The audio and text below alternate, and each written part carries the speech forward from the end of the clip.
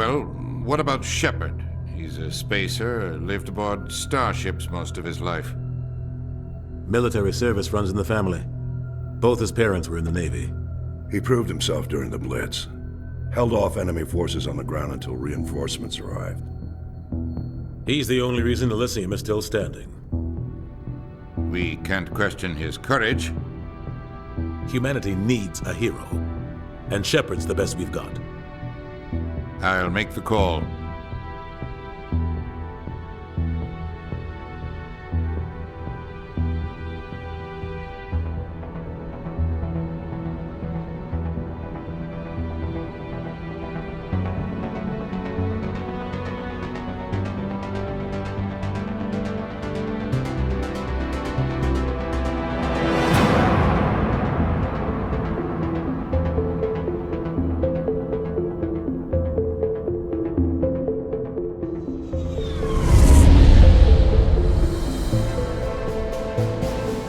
Arcturus Prime relay is in range.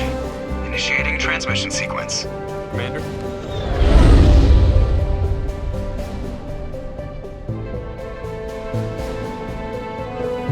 We are connected. Calculating transit mass and destination. The relay is hot. Acquiring approach vector. All stations secure for transit.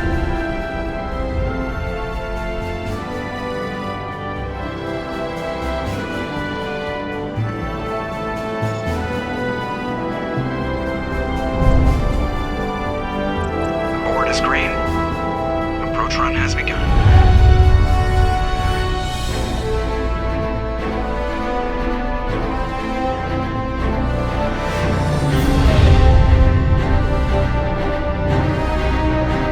Hitting the relay in 3, 2,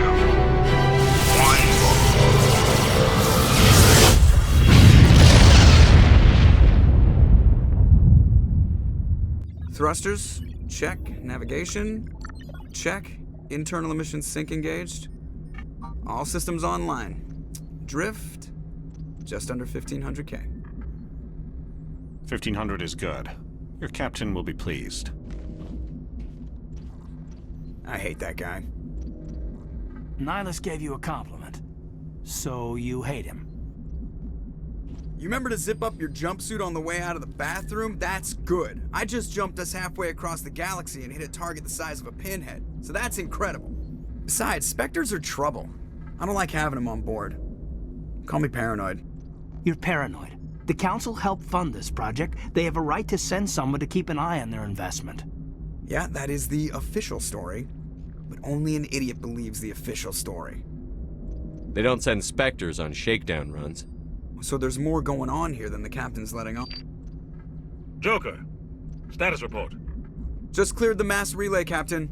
Stealth systems engaged. Everything looks solid. Good. Find a comm buoy and link us into the network. I want mission reports relayed back to Alliance Brass before we reach Eden Prime. Aye, aye, Captain. Better brace yourself, sir. I think Nihilus is headed your way. He's already here, Lieutenant. Tell Commander Shepard to meet me in the comm room for a debriefing. You get that, Commander? He sounds angry. Something must have gone wrong with the mission. Captain always sounds like that when he's talking to me. Can't possibly imagine why.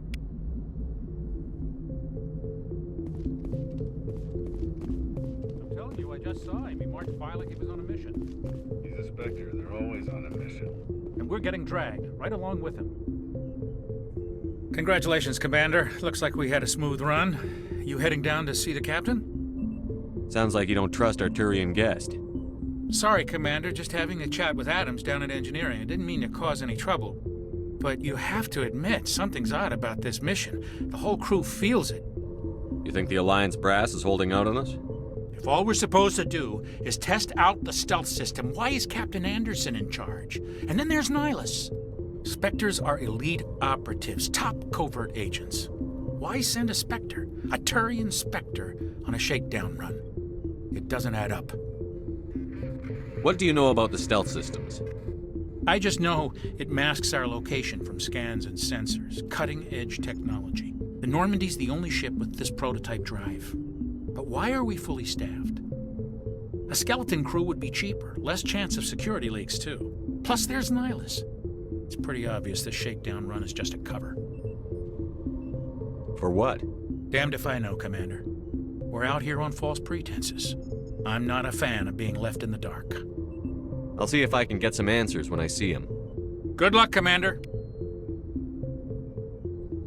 Something I can do for you, Commander? I was curious about a few things. You and me both. Like I said before, too many things don't add up on this mission. Do you have a problem with the captain? No, sir. But I can't figure out what he's doing here. Captain Anderson is one of the most decorated Special Forces officers in the service. If he melted down all his medals, he could make a life-size statue of himself.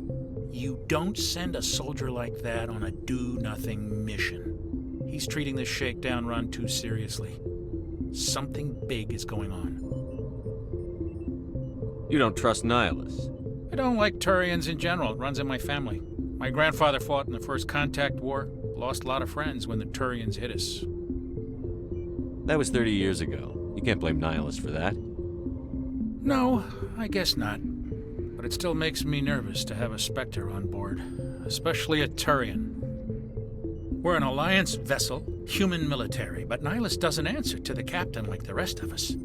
Spectres operate outside the normal chain of command. And they don't come along just to observe shakedown runs.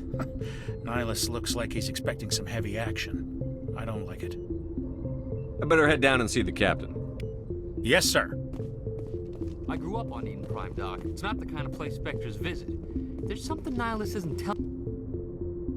What do you think, Commander? We won't be staying on Eden Prime too long, will we? I'm itching for some real action. I sincerely hope you're kidding, Corporal. Your real action usually ends with me patching up crew members in the infirmary. You need to calm down, Corporal. A good soldier stays cool, even under fire. Sorry, Commander, but this waiting's killing me. I've never been on a mission like this before, not one with a Spectre on board. Just treat this like every other assignment you've had and everything will work out. Easy for you to say. You proved yourself in the Blitz. Everybody knows what you can do. This is my big chance. I need to show the brass what I can do. You're young, Corporal. You have a long career ahead of you. Don't do something stupid to mess it up.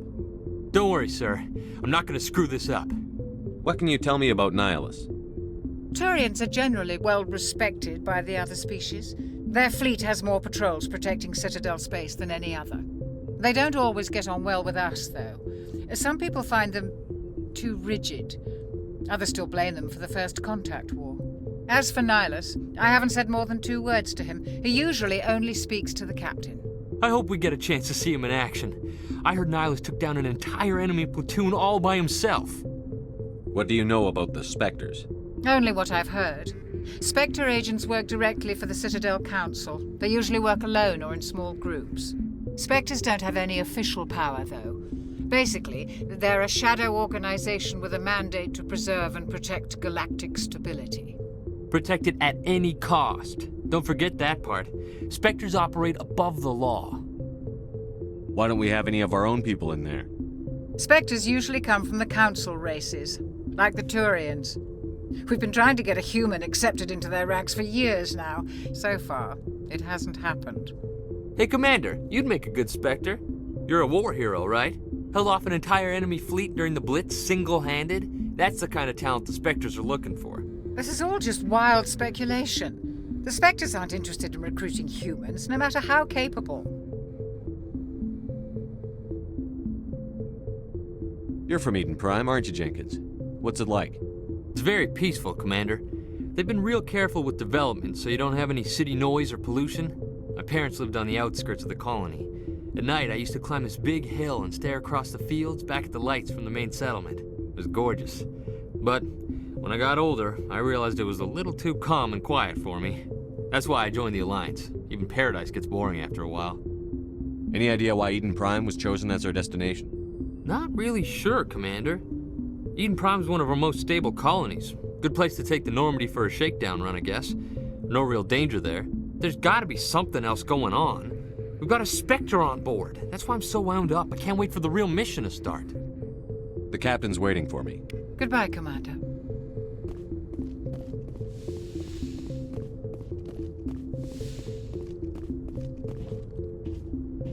Commander Shepard, I was hoping you'd get here first. It will give us a chance to talk. The captain said he'd meet me here. He's on his way. I'm interested in this world we're going to, Eden Prime. I've heard it's quite beautiful. They say it's a paradise. Yes, a paradise. Serene, tranquil, safe. Eden Prime has become something of a symbol for your people, hasn't it? Proof that humanity can not only establish colonies across the galaxy, but also protect them. But how safe is it, really? Do you know something? Your people are still newcomers, Shepard. The galaxy can be a very dangerous place. Is the Alliance truly ready for this?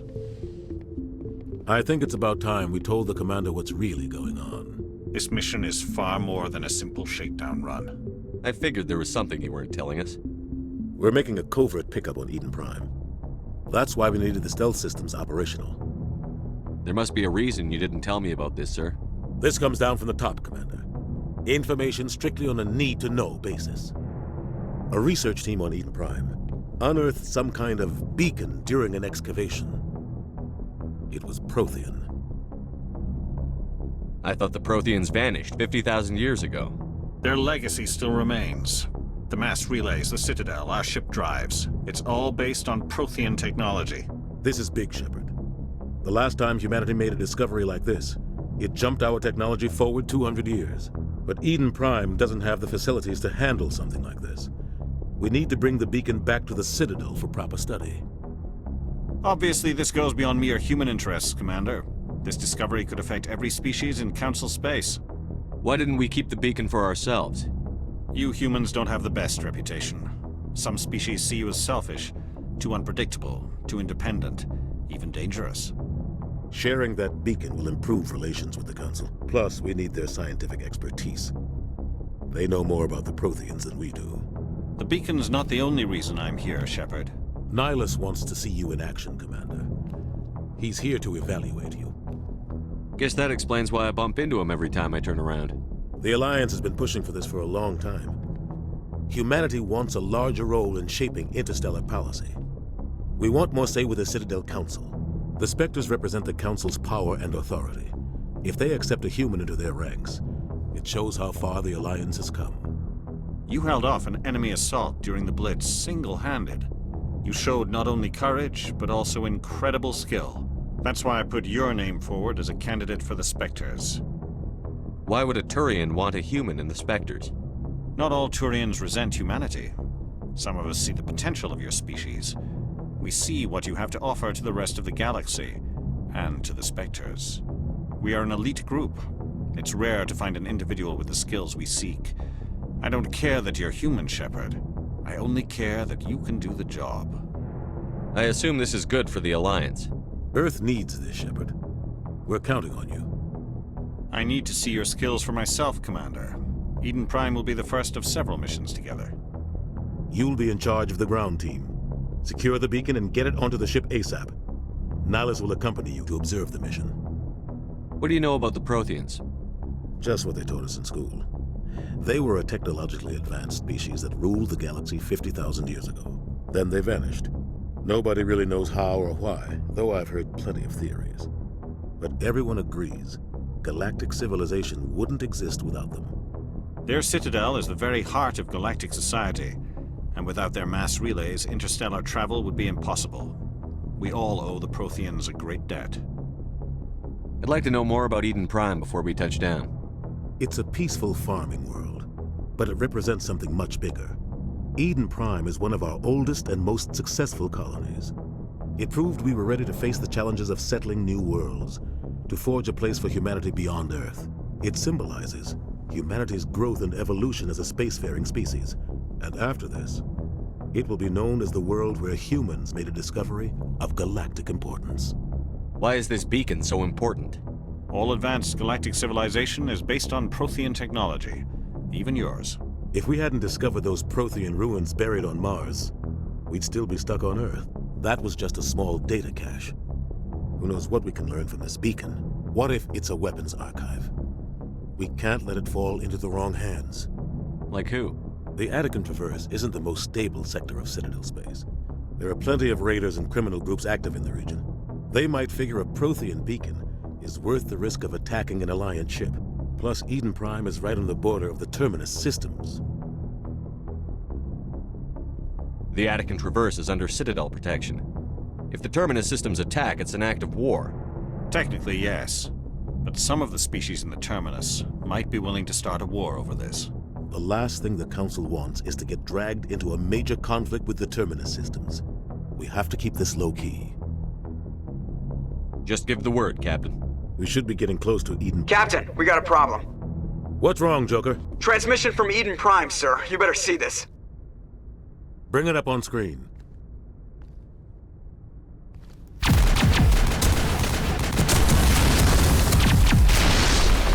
Get down!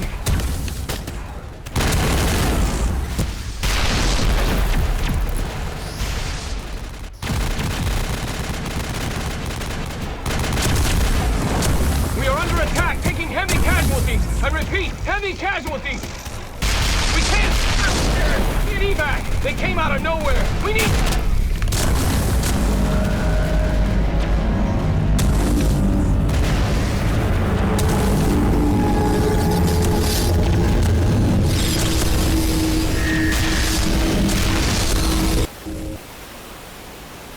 Everything cuts out after that. No comm traffic at all.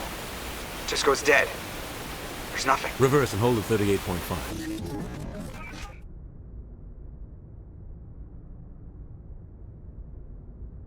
Status report. 17 minutes out, Captain. No other Alliance ships in the area. Take us in, Joker, fast and quiet. This mission just got a lot more complicated. A small strike team can move quickly, without drawing attention. It's our best chance to secure the beacon. Grab your gear and meet us in the cargo hold. Tell Alenko and Jenkins to suit up, Commander. You're going in.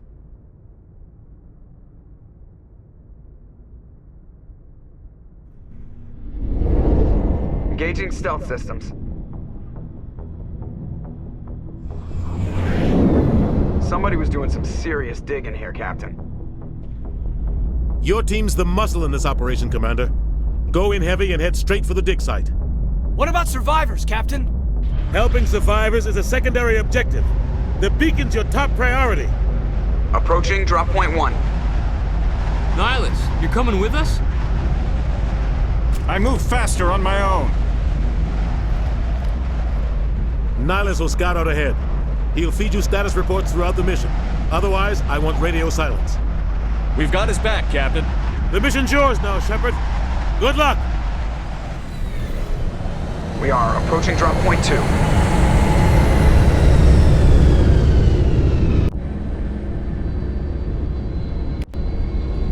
Ship perimeter secure, Commander.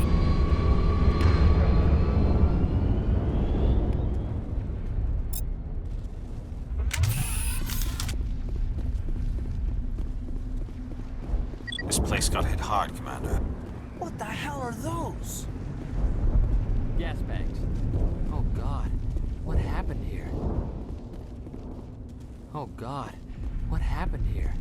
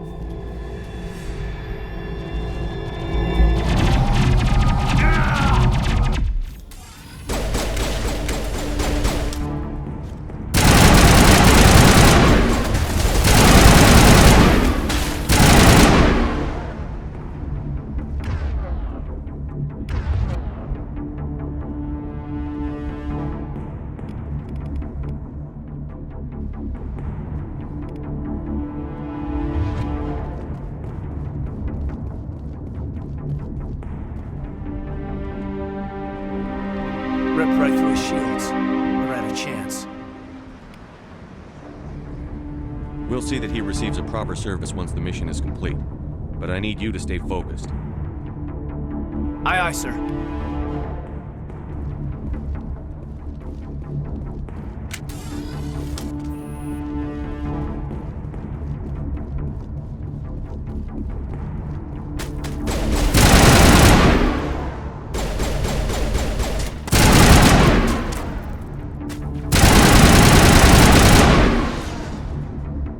out some burned out buildings here, Shepard. A lot of bodies. I'm gonna check it out. I'll try to catch up with you at the dig site.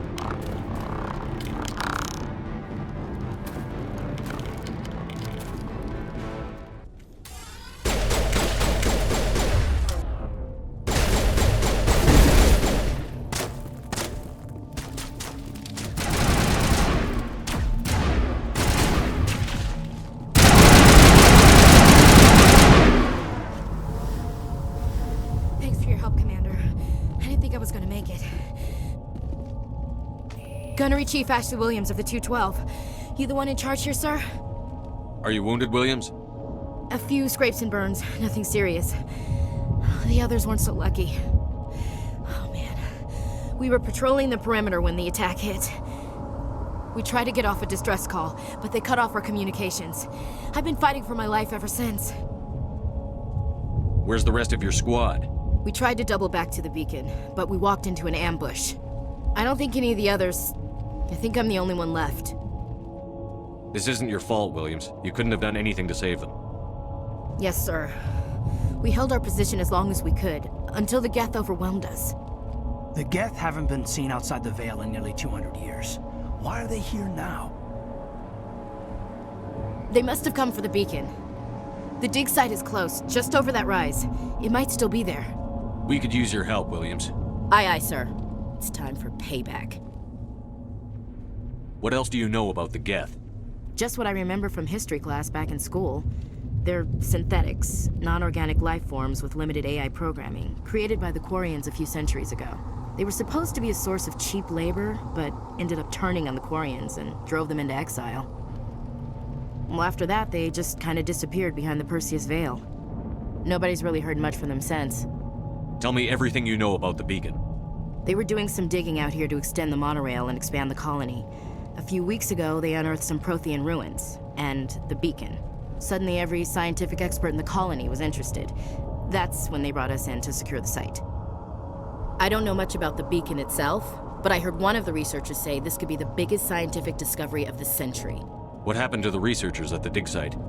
I don't know. They set up camp near the beacon. The 232 was with them. Maybe their unit fared better than mine.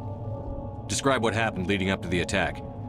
We were sent out a couple of nights ago from the main colony to secure the area. Seemed like a routine patrol, until the Geth hit us. We never knew they were coming. Have you seen a Turian Spectre around here? There aren't any Turians on Eden Prime. None that I've ever met. Not sure I'd be able to tell if one was a Spectre anyway. If you saw this guy, you'd know. Carries enough firepower to wipe out a whole platoon. Luckily, he's on our side. Sorry. Like I said, no Turians. Move out.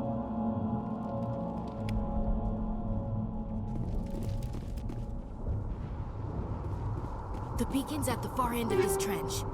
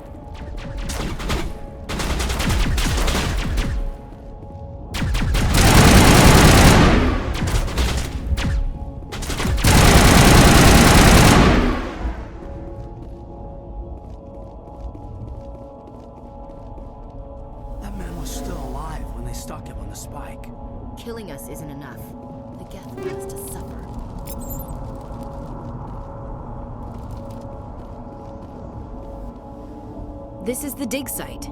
The beacon was right here. It must have been moved. By who? Our side or the Geth? Hard to say. Maybe we'll know more after we check out the research camp. You think anyone got out of here alive? If they were lucky. Maybe hiding up in the camp. It's just on the top of this ridge, up the ramps. Change of plans, Shepard. There's a small spaceport up ahead. I want to check it out. I'll wait for you there.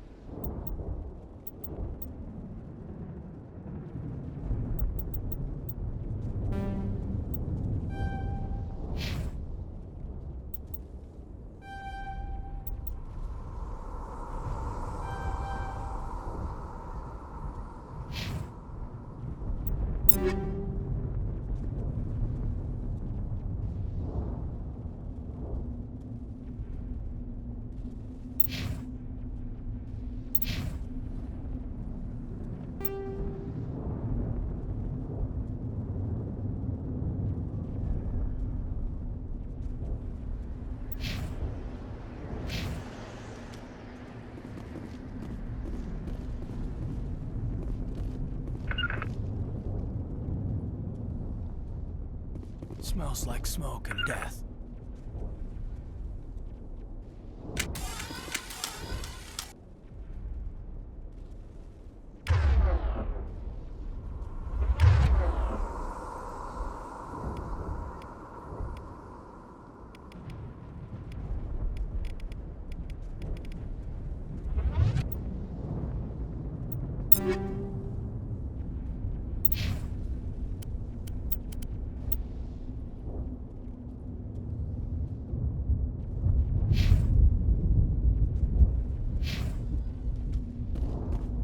Eden Prime will never be the same again.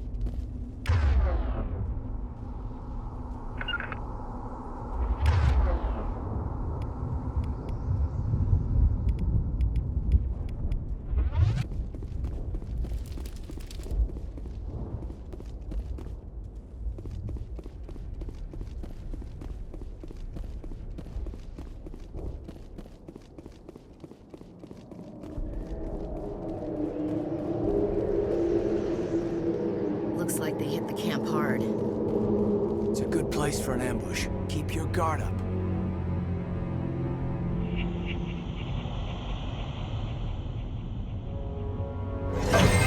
Oh God, they're still alive. What did the Geth do to them?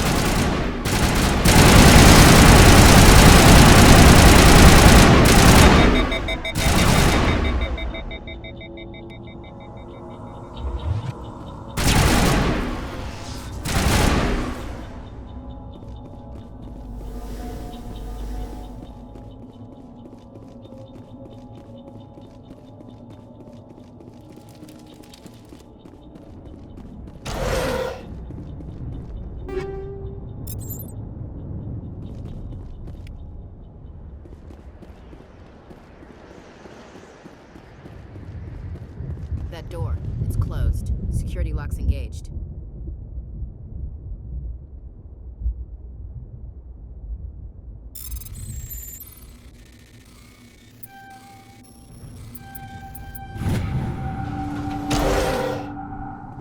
Humans.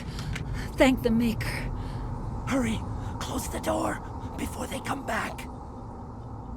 Don't worry, we'll protect you. Thank you. I think we'll be okay now. It looks like everyone's gone. You're Dr. Warren, the one in charge of the excavation. Do you know what happened to the beacon? It was moved to the spaceport this morning. Manuel and I stayed behind to help pack up the camp. When the attack came, the Marines held them off long enough for us to hide.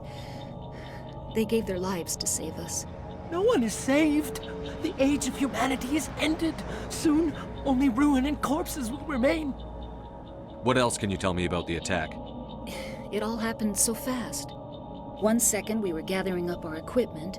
The next we were hiding in the shed while the Geth swarmed over the camp.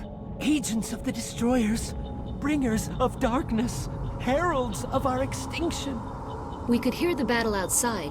Gunfire, screams. I thought it would never end. Then everything went quiet.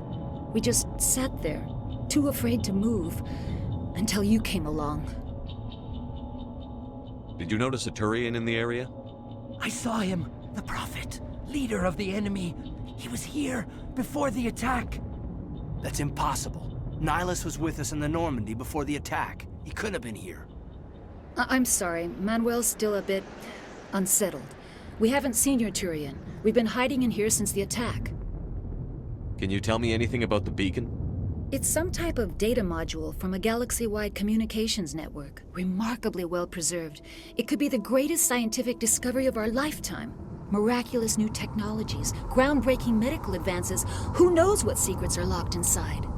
We have unearthed the heart of evil, awakened the beast, unleashed the darkness. Manuel, please. This isn't the time.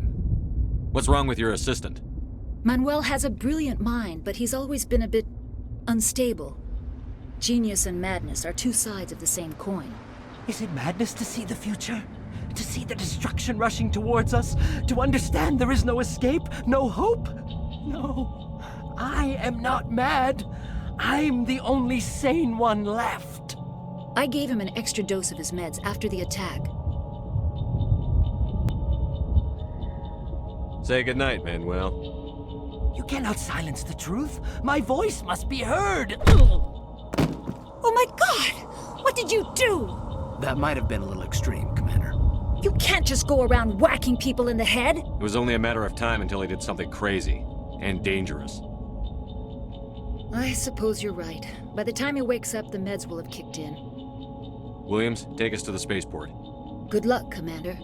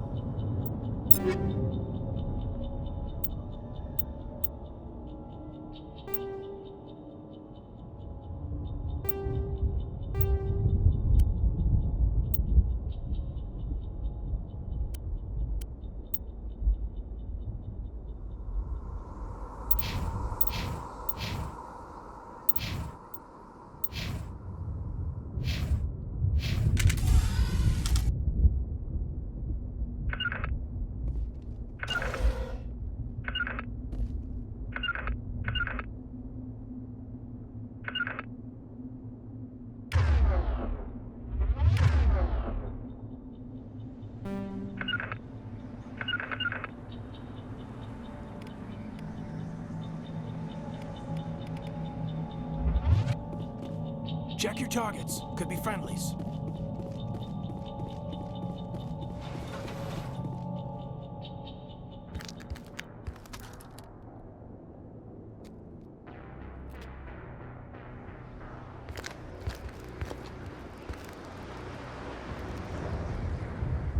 Saren.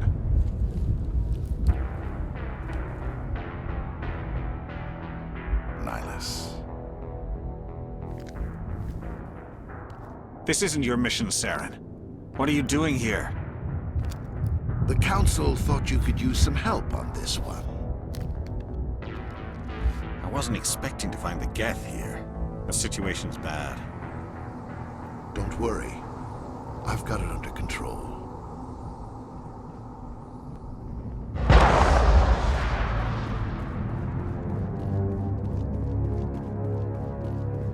What is that? Off in the distance. It's a ship. Look at the size of it.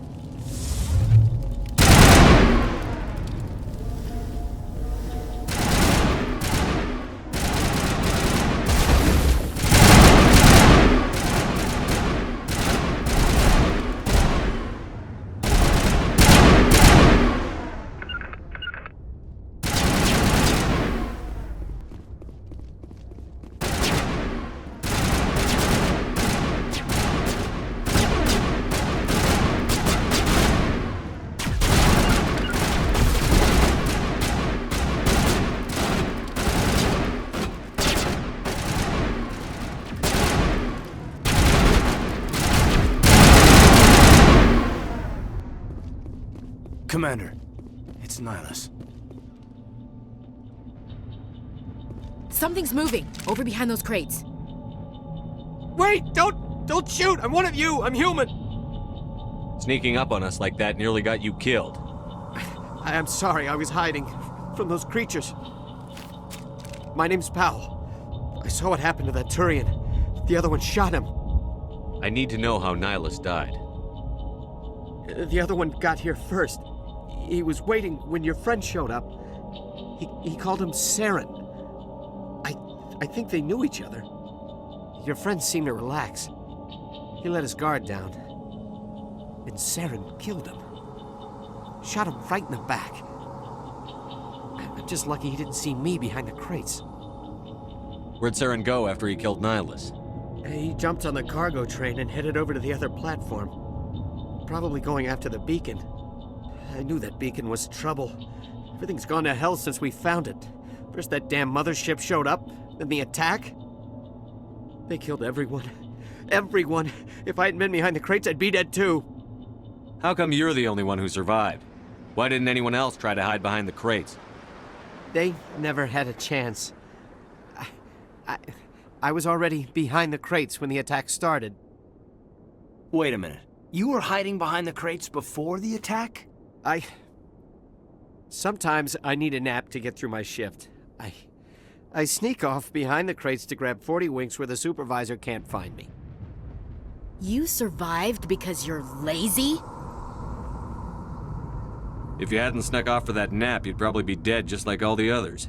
Yeah, I guess. I don't really want to think about it. Tell me about the Geth attack. It was quick. 1 minute that ship was descending, the next, those Geth were swarming over the platform, thousands of them. They must have been inside that mothership. They shot anything that moved. It was a massacre. Is there anything else you can tell me about the beacon? They brought it here this morning. We loaded it up onto the train and shipped it to the other platform. Hard to believe that was only a few hours ago. Feels like a whole other life. Tell me about this mothership you saw. I've never seen anything like it before. It was huge. Landed over near that platform. The whole place got dark as it came down. And it was making this noise, this sound that bored right into your brain. That's what woke me up. The attack came a few minutes later. We need to find that beacon before it's too late. Take the cargo train. That's where the other Turian went. I can't stay here. I need to get away from all this.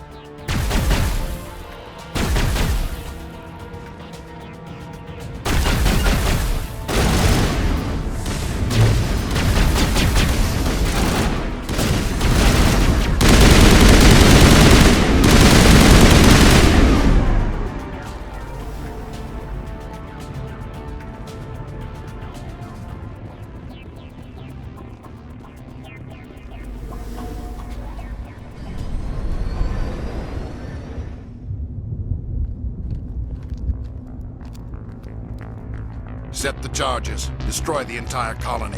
Leave no evidence that we were here.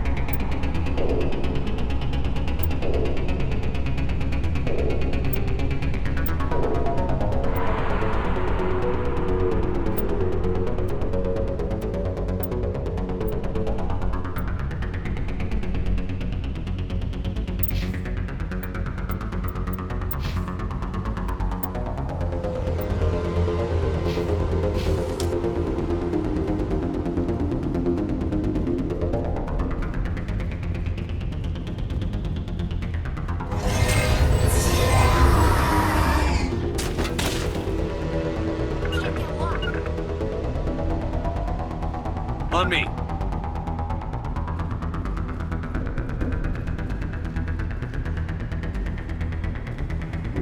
Mid-Vigil deployed. Target not acquired.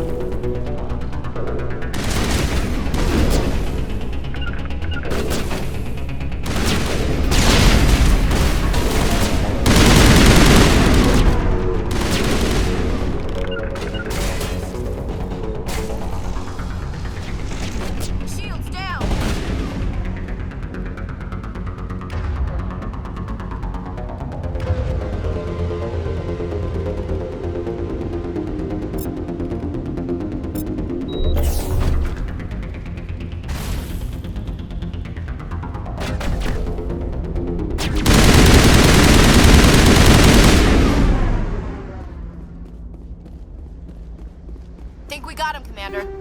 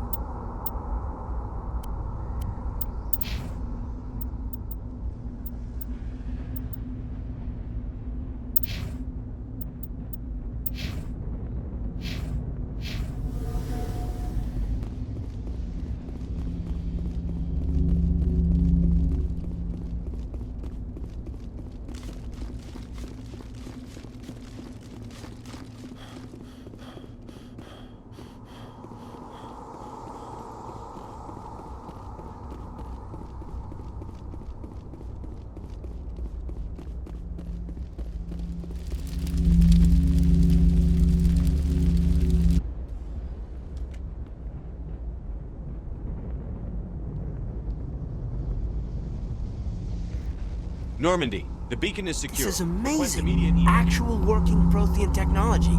Unbelievable. It wasn't doing anything like that when they dug it up. Something must have activated it. Roger, Normandy. Standing by.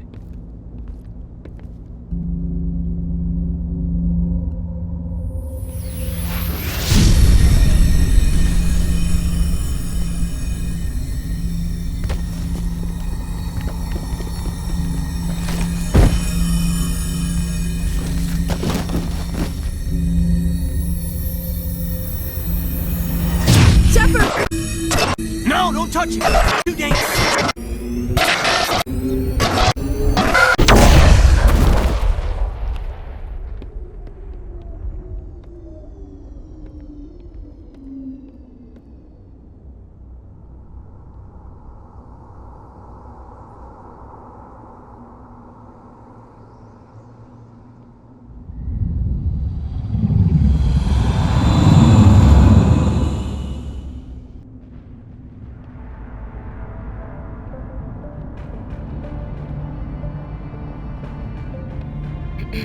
We identified the ship that touched down on Eden Prime. The Normandy, a human alliance vessel. It was under the command of Captain Anderson. They managed to save the colony. And the beacon. One of the humans may have used it.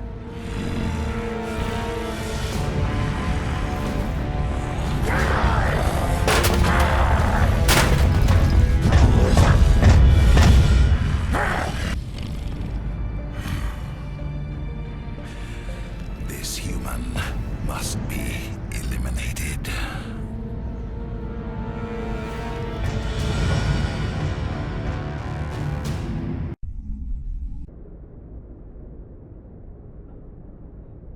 Dr. Chakwas, I think he's waking up.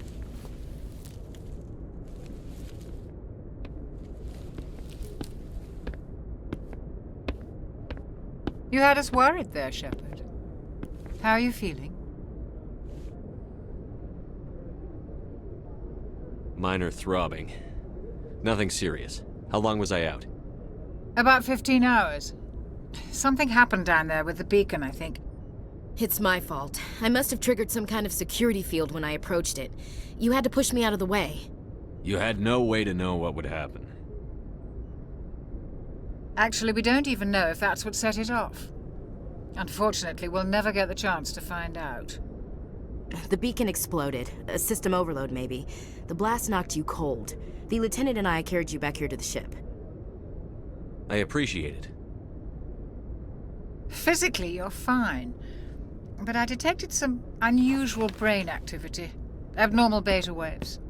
I also noticed an increase in your rapid eye movement. Signs typically associated with intense dreaming. I saw... I'm not sure what I saw. Death? Destruction? Nothing's really clear. I better add this to my report. It may...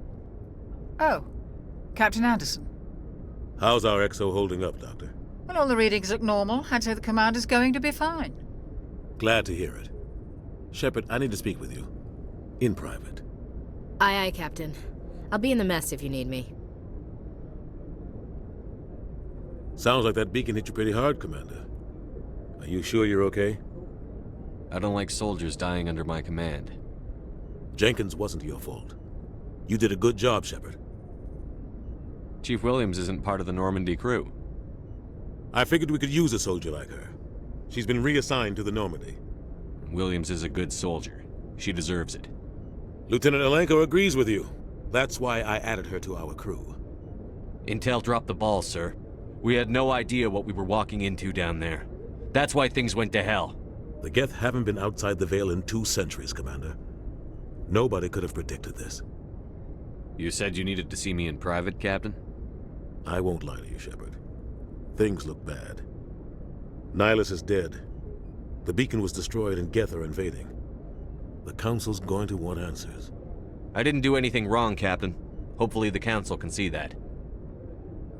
I'll stand behind you and your report, Shepard. You're a damned hero in my books. That's not why I'm here. It's Saren, that other Turian. Saren's a Spectre, one of the best, a living legend. But if he's working with the Geth, it means he's gone rogue. A rogue Spectre's trouble. Saren's dangerous, and he hates humans. Why? He thinks we're growing too fast, taking over the galaxy. A lot of aliens think that way. Most of them don't do anything about it. But Saren has allied himself with the Geth. I don't know how, I don't know why. I only know it had something to do with that beacon. You were there just before that beacon self-destructed. Did you see anything? Any clue that might tell us what Saren was after? Just before I lost consciousness, I had some kind of vision. A vision? A vision of what? I saw synthetics. Geth, maybe. Slaughtering people. Butchering them. We need to report this to the Council, Shepard. What are we gonna tell them? I had a bad dream? We don't know what information was stored in that beacon. Lost Prothean technology? Blueprints for some ancient weapon of mass destruction? Whatever it was. Saren took it. But I know Saren. I know his reputation is politics. He believes humans are a blight on the galaxy. This attack was an act of war. He has the secrets from the beacon. He has an army of Geth at his command, and he won't stop until he's wiped humanity from the face of the galaxy. I'll find some way to take him down. It's not that easy. He's a Spectre. He can go anywhere, do almost anything. That's why we need the Council on our side. We prove Saren's gone rogue, and the Council will revoke his Spectre status. I'll contact the Ambassador and see if he can get us an audience with the Council. He'll want to see us as soon as we reach the Citadel. We should be getting close. Head up to the bridge and tell Joker to bring us into dock.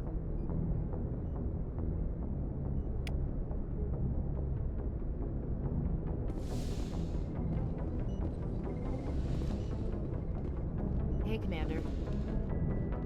I'm glad you're okay, Commander. The crew could use some good news after what happened to Jenkins. Jenkins was a valuable part of this crew. Part of me feels guilty over what happened. If Jenkins was still alive, I might not be here. You're a good soldier, Williams. You belong on the Normandy. Thanks, Commander. That means a lot from you. I've never met anyone who was awarded the Star of Terra. Things were pretty rough down there. Are you okay? I've seen friends die before. Comes with being a Marine. But to see my whole unit wiped out, and you never get used to seeing dead civilians. But things would have been a lot worse if you hadn't shown up. We couldn't have done it without you, Williams. Thanks, Commander. I have to admit, I was a little worried about being assigned to the Normandy. It's nice when someone makes you feel welcome. I think you're gonna fit in here just fine, Williams. Thanks, Commander.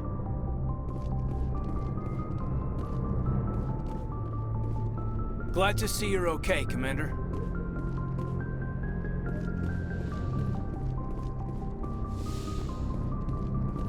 Go speak to Joker when you're ready. Tell him to bring the Normandy into dock.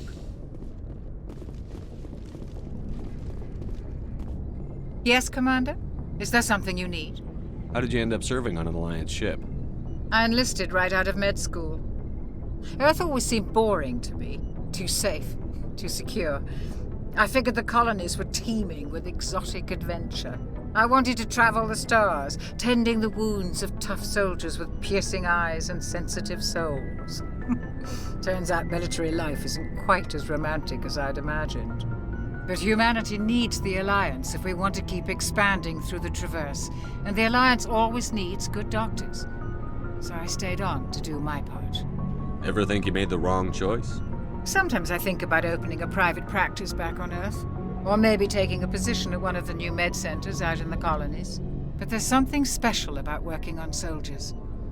If I left the Alliance now, I'd feel like I was abandoning them. What do you know about Captain Anderson? I've served with him for a few tours now. He knows when to let things slide and when to crack the whip. The crew knows he's seen pretty much anything they'll ever run into.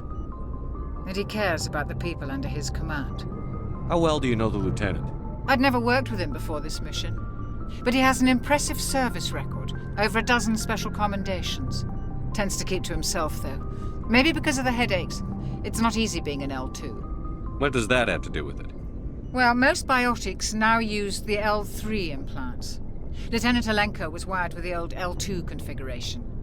Sometimes there are complications. What kind of complications? Severe mental disabilities, insanity, crippling physical pain. There's a long list of horrific side effects. Caden's lucky. He just gets migraines. I should go. Goodbye, Commander.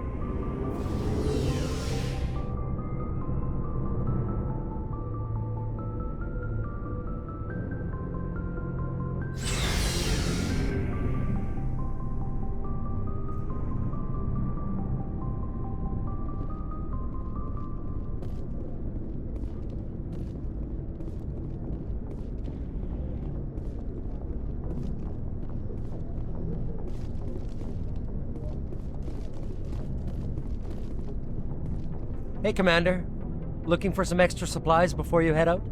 What have you got? Whatever you want. Armor, weapons, mods. It's not standard Alliance issue, but that's not necessarily a bad thing. Well, as long as you don't mind paying for it. Why should I pay you for my weapons and armor? My stuff doesn't come from the Alliance. I have to purchase it myself, and it's not cheap. Hell, the licenses alone have set me back more than I'd like. But no licenses, no goods. Without the goods, I'm out of a job. Let's see what you've got. You bet, Commander.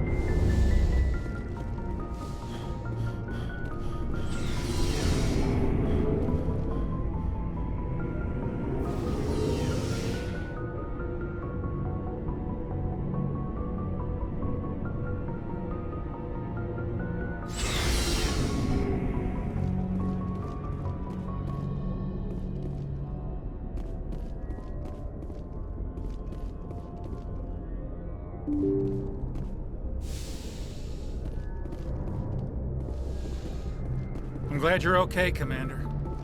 Losing Jenkins was hard enough on the crew.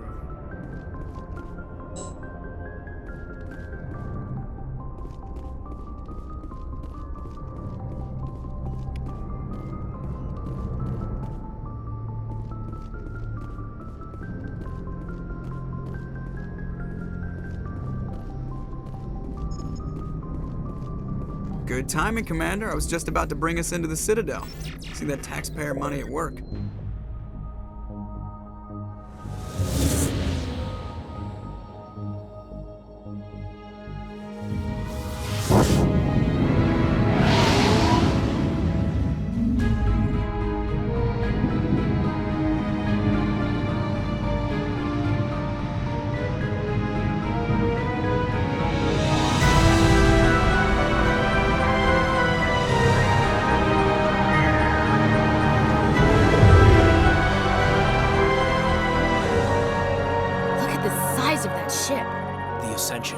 Flagship of the Citadel fleet. Well, size isn't everything. Why so touchy, Joker? I'm just saying you need firepower, too. Look at that monster. Its main gun could rip through the barriers in any ship in the Alliance fleet. Good thing it's on our side, then. Citadel Control, this is SSV Normandy, requesting permission to land. Stand by for clearance, Normandy. Clearance granted. You may begin your approach. Transferring you to an Alliance operator. Roger, Alliance Tower. Normandy out. Normandy, this is Alliance Tower. Please proceed to Dock 422.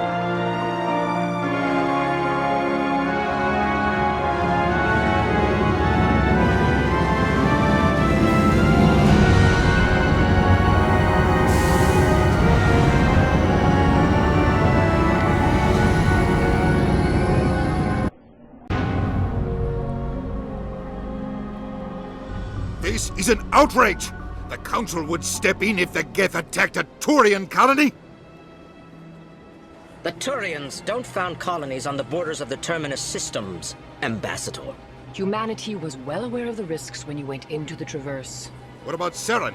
You can't just ignore a rogue Spectre. I demand action!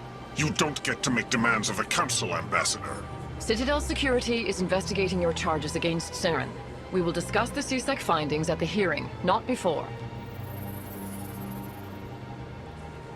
Captain Anderson, I see you brought half your crew with you. Just the ground team from Eden Prime, in case you had any questions. I have the mission reports. I assume they're accurate? They are. Sounds like you convinced the Council to give us an audience. They were not happy about it. Saren's their top agent. They don't like him being accused of treason. Saren's a threat to every human colony out there. He needs to be stopped. The Council has to listen to us. Settle down, Commander. You've already done more than enough to jeopardize your candidacy for the Spectres. The mission on Eden Prime was a chance to prove you could get the job done. Instead, Nihilus ended up dead and the beacon was destroyed. That's Saren's fault, not his. Then we better hope the CSEC investigation turns up evidence to support our accusations. Otherwise, the Council might use this as an excuse to keep you out of the Spectres. Come with me, Captain. I want to go over a few things before the hearing. Shepard, you and the others can meet us at the Citadel Tower, top level. I'll make sure you have clearance to get in. And that's why I hate politicians.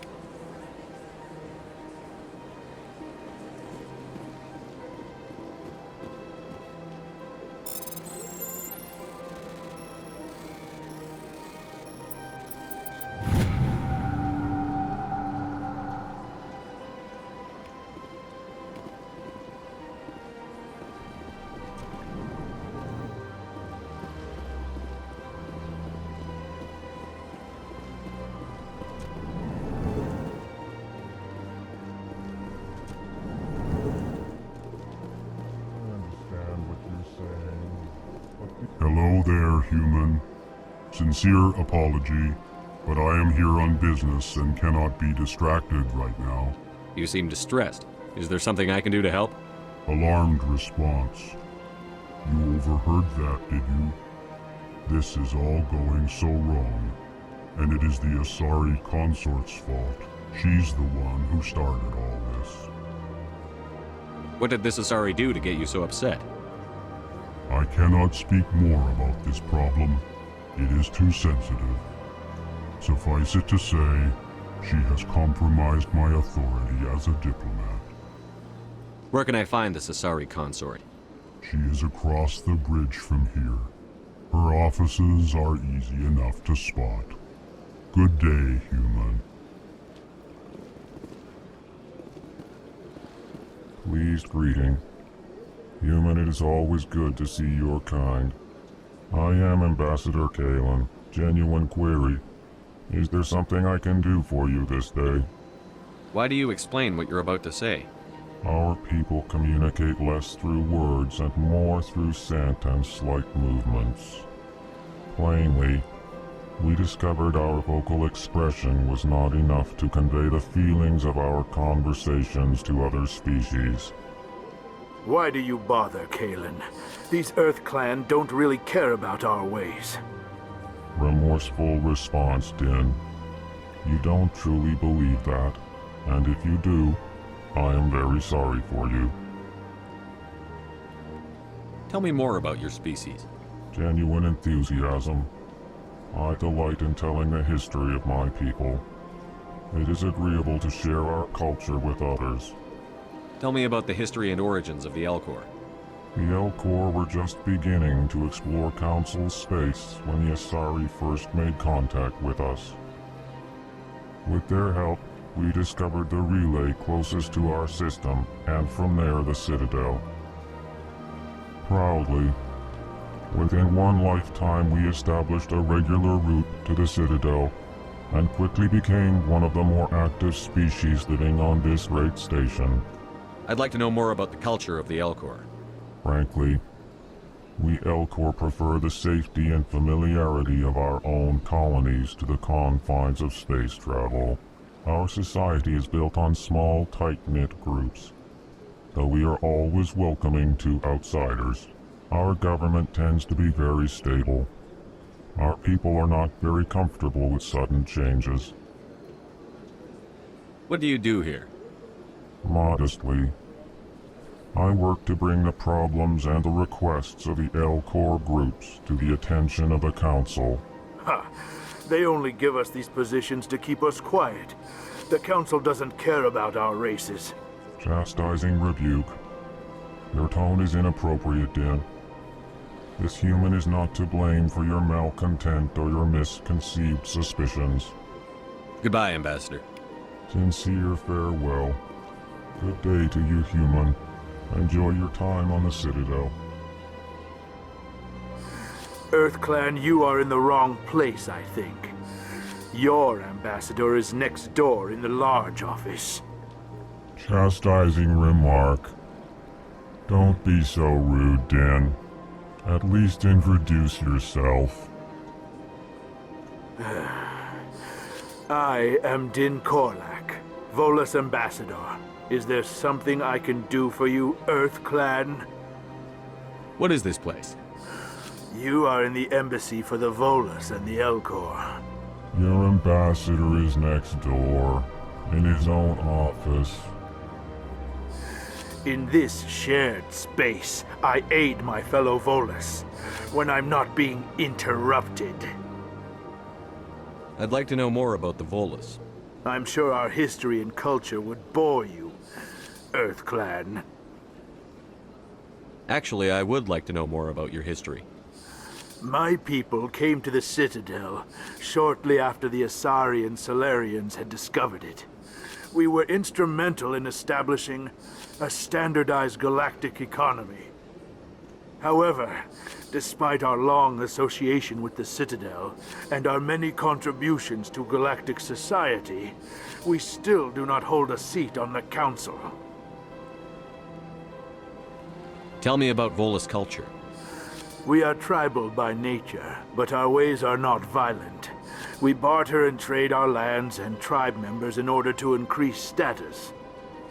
Larger tribes often engulf smaller ones and eventually split again.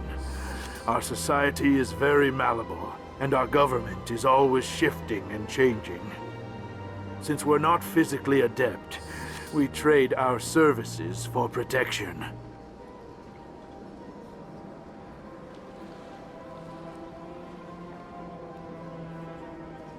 What is this place? You are in the embassy for the Volus and the Your Elcor. ambassador is not. In this shared space, I aid I'd like to know more about the Volus.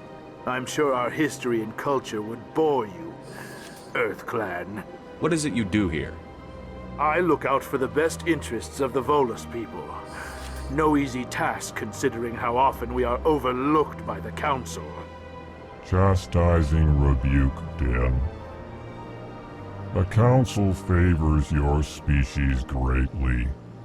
You are naive. The EarthClan will be invited to the Council long before our species will.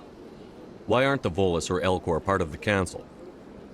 All species must prove themselves before they join the Council. All but the EarthClans, it would seem. Dismissive. Ignore the Volus ambassador, human. He is incorrect in his assessment. Really? How long have we been waiting? How long do you think we'll continue to wait? Bah, this talk is wasted on the humans.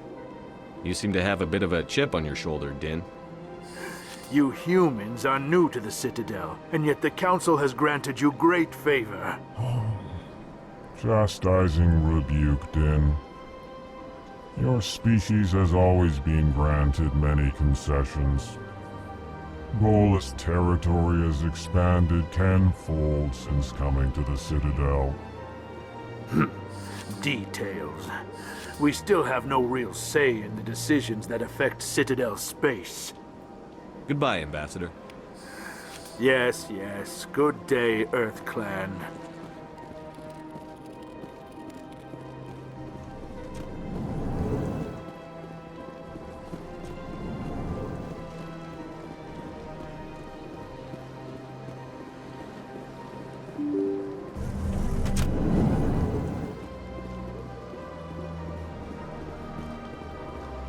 Welcome to the Presidium. Allow me to be your guide.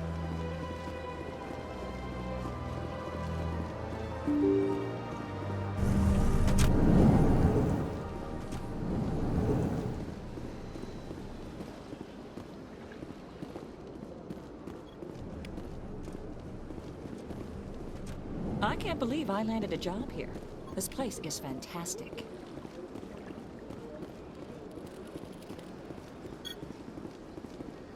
Human, delighted, welcome. It is good to meet you.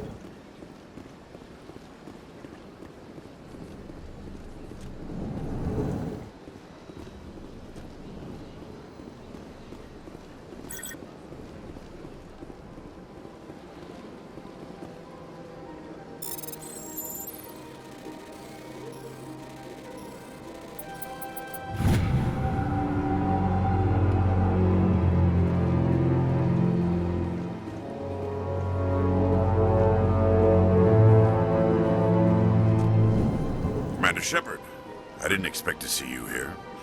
Did Ambassador Udina send you? Have we met before? No, but I know you well enough. I'm Executor Paladin, head of CSEC. It's my job to know when someone like you arrives on the Citadel. Was there something you needed, Commander? I get the feeling you're not too fond of humans. No, I just don't trust your kind. Not yet. You humans are eager to take all the power you can get, and you're being given a lot. If the Council wants to make humanity their new favorite pet, that's their business. But I don't have to like it. The Council treats us like second-class citizens. We have to fight for everything we get. Good. Then fight for it. But don't expect the rest of us to just sit back and let you take it. I'm a busy man, Commander. Are we done here? What do you know about the Spectres? They're the right hand of the Council, or so they like to be called. More like the underhanded side of the Council. What do you have against the Spectres? I can't abide any organization that considers itself above the law. Especially when it's left up to each individual Spectre to decide when and how to bend the rules. Sometimes you have to bend the law to keep people safe. I've been with CSEC for 30 years. I've never had to break the law to do my job, not once. Yeah, right. You expect us to believe none of your officers are corrupt? There are over 200,000 CSEC agents. Some of them are going to be bad. But we don't turn a blind eye to corruption like the Spectres do. We do our best to find and punish any officer who breaks the law. Spectres. They'll never come under that kind of scrutiny. The galaxy needs people like that. People who do the dirty jobs. I agree. But they need to be held to a higher standard. They need to be accountable. Saren's out of control. We both know that. But because he's a Spectre, the Council doesn't want to do anything about it. Is that the kind of person this galaxy needs? But not all Spectres are like Saren. True. But the potential is always there. Tell me about C-Sec. C-Sec provides necessary police and security services throughout the Citadel. We're a civilian government agency, though many of our members have had military training. Of course, as the C-Sec representative to the Council, I spend most of my time liaising between the two. Tell me about your investigation into Saren. Sorry, Commander. I don't make a habit of giving out details about ongoing investigations. I'll be going now. Goodbye, Commander.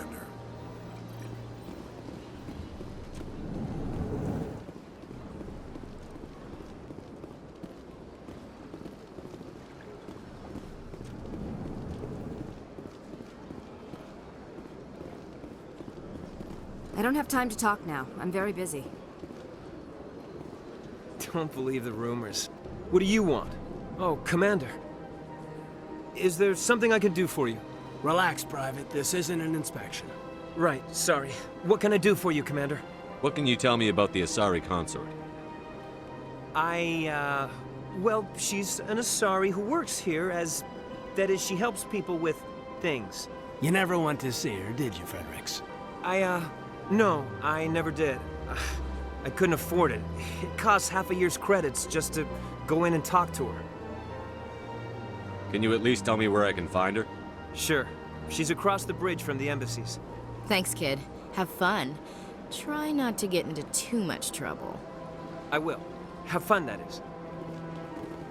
This place seems strange. I wish there were more humans around.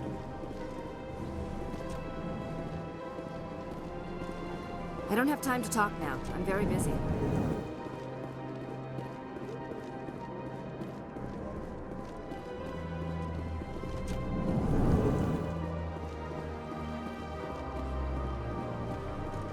You have to be tough with these aliens. They won't respect you otherwise.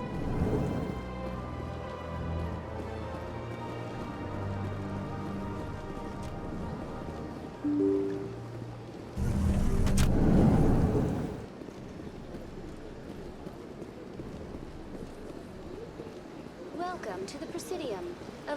Greetings and welcome to the Presidium. My name is Avina, and I am pleased to be your virtual guide throughout this level of the Citadel Space Station. So are you a person or a program?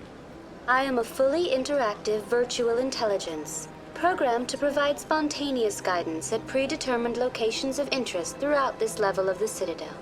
I may also be contacted through any of the Presidium VI terminals, should you require assistance. Give me the tour. You are standing at Presidium Tourism Terminal 1. On either side of this lobby are the embassies of the various Citadel races, along with C-Sec headquarters. On the far end of this level, you can see the Citadel Tower, where the Council meets regularly to discuss matters of interstellar importance.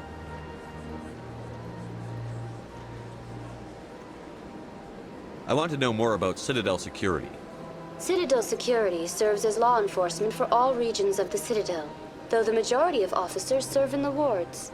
Executor Palin, a Turian, is the current head of C-Sec, but individuals from virtually every species across Citadel space serve as officers beneath him. If you wish to learn more, Executor Palin's office is located in the C-Sec headquarters just across the lobby. Tell me about the embassies. Each species in Citadel space important enough to be consulted on matters of galactic politics maintains an embassy on the Presidium.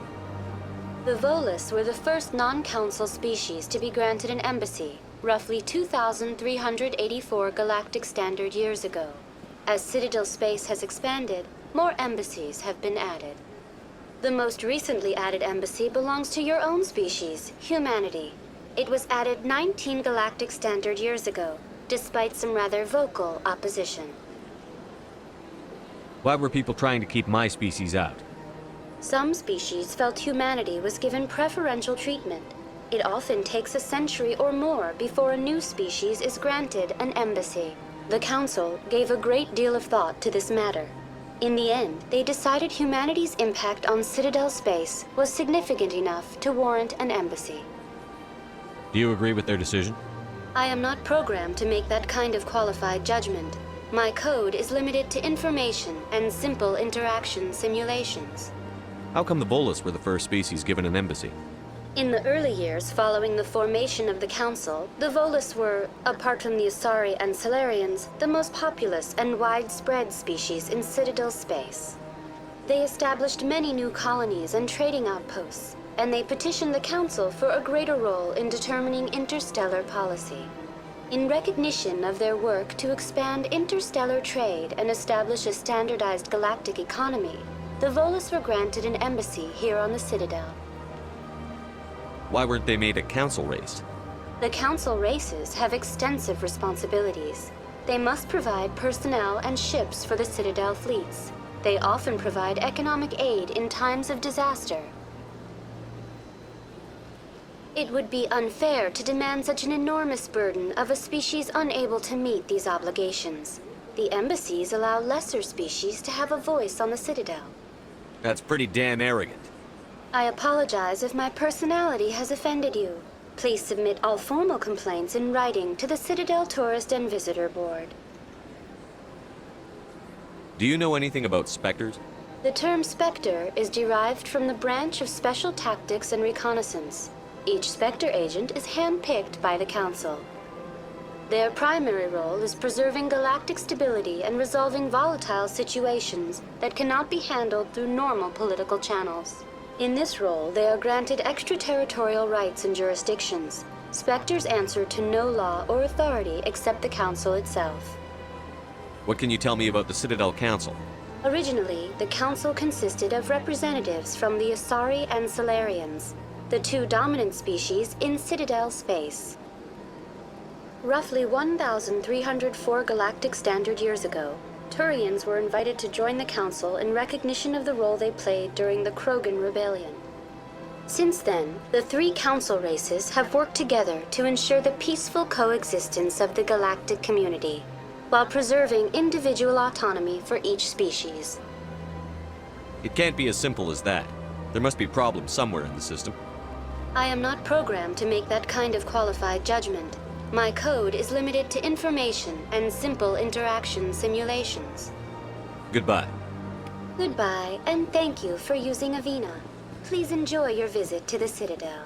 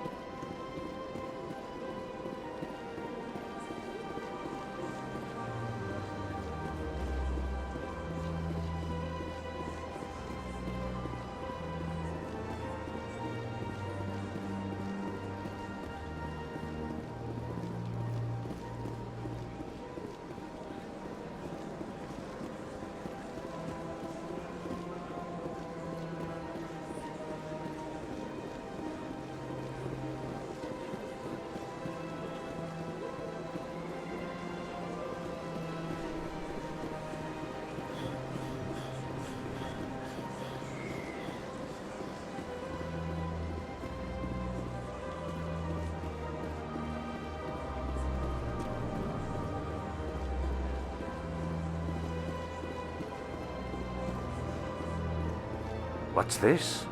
One of the Earth Clan. Ah, a very famous one, yes? You are the one called Shepard.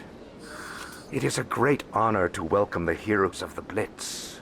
You've got me at a disadvantage here. Forgive me, Earth Clan. My name is Barla Vaughn.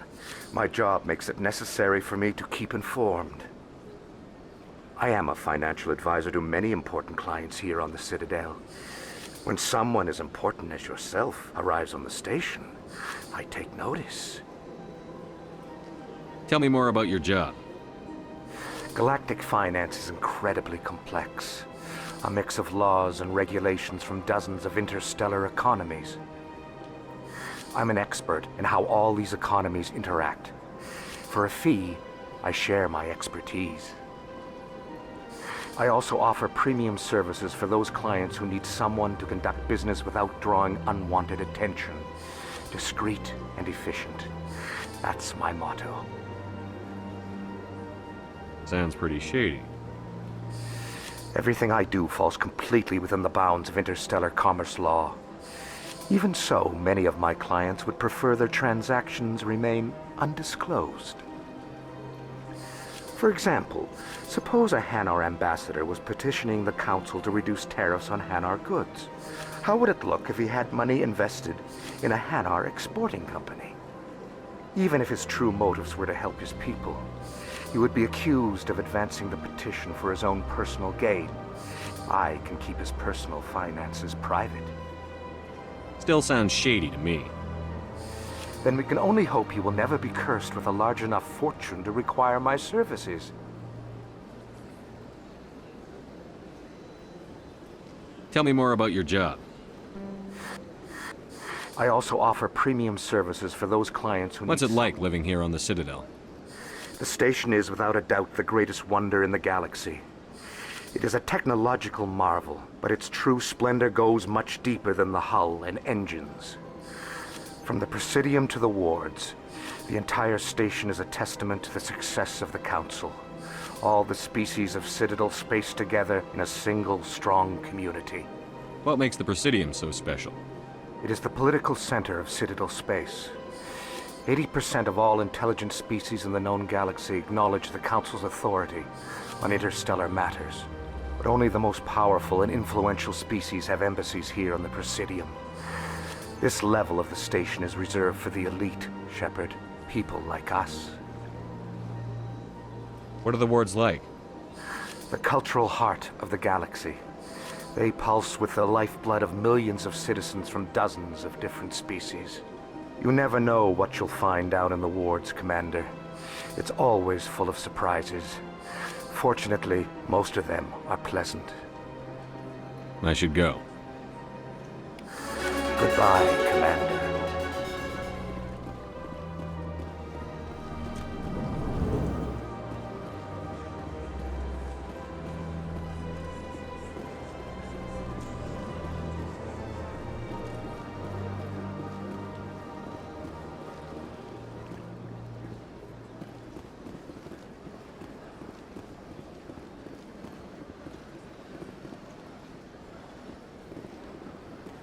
Ah, human. This one is greatly pleased to see you here in my decadent emporium. Who are you? This one's face name is Delaninder, though many in this place simply refer to it as Delan. Please take time to examine the fine goods it has for purchase, all of great worth. What exactly do you sell? Only the finest and most luxurious items that credits can buy.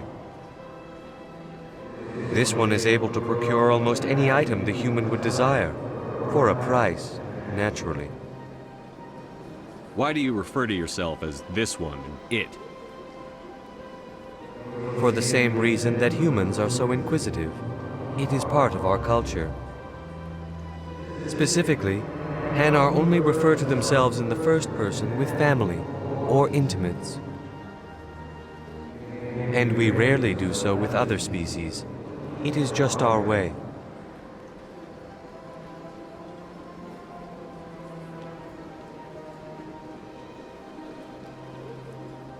Who are you? This one's face name is Delaninder, though many in this place simply refer to it as Delan. Please take time to examine the fine goods it has for purchase, all of great worth. Show me your items. Oh, this one is pleased to do so, human. You will not be disappointed.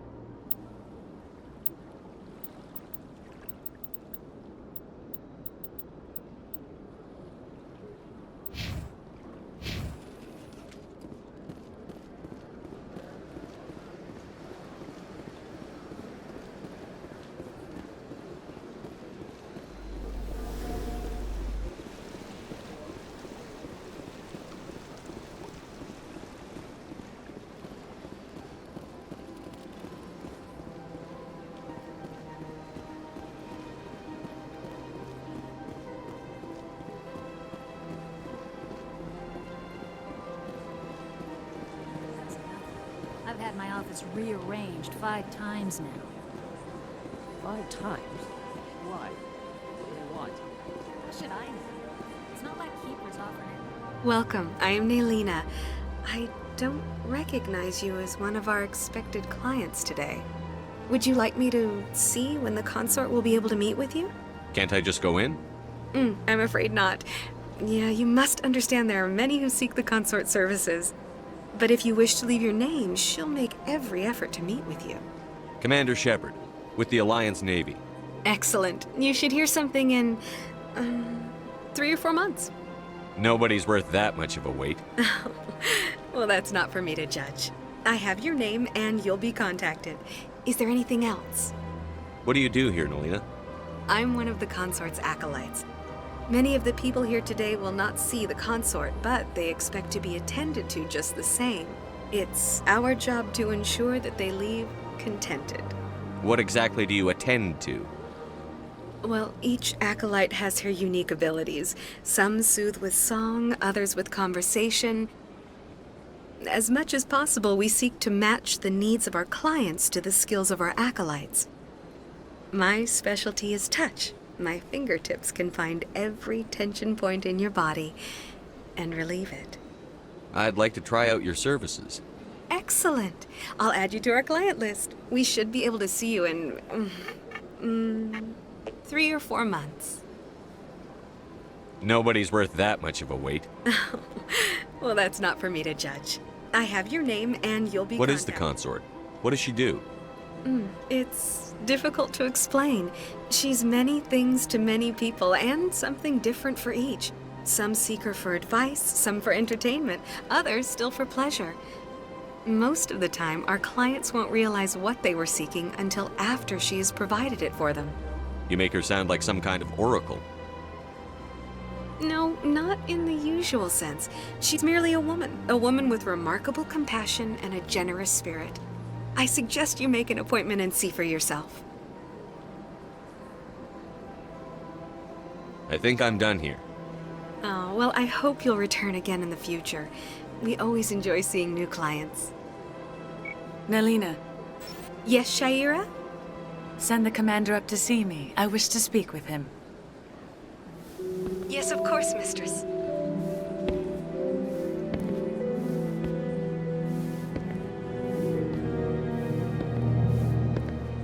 Huh. It appears the consort has taken notice of you. She'd like to meet with you now. Where do I go? Just head upstairs. She'll be waiting for you.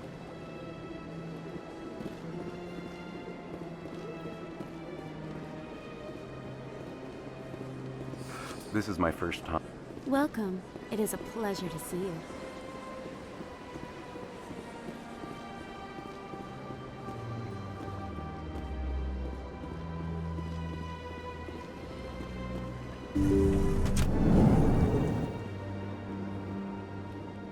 That is close enough, Commander. I've heard a great many things about you since your arrival here in our citadel. What exactly do you do? That depends on your needs.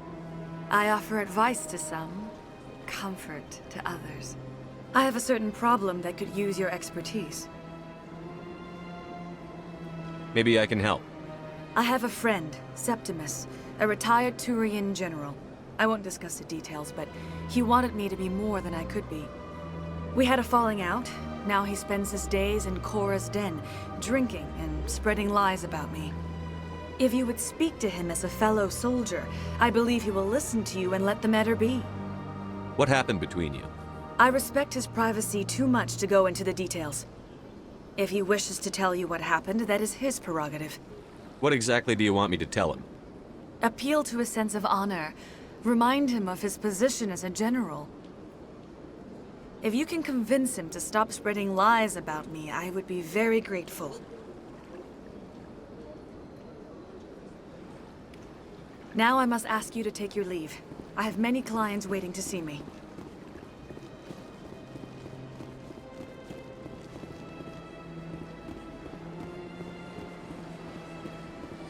I have to admit I'm a little nervous. I see even the humans find the consort irresistible.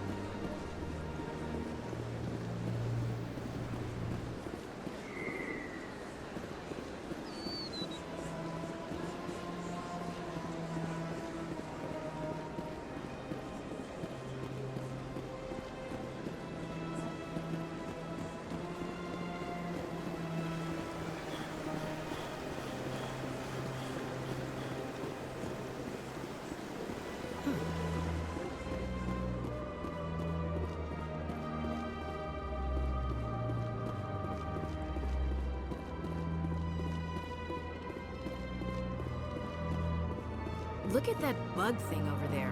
What's it doing? Please do not disturb the keepers. Please do not disturb the keepers.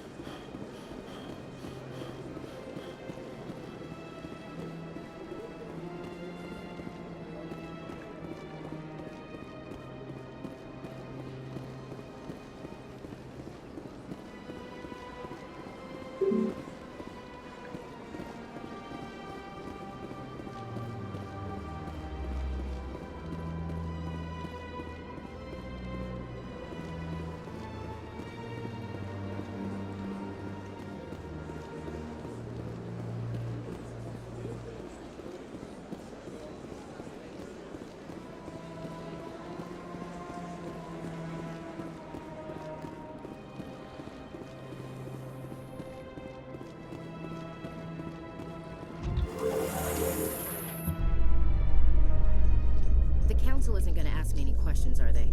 I doubt it. We've made our reports. Now we just have to trust Ambassador Udina. No, we don't, sir.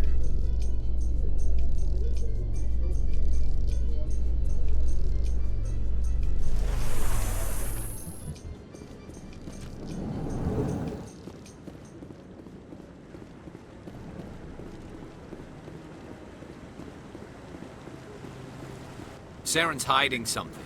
Give me more time. Stall them. Stall the Council? Don't be ridiculous. Your investigation is over, Garrus.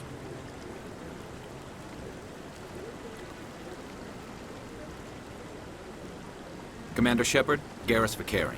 I was the officer in charge of the C-Sec investigation into Saren. Sounds like you really want to bring him down. I don't trust him. Something about him rubs me the wrong way. But he's a Spectre. Everything he touches is classified. I can't find any hard evidence. I think the Council's ready for us, Commander. Good luck, Shepard. Maybe they'll listen to you.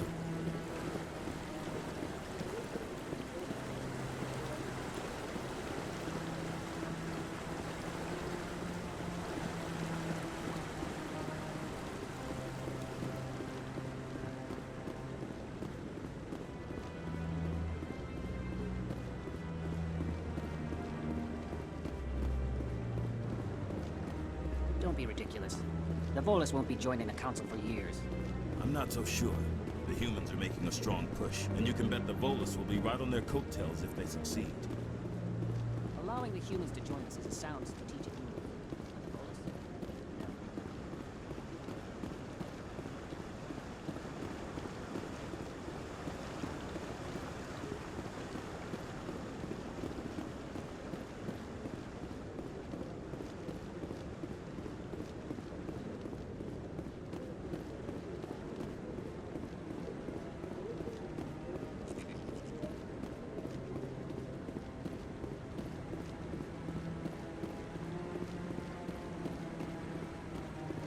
No, I'm waiting to speak with... Commander? Commander?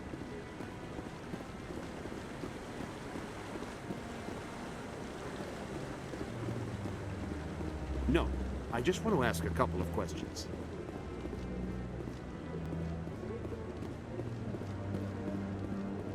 The hearing's already started. Come on.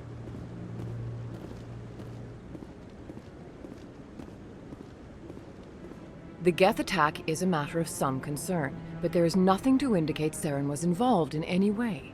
The investigation by Citadel Security turned up no evidence to support your charge of treason.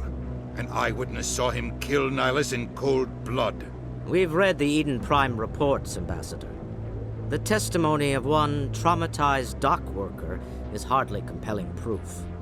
I resent these accusations. Nihilus was a fellow Spectre and a friend.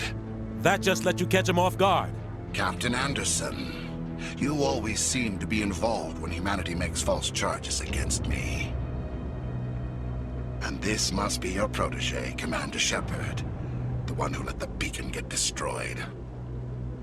The mission to Eden Prime was top secret. The only way you could know about the beacon was if you were there. With Nihilus gone, his files passed on to me. I read the Eden Prime report. I was unimpressed. But what can you expect from a human? Saren despises humanity.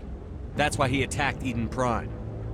Your species needs to learn its place, Shepard. You're not ready to join the Council. You're not even ready to join the Spectres. He has no right to say that. That's not his decision. Shepard's admission into the Spectres is not the purpose of this meeting. This meeting has no purpose. The humans are wasting your time, Counselor, and mine. Saren's hiding behind his position as a Spectre. You need to open your eyes. What we need is evidence. So far, we've seen nothing. There is still one outstanding issue. Commander Shepard's vision. It may have been triggered by the beacon. Are we allowing dreams into evidence now? How can I defend my innocence against this kind of testimony? I agree. Our judgment must be based on facts and evidence, not wild imaginings and reckless speculation. Do you have anything else to add, Commander Shepard? You've made your decision. I won't waste my breath.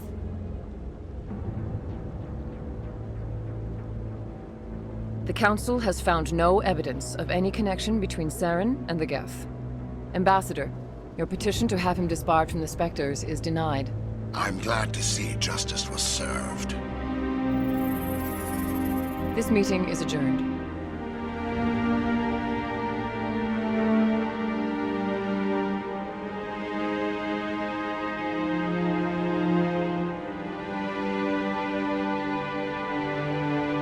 It was a mistake bringing you into that hearing, Captain. You and Saren have too much history. It made the Council question our motives.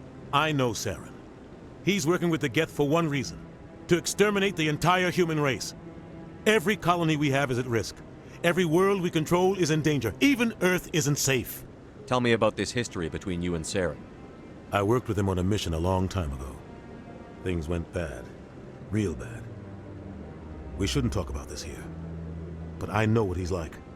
And he has to be stopped. We need to deal with Saren ourselves.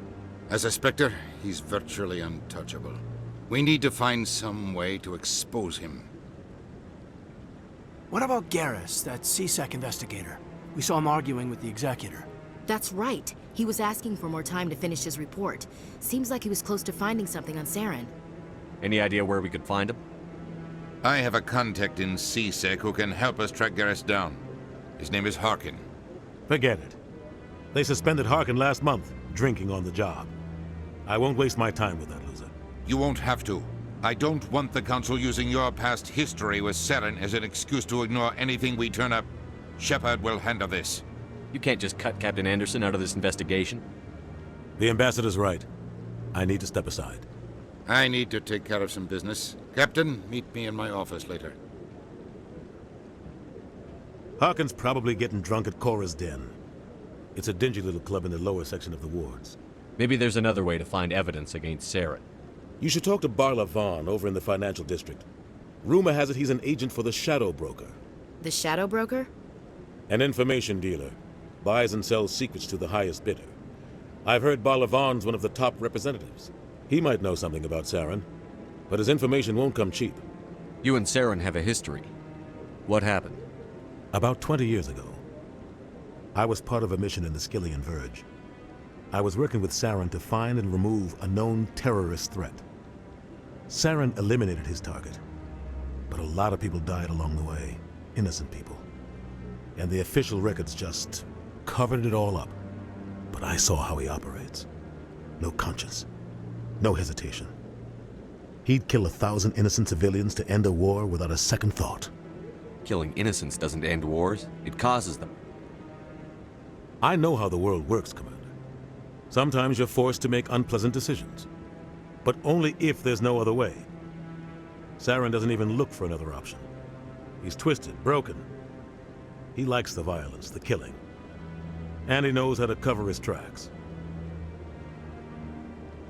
Our ambassador doesn't seem to get along with the Council. He's just frustrated. The Council's always preaching that we need to be part of the galactic community. But for them, it's a one-way street. They want us to expand and settle unstable regions like the Skyllian Verge and the Attican Traverse. But when we run into trouble, they don't want to help us out. Everyone knows it's only a matter of time until we get a seat on the Council. The Ambassador just thinks it should happen sooner rather than later. And I agree. Maybe they'd let us join the Council if we were more willing to cooperate with the other species. Of course they would. If we did everything they told us to, they'd love to have us on the Council. But it wouldn't be much of a deal for us. I understand their side. They don't want us dominating the Council.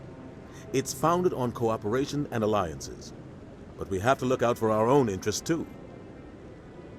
You and Saren have a history. About 20 years. But I saw how he operates. No conscience. No hesitation. You don't think much of Harkin. The guy joined C-Sec about 20 years ago. He's been an embarrassment to our species ever since. Roughing up suspects in custody, bribery accusations, alcohol and drug use. The embassy used to step in when he got in trouble. But I guess enough was enough. The guy's a scumbag. He should have been cut loose a long time ago. He was one of the first human C-Sec officers. Guess it would have looked bad if he got fired. A lot of backroom deals were worked out over the years to keep him on the force. Politics is a dirty business sometimes, but it looks like his time's run out. We've got enough humans in C-Sec now to stop protecting him. I thought this embassy was supposed to help humans. Harkin may be human, but he's also an ass. He's had more than his share of chances. If the embassy wasn't protecting him, he would have been fired 15 years ago. C-Sec is better off without him. I want to know more about the Spectres. They're not your typical government agency. They tend to work alone, behind the scenes.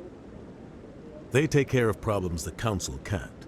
It's not easy preserving peace across an entire galaxy. The Council prefers to use diplomacy and negotiation. But sometimes more extreme measures are needed. How do they decide who becomes a Spectre? You can't just apply to join. There's no training program. Spectres aren't made.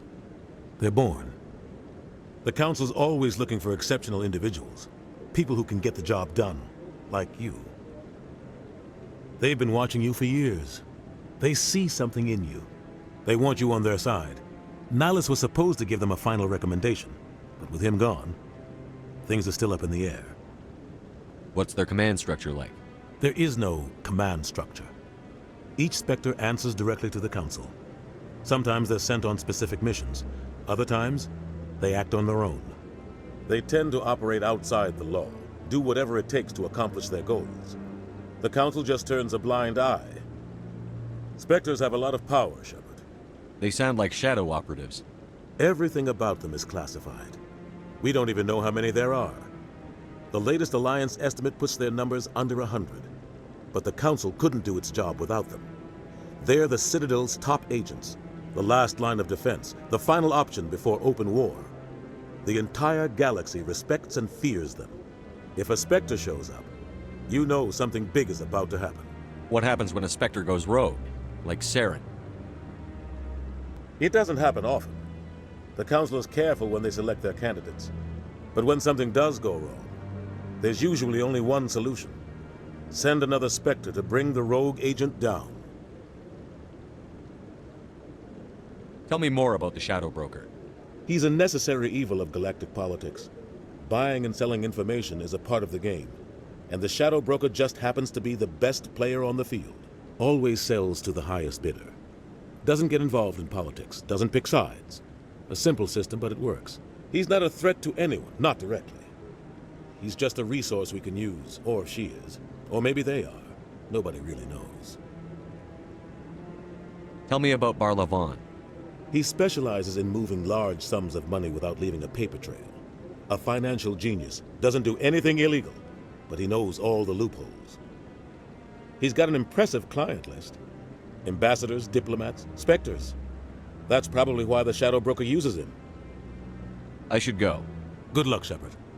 I'll be over in the Ambassador's office if you need anything else.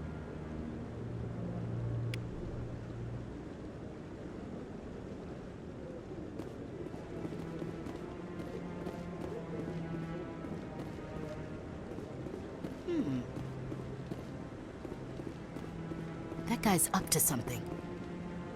What? Oh, no, I wasn't. Never mind.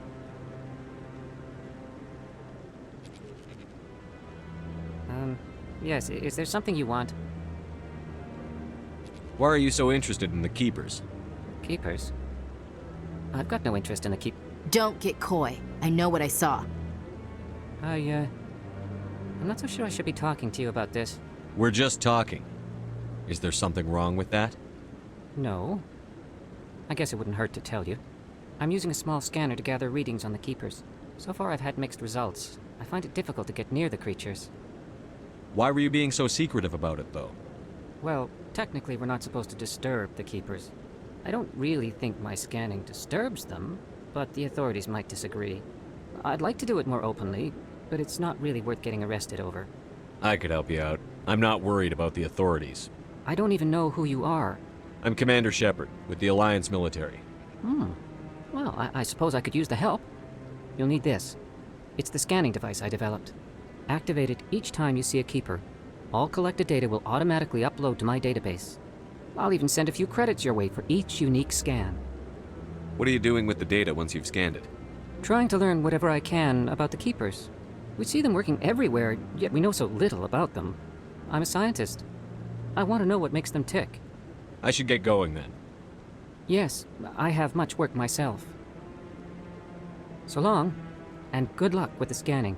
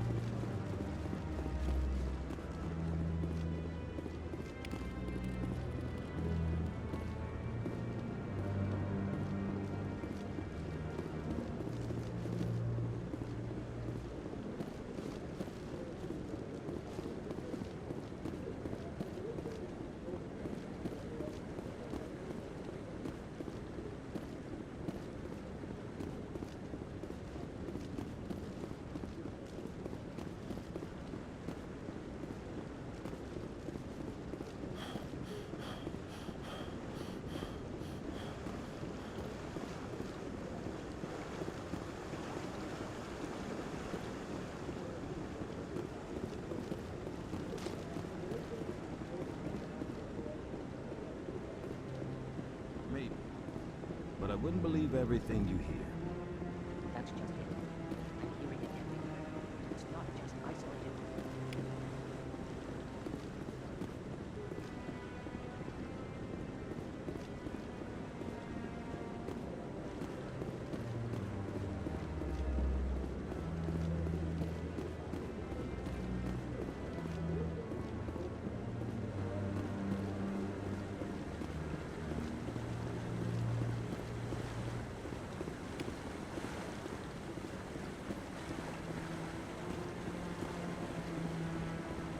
Commander? Commander?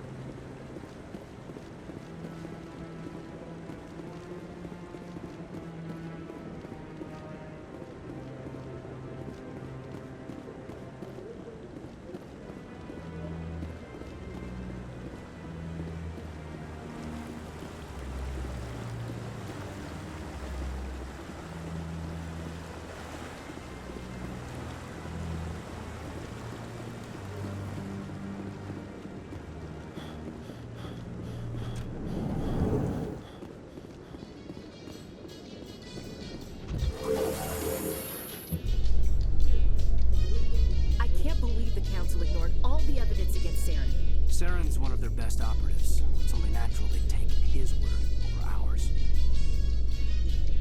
Oh, so now we just chase leads while this smug Turian runs around with his Geth troopers. That's politics, Chief. I hate politics.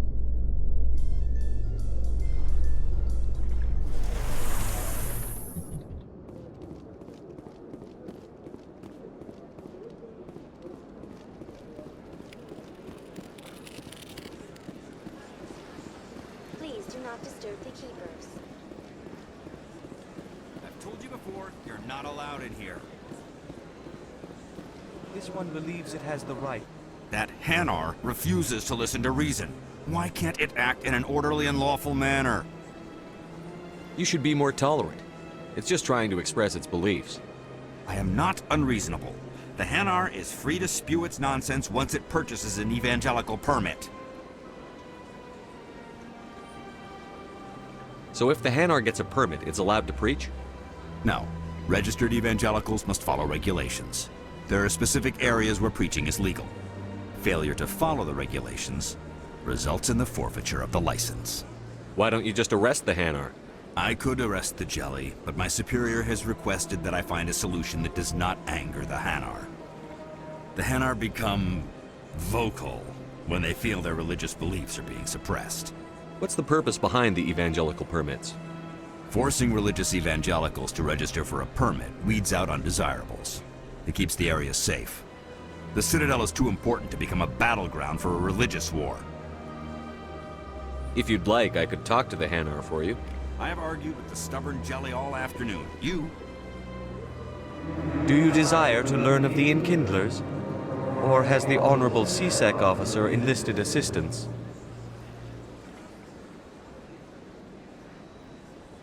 Why is the CSEC officer harassing you? The CSEC officer requests that this one purchase an evangelical permit to spread the truth of the Enkindlers.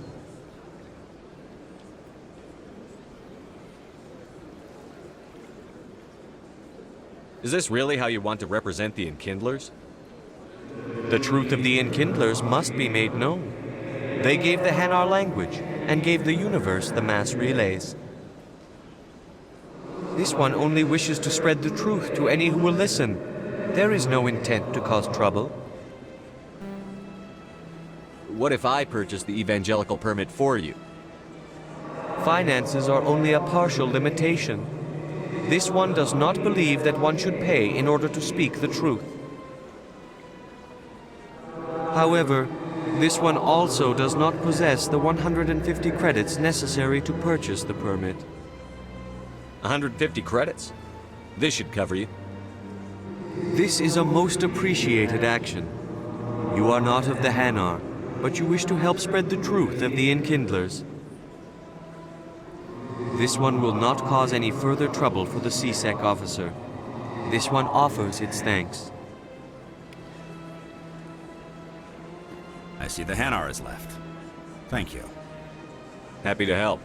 Here, for your assistance in this matter. Now, if you'll excuse me, I should report to my superiors.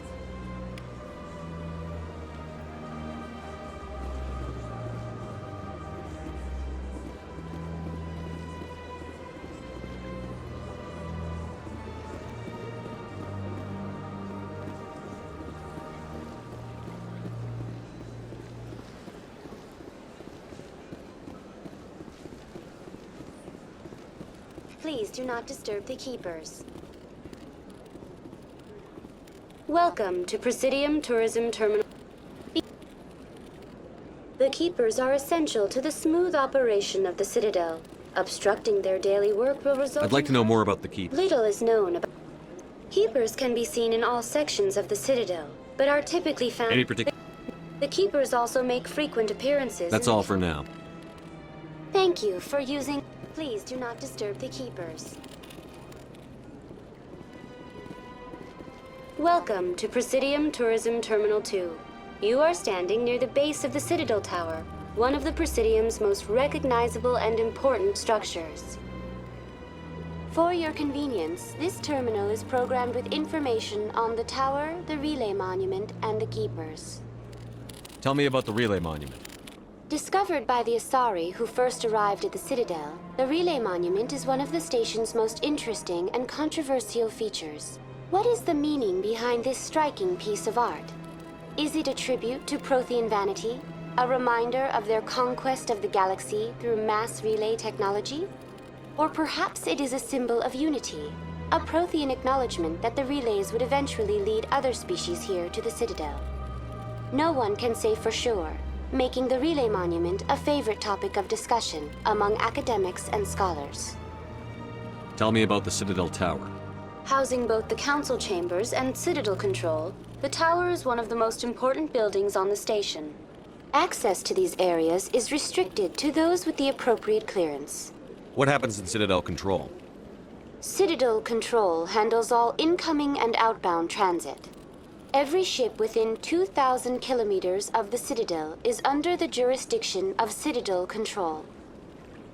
At peak capacity, they are responsible for monitoring upwards of 1,000 vessels. I'd like to hear more about the Council chambers. The business of the Council, which often has far-reaching effects on the galactic community, is conducted in a room at the apex of the Citadel Tower. The Council chambers themselves are truly a magnificent sight to behold, though few get to experience the view in person. Typically, only the councilors, ambassadors, and high-ranking officials, along with various support staff, are allowed access. What if someone has business with the Council? The average citizen must go through the proper channels if they wish an audience with the Council. This is usually arranged through their respective ambassadors. Even then, few are given access to the actual Council chambers. In most cases, the ambassador acts on behalf of the citizen. I've been inside the Council chambers.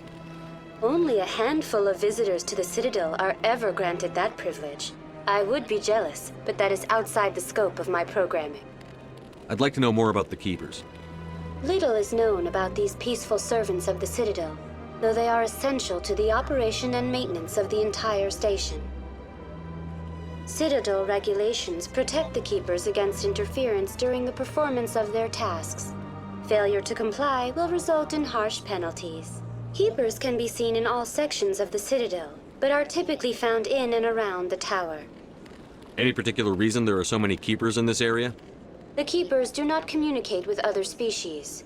It is assumed, however, that the tower houses the Citadel's primary control systems. Many of the station's systems, such as navigation and life support, function automatically. It is believed the Keepers operate those systems from inside the tower's inaccessible core. The Keepers also make frequent appearances in the Council chamber itself, though they appear to be just passing through on their way to some other destination. That's all for now. Thank you for using Aviv. Please do not disturb the Keepers.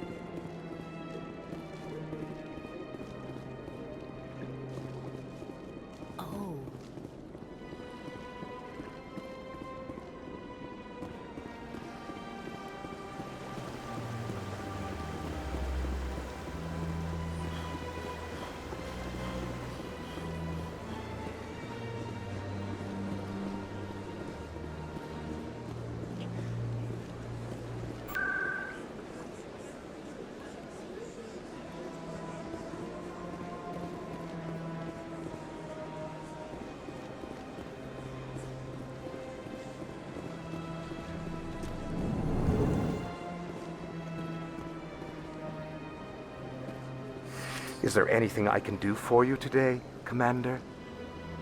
I've heard you work for the Shadow Broker. Do you have any information about Saren? You're very blunt, Shepard. But you're right. I am an agent for the Shadow Broker. And I do know something about Saren. I hear your information can be expensive. Normally, this information would cost a small fortune. But these are exceptional circumstances. So I am going to give it to you for free. What's the catch? There is no catch. The Shadow Broker is quite upset with Saren right now.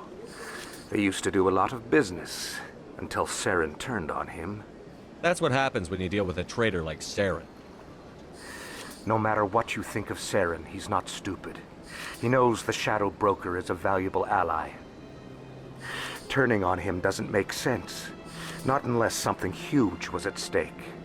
I don't know the details, but the Shadow Broker hired a freelancer to deal with it. A Krogan mercenary.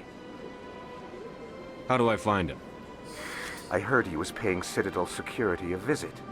If you hurry, you can probably catch him before he leaves the CSEC Academy. Isn't it strange that a Krogan would want to speak with CSEC? Very. However, I doubt the visit was entirely his choice. You'll need to speak with him if you want to know more. Tell me more about the Shadow Broker. Most people think I deal in finances. But my real currency is knowledge. I trade information, and it has made me very wealthy. But the Shadow Broker is the true master. Every day he buys and sells secrets that could topple governments, always giving them to the highest bidder. Yet somehow he never seems to upset the natural balance of power. All those secrets being passed around seem to even out. Nobody ends up with an advantage in the end. Any guess what his identity might be? I don't know. Nobody does. The Shadow Broker could be any race, any gender. I have a theory that it's actually an entire group working under one identity. How else could they juggle so many contacts at the same time? How else could they keep all that information from getting crossed? But they've got the perfect setup. Every government is forced to play their game so they don't get behind. But no matter how long you play, no matter how many secrets you buy, you can never win. I thought you'd know more about the man you work for. From time to time, I come across information I sell to the Shadow Broker. That's my only involvement. I like it that way. The more you know, the more dangerous the game becomes. I don't like danger, Commander. I'll leave that to you. I should go. Goodbye, Commander.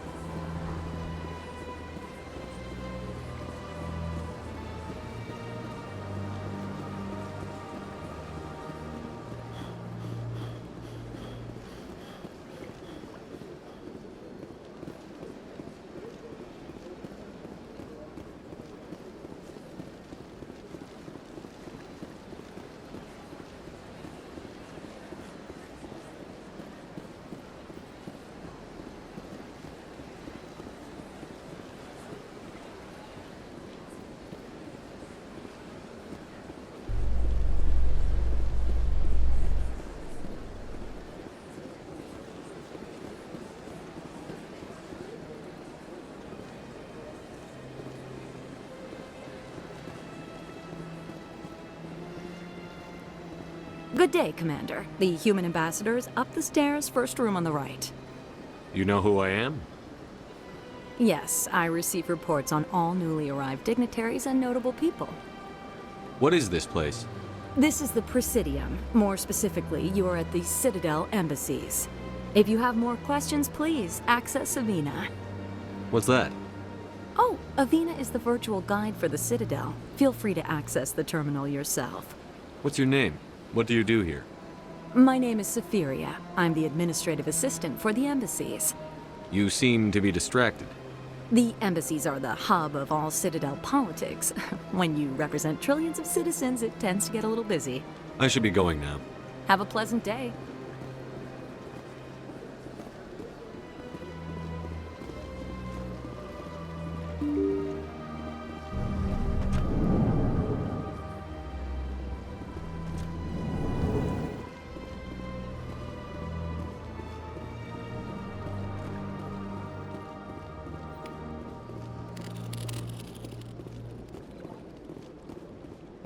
Human delight. I can't believe I landed a job here. This place is fantastic.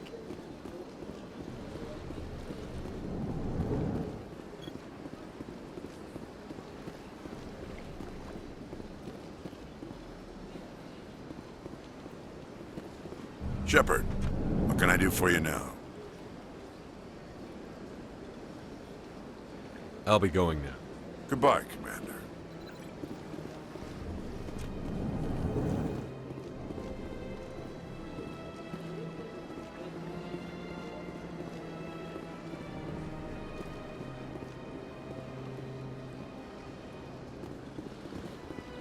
I don't have time to talk now. I'm very busy.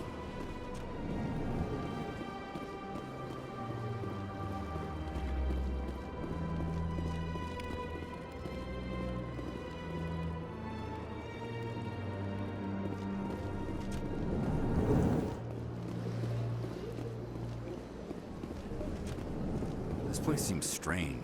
Wish there were more humans around.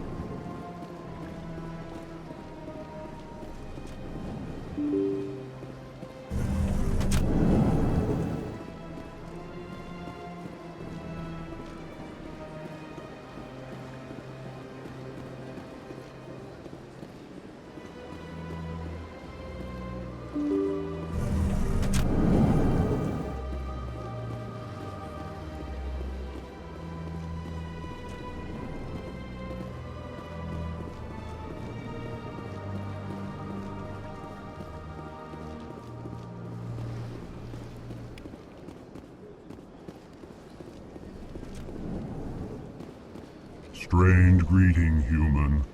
This is really not a good time. You seem distressed. Is there something I can do to help? Alarmed response. You overheard that, did you?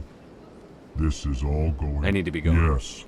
I must speak more with the ambassador myself. Good day, human.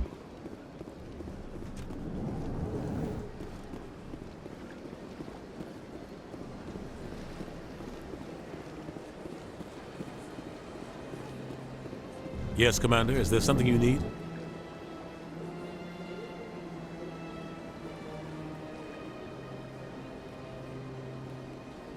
Tell me more about the Shadow. He's a necessary... Oh, he's not a threat to anyone, not directly. I should go. I'll be here if you need me.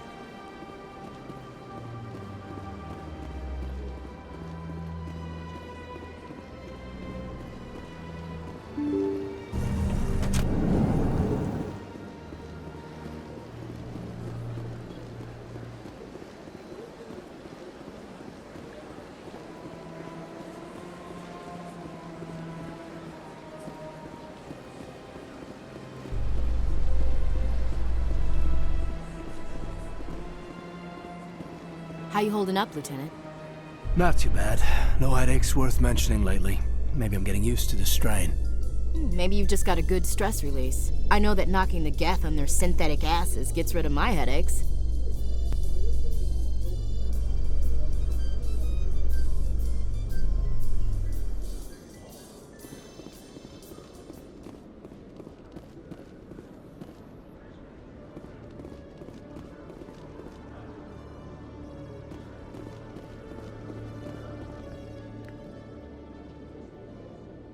Witnesses saw you making threats in Fist's bar. Stay away from him. I don't take orders from you. This is your only warning, Rex. You should warn Fist. I will kill him. You want me to arrest you? I want you to try.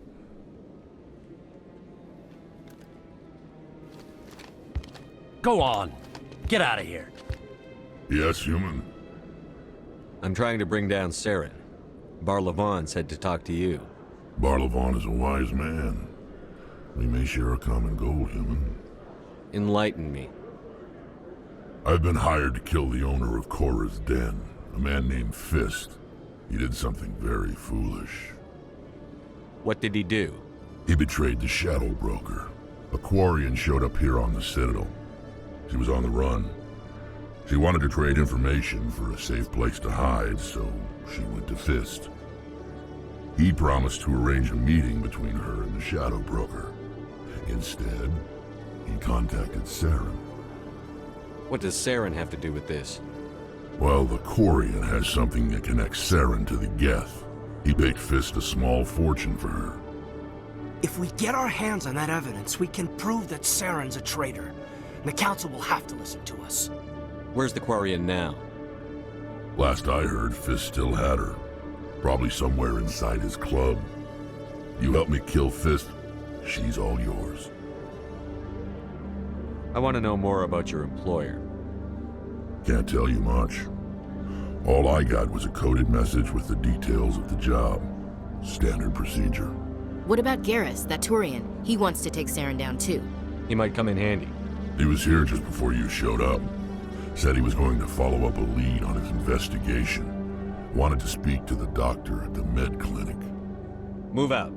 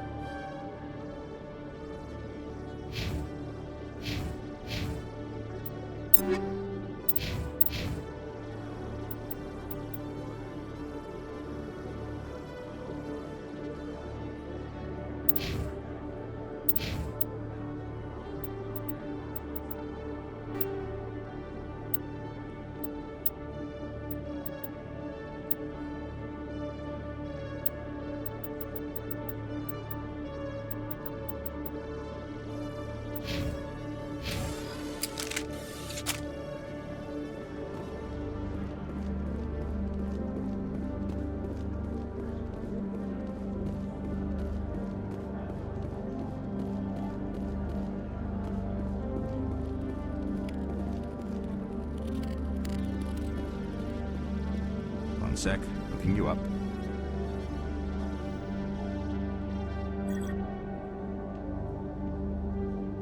Commander Shepard, here with the Alliance military. First time on the Citadel, that about right? How did you know all that? I'm the CSEC requisitions officer. I need to make sure our buyers are authorized. So, will you be purchasing anything today, Commander Shepard? Show me what you've got. Excellent. I hope you find what you're looking for.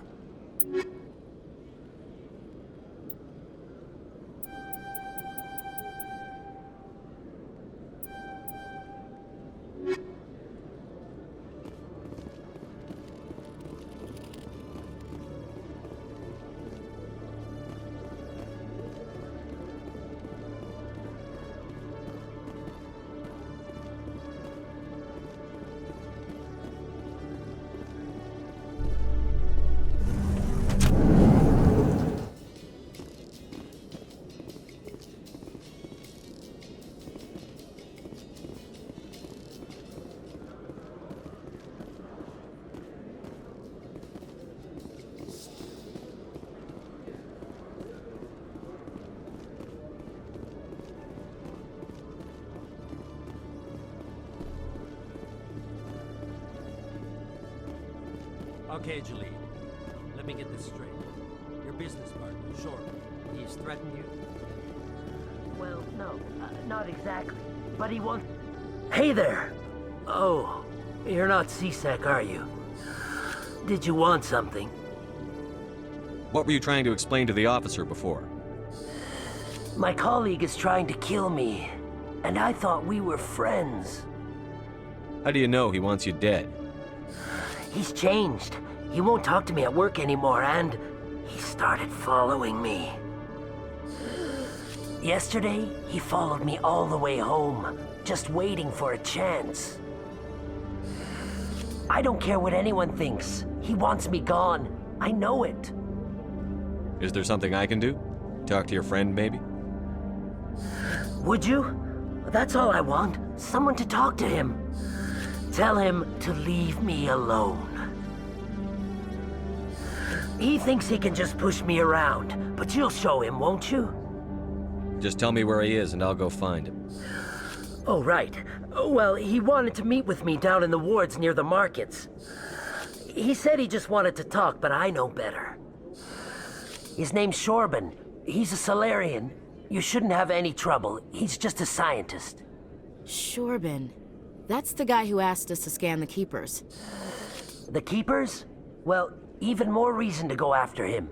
That's against regulations. I better look into this right away. Find out what he's up to. Anything's possible with Shorban these days. Well, good luck.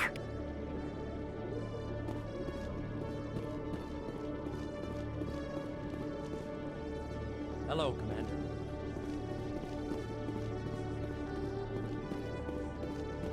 Can't help you right now.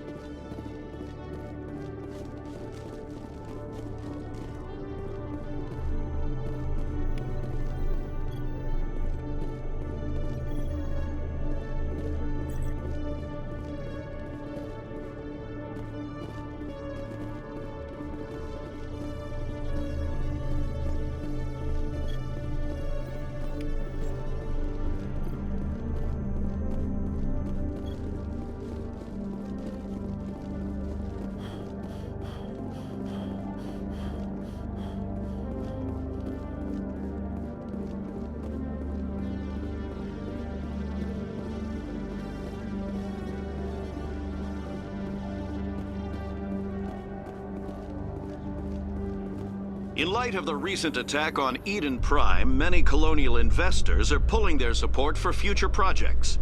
Proponents of expanded human colonization insist that Eden Prime was an isolated case.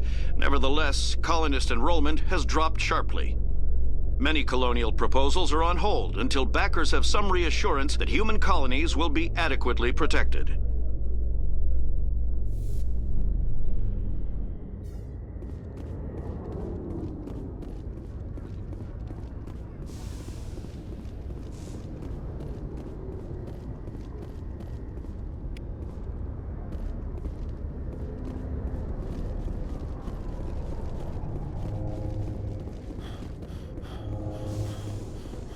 A Solarian excavation team has run into an unexpected problem after unearthing a Prothean dig site.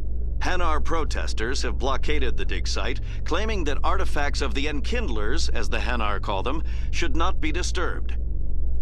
The excavation team has appealed to Hanar representatives on the Citadel to reach a diplomatic solution.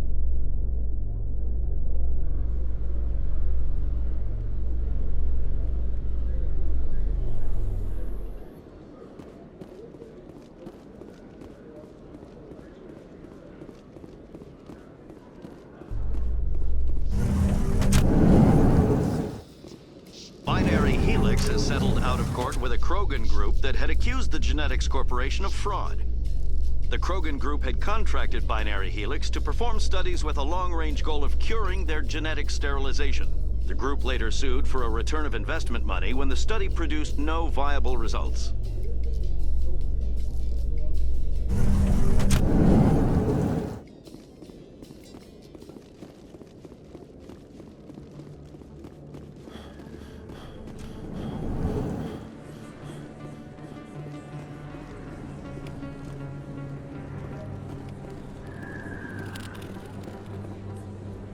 Hey, I know you. You're Shepard, right? I was on Mindwar during the Blitz, saw you on the vids when you got your medal. You saved the whole colony. Looks like you have a fan. I'm sorry, I just never thought I'd meet someone like you in person. My name's Lang, Officer Eddie Lang, Citadel Security. It's an honor to meet you, Commander. What are you doing down here in the wards? Anything I can help you with? Why'd you join Citadel Security? I don't know. Seemed like the right thing to do, you know? Maybe it's in my blood. My grandfather was a cop back on Earth. It's kind of what CSEC is. Police for the Citadel. I'm still pretty new at it, but I like it so far. Way more interesting than staying back on Earth. You get to meet all kinds of cool aliens, like those Hanar. Wild. Plus, CSEC gets a lot of respect here. We uphold the law. People, even aliens, appreciate that. How do you like working here on the Citadel? This place is amazing. I've been here almost a year, and I still haven't seen a tenth of it. The Presidium's just so beautiful. Good place to go and relax. But I really like it here down in the wards. There's always something going on somewhere. Like that new club they just opened a few months ago, Flux. Wicked scene in there, Commander. You should check it out when you have some time. What do you know about the Spectres? Just the stuff they show in the vids. They always make them out to be super agents on secret missions to save the galaxy. I know it's not really like that, though. Some of the other CSEC guys don't like them too much. Figure they shouldn't be able to operate outside the law. But if they were so bad, the Council wouldn't use them, right? Do you know a CSEC officer named Harkin? I shouldn't really say too much. He's been on the force a lot longer than me. But I've heard things, you know? Drinking on the job, taking bribes, that kind of thing. Rumors mostly, but they suspended him, so some of it must be true. I have to go. Right. You're probably real busy. Well, see you around, Commander. Don't kid yourself. How will you know?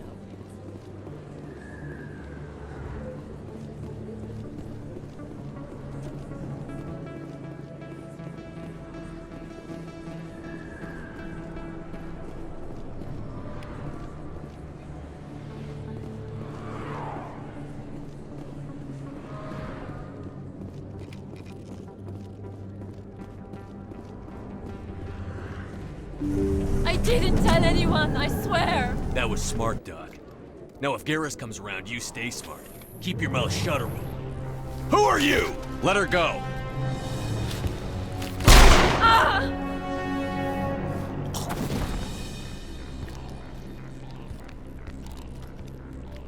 Over there.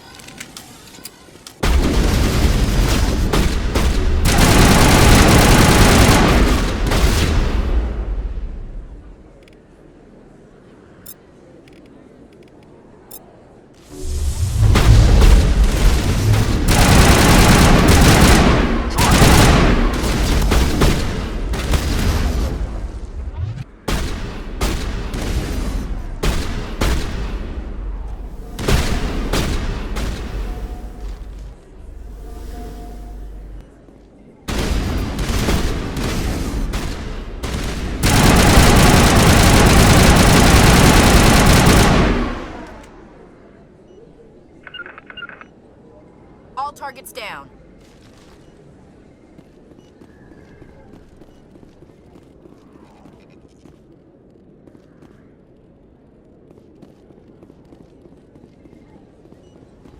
Perfect timing, Shepard.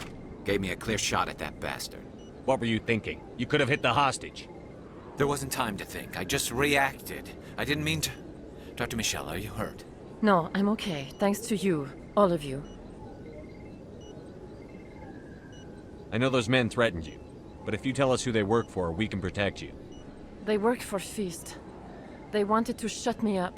Keep me from telling Garrus about the Quarian. The one I told you about, Shepard. She must be able to link Saren to the Geth.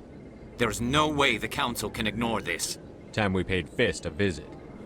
This is your show, Shepard. But I want to bring Saren down as much as you do. I'm coming with you. You're a Turian. Why do you want to bring him down? I couldn't find the proof I needed in my investigation, but I knew what was really going on. Saren is a traitor to the Council and a disgrace to my people. Welcome aboard, Garrus. Fist is going to be waiting for us. When we hit him, we better hit him hard.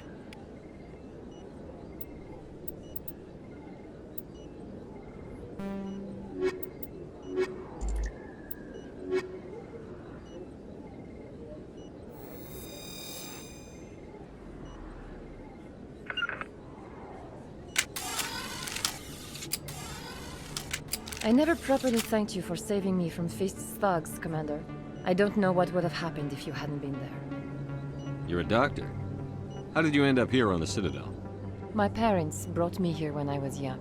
My father was a medic with the Alliance. I chose to keep the medical tradition alive, but not the military. Fixing up wounded soldiers isn't my idea of fun. You're a doctor. How did you end up here My on parents. I chose to keep the medical tradition alive, but not the military. Let me take a look at what you have for sale. Of course.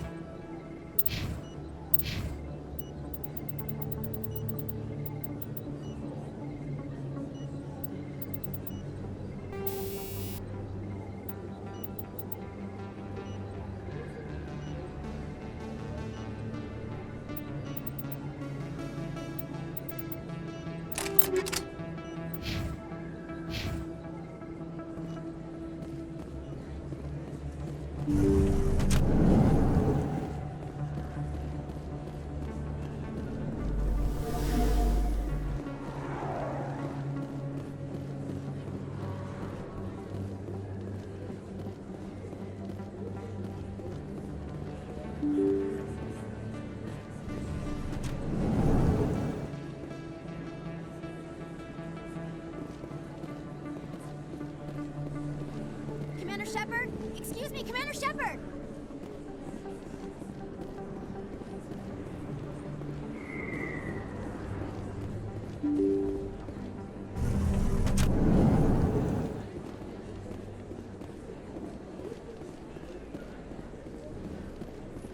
Commander Shepard?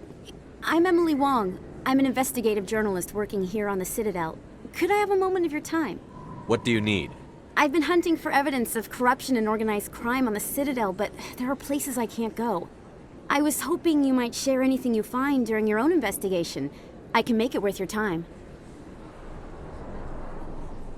Sounds like a good cause.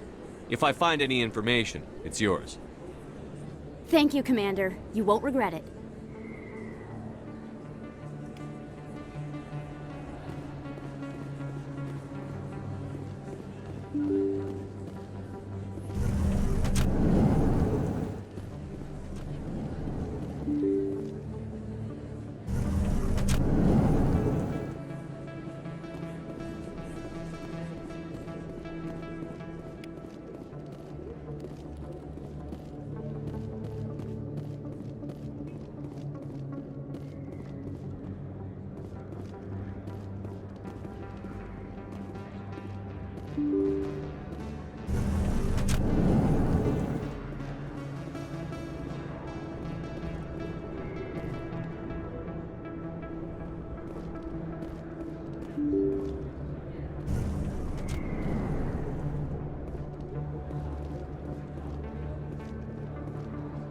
Commander, I wasn't expecting to see you again.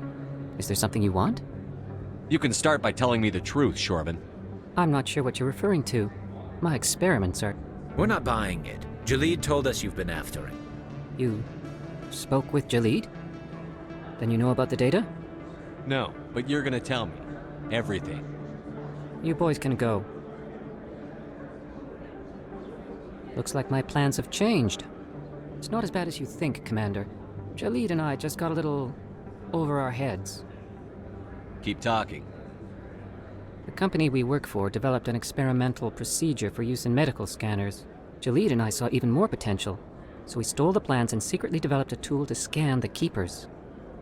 Can you imagine? A tool that can actually get readings from the Keepers? What's so special about that? The Keepers are almost impossible to scan, and you can't capture them or get samples. They just self-destruct. After centuries here, we still don't know anything about them. Don't you see? We were the first to scan them, ever. You've seen it yourself, Commander. You know we can do it. That doesn't explain why you're trying to kill your partner. I'm not trying to kill him. Jalid's job was to disseminate our initial findings. But he decided to keep the data for himself. Maybe to sell it. I don't know.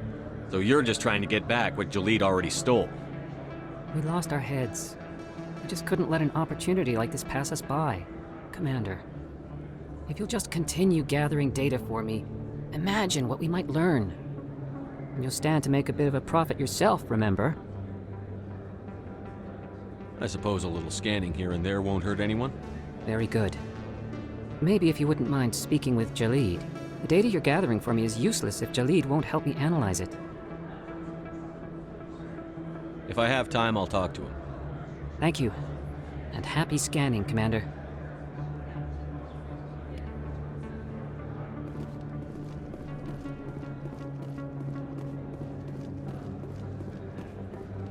Hello there. Welcome to Moorland's famous shop. You want many good supplies, yes? Let me see what you have. Oh, you will be pleased, I think. Very good things I have. You will see.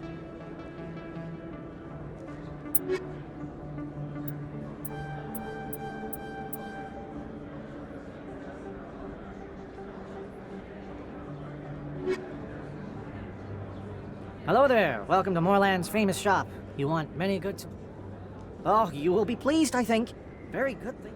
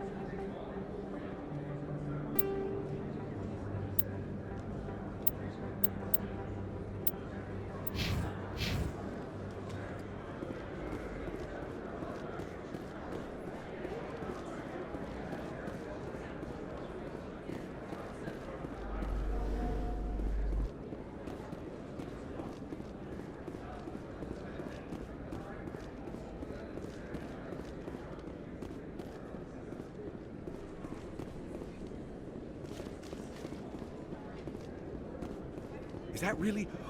What? You're Commander Shepard, the hero of Eden Prime. I am so honored to meet you. Nice to meet you. And you are? My name is Conrad. Conrad Werner. They say you killed more than 100 Geth on Eden Prime. I spend most of the time trying to stay alive and help the colonists.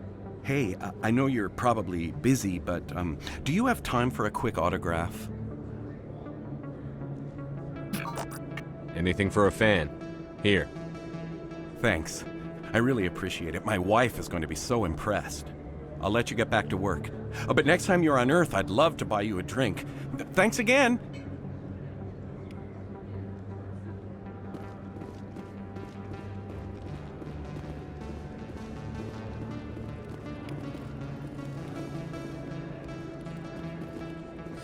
Best place on this ward to buy up? Hello, Earth Clan. No doubt you've just come back from the colonies. Will you be needing supplies? What colonies are you talking about? Oh, my mistake, Earth Clan. Pharaohs? Noveria? But it doesn't matter where you hail from. My goods are available to all. Show me what you've got. Most excellent.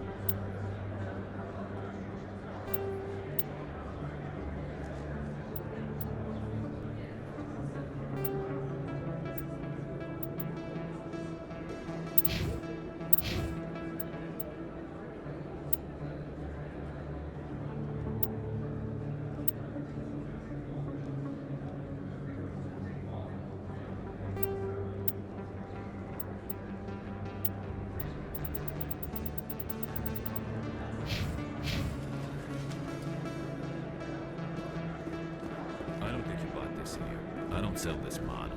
Look, I know it was you. I remember your face. Really, that's impressive. Usually you humans can't tell one Turian from another. This was the place. Now, are you gonna give me a refund or not?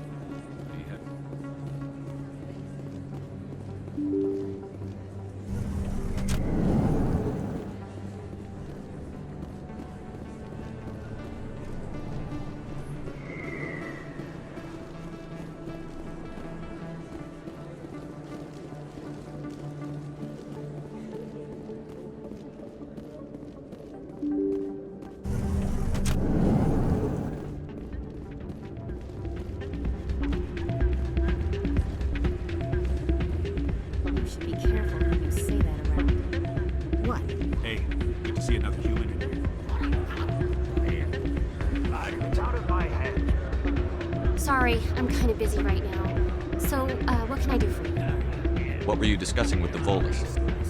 Who, Doran? Oh, I was just asking him about my sister. See, she worked for Doran before she left to... Ugh, sorry. I don't want to bore you with my problems. I'm interested to hear what you have to say. Well, okay. My sister Jenna left here to go work at Cora's Den. The problem is, she's working as an informant for CSEC. You know, eavesdropping on the people there. If they find out what she's doing, they'll kill her. Being an informant is a dangerous job. That's what I've been telling her. I don't know. Sometimes I think she stays there just to spite me. Do you know who her contact at CSEC is? No, it's all very secret. Last time I asked an officer, he told me to stay out of it, for Jenna's safety. Maybe I could help her understand just how dangerous Cora's Den is. Would you? That'd be great. Just don't tell her I sent you. Well, I should get back to work before I get in trouble. Thanks. I'm waiting for someone else.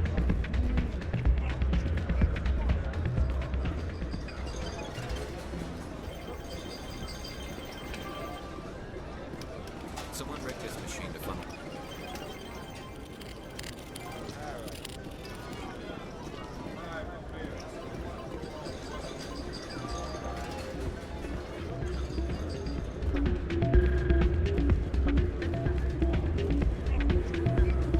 Not a bad place, but it's just not the same as back home.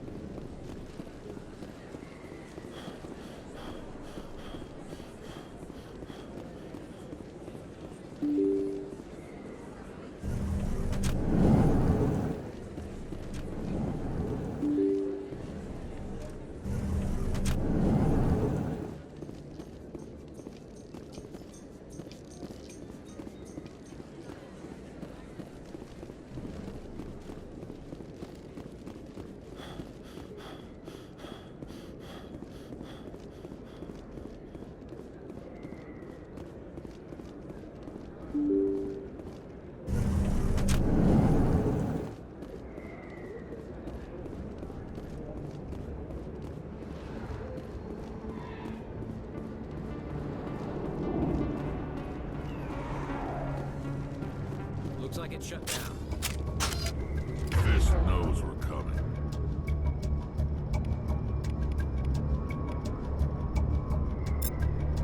Look out!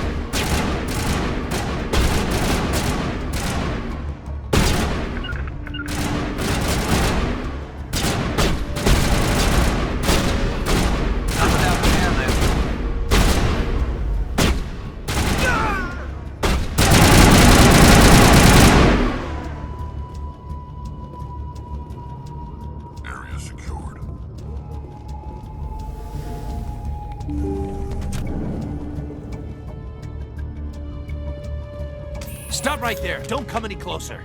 Warehouse workers. All the real guards must be dead. Stay back, or we'll shoot. This would be a good time to find somewhere else to work. Yeah, right. That's a good idea. Yeah, I never liked Fist anyway. It would have been quicker to just kill them.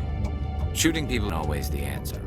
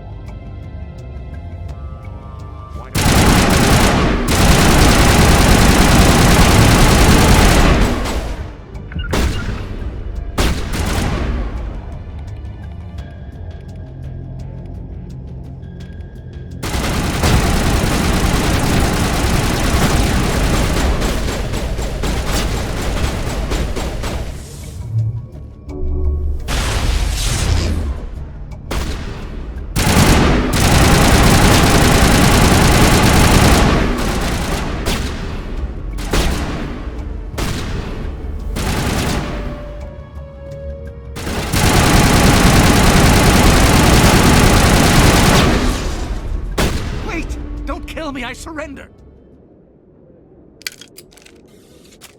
Where's the Quarian? She's not here. I don't know where she is. That's the truth. He's no use to you now. Let me kill him. Wait. I don't know where the Quarian is, but I know where you can find her. The Quarian isn't here. Said you'd only deal with the Shadow Broker himself. Face to face? Impossible. Even I was hired through an agent. Nobody meets the Shadow Broker. Ever. Even I don't know his true identity. But she didn't know that. I told her I'd set a meeting up. But when she shows up, it'll be Saren's men waiting for her. Give me the location. Now. Here on the wards, the back alley by the markets. She's supposed to meet them right now. You can make it if you hurry.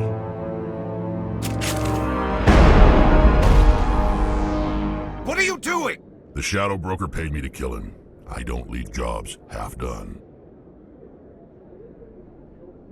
A lot of people died because of him. He had it coming. Now let's move. We have to save that Quarian.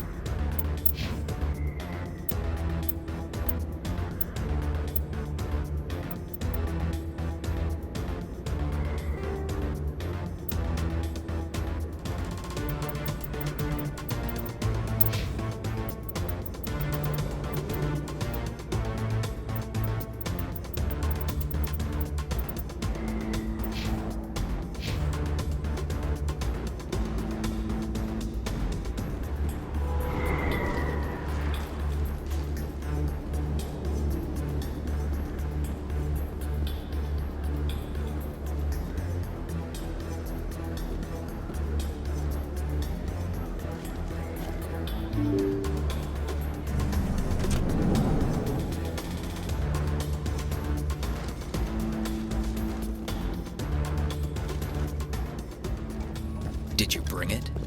Where's the Shadow Broker? Where's Fist? They'll be here. Where's the evidence? No way. The deal's off.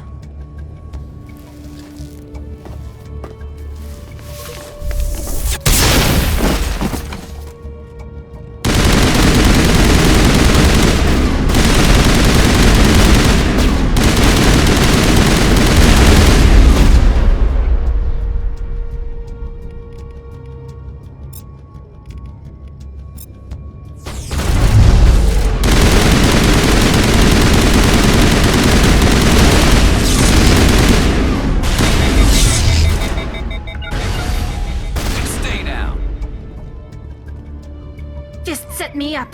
I knew I couldn't trust him. Were you hurt in the fight? I know how to look after myself. Not that I don't appreciate the help. Who are you? My name's Shepard.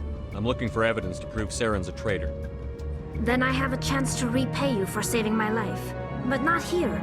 We need to go somewhere safe. We could take her to the human embassy. Your ambassador will want to see this anyway. You're not making my life easy, Shepard. Firefights in the wards, an all-out assault on Korra's den. Do you know how many... Who's this? A Quarian? What are you up to, Shepard? Making your day, Ambassador. She has information linking Saren to the Geth. Really? Maybe you better start at the beginning, Miss... My name is Tali. Tali Zora Naraya. We don't see many Quarians here. Why did you leave the flotilla? I was on my pilgrimage. My rite of passage into adulthood. I've never heard of this before. It is a tradition among my people. When we reach maturity, we leave the ships of our parents and our people behind. Alone, we search the stars, only returning to the flotilla once we have discovered something of value. In this way, we prove ourselves worthy of adulthood. What kinds of things do you look for? It could be resources like food or fuel, or some type of useful technology, or even knowledge that will make life easier on the flotilla. Through our pilgrimage, we prove that we will contribute to the community, rather than being a burden on our limited resources. Tell us what you found. During my travels, I began hearing reports of Geth. Since they drove my people into exile, the Geth have never ventured beyond the Veil. I was curious. I tracked a patrol of Geth to an uncharted world. I waited for one to become separated from its unit. Then I disabled it and removed its memory core. I thought the Geth fried their memory cores when they died. Some kind of defense mechanism. How did you manage to preserve the memory core? My people created the Geth. If you're quick, careful, and lucky, small caches of data can sometimes be saved. Most of the core was wiped clean, but I salvaged something from its audio banks. Eden Prime was a major victory. The beacon has brought us one step closer to finding the conduit. That's Saren's voice. This proves he was involved in the attack.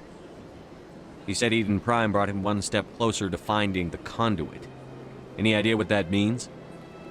The conduit must have something to do with the beacon. Maybe it's some kind of Prothean technology. Like a weapon. Wait, there's more.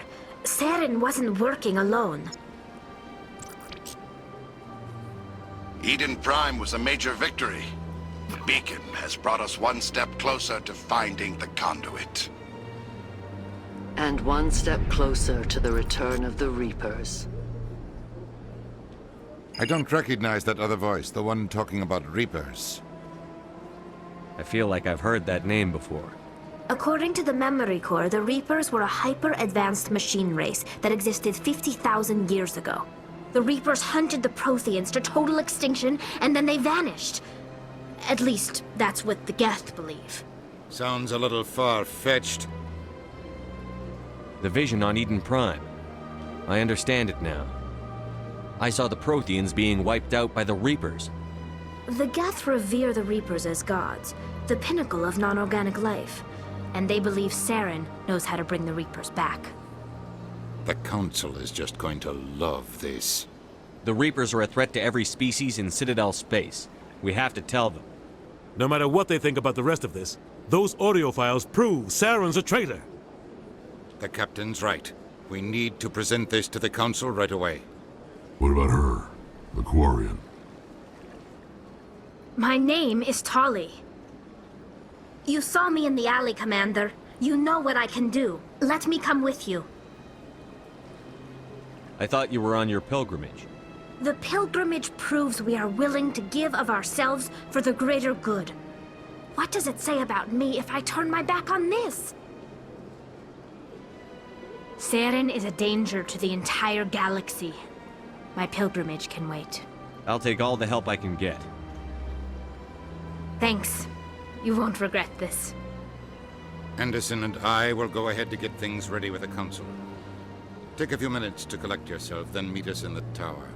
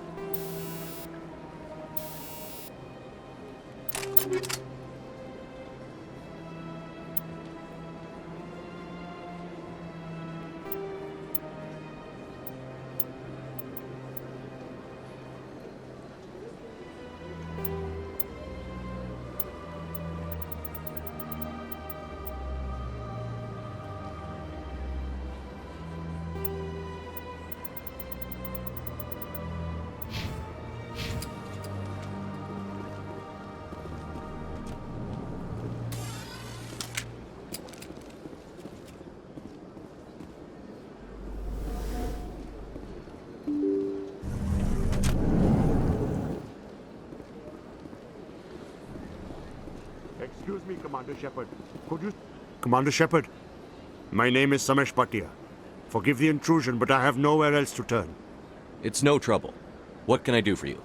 My wife was a Marine. She was in the 212 on Eden Prime. I've requested that my wife's body be returned to me for cremation, but the military has refused my request. Why did they refuse your request? There's got to be some reason. I don't know. All I know is that they have declared it impossible for my wife to be returned to me. There's no reason for your wife's body to be held like this. Just wait here. The man in charge of my case is Mr. Bosker. When I last saw him, he was in the expensive bar over there. Thank you for your time. I just want to give my wife a proper funeral, and the respect she deserves.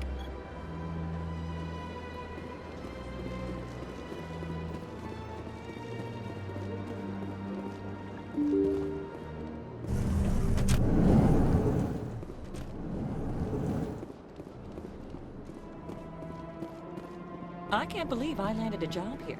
This place is fantastic.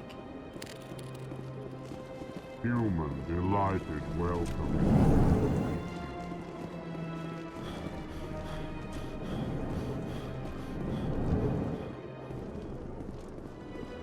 My goodness, you're Commander Shepard. Your activities made for quite a briefing in the Diplomatic Corps. Is there something I can do to assist you? Yes. A man named Samesh Bhatia is having some trouble claiming his wife's body. Ah, Mr. Bhatia. A good man in an understandably frustrating position. I wish I could help him. Serviceman Nirali Bhatia died on Eden Prime, as Mr. Bhatia no doubt told you. Her wounds are inconsistent with any type of weapon damage we've seen before. That is why her body is being held. You think her body might be dangerous or contaminated? No, Commander. Nirali Bhatia is not dangerous. Her body is in fact extremely valuable to the Alliance. The tests we're conducting may lead to better defenses against Geth attacks. Respectfully, Serviceman Bhatia may save more lives in death than she did in life.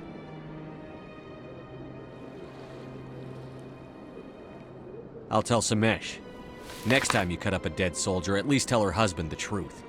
That was just the reaction we were hoping to avoid, Commander. But if you think it will help, tell Mr. Bhatia the truth. Perhaps he will understand. Please let me know if you have any other questions. Hello, Commander. Can I get you something? What have you got? Information, mostly. Would you like to know about some points of interest nearby? What's going on around here? Well, you found the across the bridge. If you need supplies, you can try the markets one level below. For entertainment, I'd try Flux or Chorus. So long, Commander. Have a pleasant day. I don't have time to talk now. I'm very busy.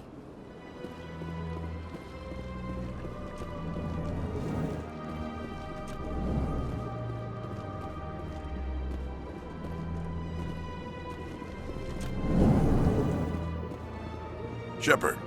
I'll be going now. Goodbye, Commander.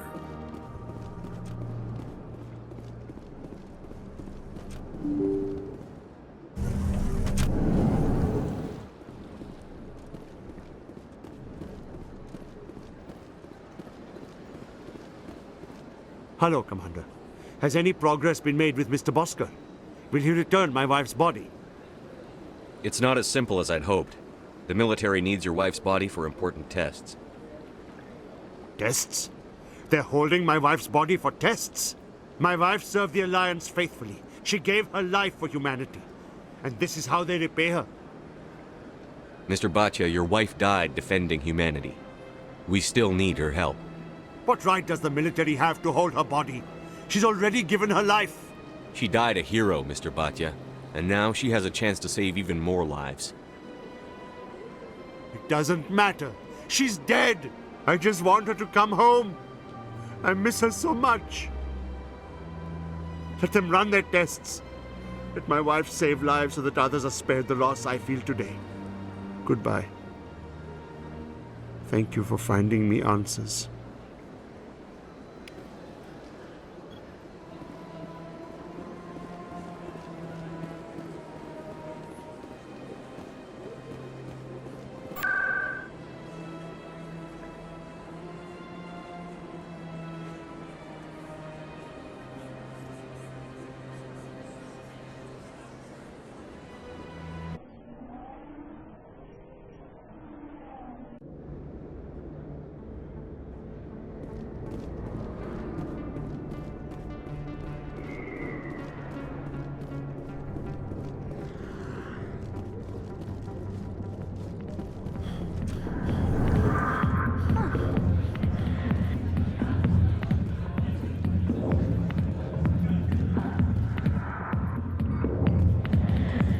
I'll be with you in just a sec. I'll wait right here. Why do I get the feeling you're not here to order drinks? I need to talk to you about your work with CSEC. I don't know what you're talking about. Now, if you don't mind, I need to get back to my customers. This isn't a game, Jenna. These people are dangerous. Now you sound like my sister. Why is everyone so concerned about me? I can take care of myself. I need to go. I'm not a stripper. I don't get paid to stand around and look pretty. Tough girl. I'm busy. The other waitresses can help you. Commander. What do you want? What's bothering you, General? I've seen a lot of horrible things in my days, and there's There's only one woman in this damn galaxy that helps me forget it. This is the Great Turian General. How did your kind ever defeat us? I may be drunk, Krogan, but you're ugly. Tomorrow I'll be sober. Unless you have a cure for this ache in my gut. Go away. I think I can see why you're upset, but spreading these lies won't make it better. Look, kid, I appreciate what you're trying to do, but don't waste your time. Enjoy your drink, General. Yeah, off you go. See you later, kid. Are we gonna give up just like that? Don't waste your time, kid. Run away now while you still can. You need to start acting like a general if you want to beat this. I spent all my life acting like a general, and what did it get me? Huh? No, those days are over. I'll just be what I am. A tired, lonely, worn-out soldier. Do you really want to be remembered this way? No, I'd rather not be remembered at all. But I see your point. So you think it's that easy? Just straighten up and act like a general? It's better than sitting on your ass all day. Huh. Maybe you're right, Commander. Sha'ira's worth the effort. Even if she won't have me back. This is no place for someone of your stature, General. All right. I'll go to her. After I've had a cold shower or two. Say, you're a bright kid. Would you be interested in earning a few extra credits? What do you want me to do? There's an Elcor diplomat out there who believes Sha'ira gave up his secrets. Why would he think such a thing? Because I told him. Look, I just need you to convince him of the truth. What makes you think he'll believe me? You'll bring him proof. Take this datapad. It shows where I got my info. It will exonerate Sha'ira and convince the Elcor. Who am I taking it to, and where is he? His name is Zaltan. He's an Elcor diplomat. He's over in the embassies complaining about Sha'ira. Well, here's to soldiers acting like soldiers. Thanks, Commander. You know, you might make a good general yourself one day.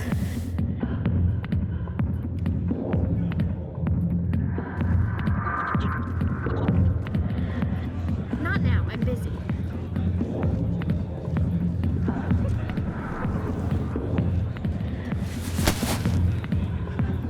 If you've got questions about Jenna, meet me at CSEC Academy. Are you talking to me? Push off. I never did nothing to you. Damn newcomers. Think they can run the place. What the hell was that about? I guess we'd better go find out.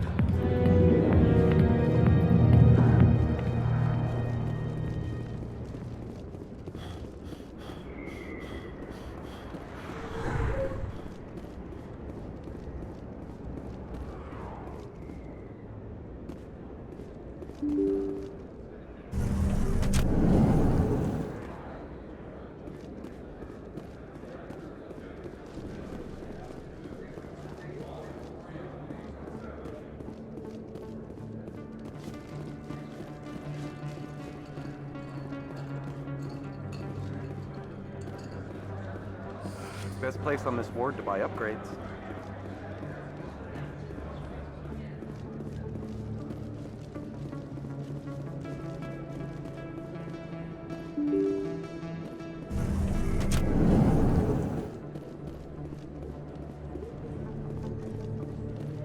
Word on the street is that you've been busy. Congratulations on taking down Fist. I was sure he was a big player in anything going on here. Did you find anything in his office that could help me? These OSDs might have the information you're looking for. You've got Fist files? This could be even bigger than I'd hoped. Here, Commander, for your trouble. What would my future cooperation be worth? Say, an interview when my investigation is over? Exclusive? You talk to me before you talk to anyone else? That would be worth quite a bit, and I'd be very happy to compensate you accordingly. Here you are. Now, if you'll excuse me, I should go see what's on these discs.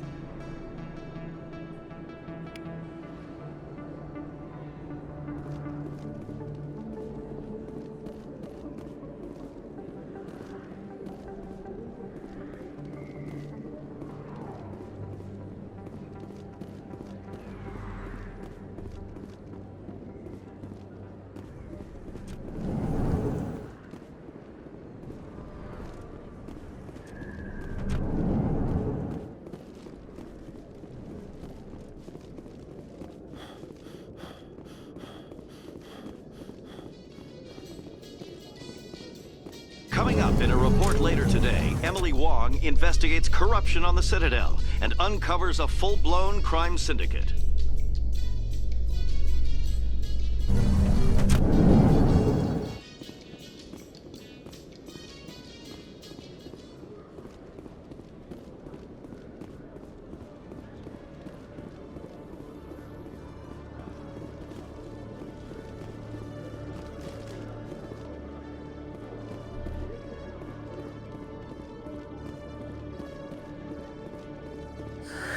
Hello again. Did you have any luck finding Shorban? I found out you've been lying to me, Jalid. Lying? Why would I lie to you? You lied to us about the Keeper data. He told you?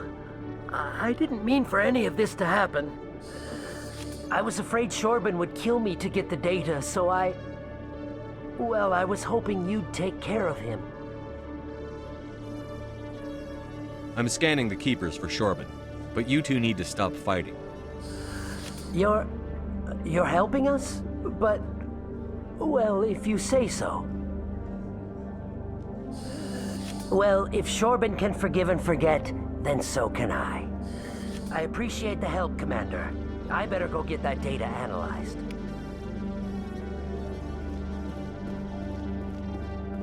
Hello, Commander. Detective Chelik, come into my... No offense, Commander, but what the hell were you thinking? I don't follow you. You could have blown Jenna's cover. We were trying to help her. I gathered that. It might seem cold letting her take all the risk, but we're keeping a close eye on her.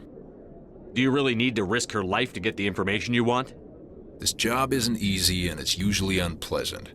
I'll take help anywhere I can find it. But since you're so concerned with her safety, maybe there's a way we can help each other. Always thinking ahead, Detective? As part of the job. Now, are you gonna help me or not? I'll help you, but I need some details. I'm trying to track down an illegal arms producer. I just need some of their product. Thanks to Jenna's intel, I've learned there's a seller here on the Citadel. Meet our man named Jax. Pick up the mods and bring them back here. That'll give me everything I need. Where can I find this Jax? Jax is down in the lower level of the markets. I'll send word through our channels that you're the buyer. Good luck, Commander.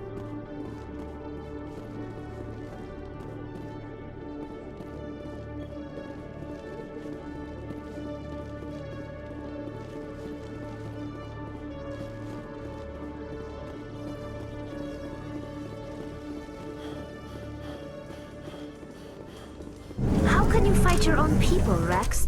There aren't that many of you left. Anyone who fights us is either stupid or on Saren's payroll.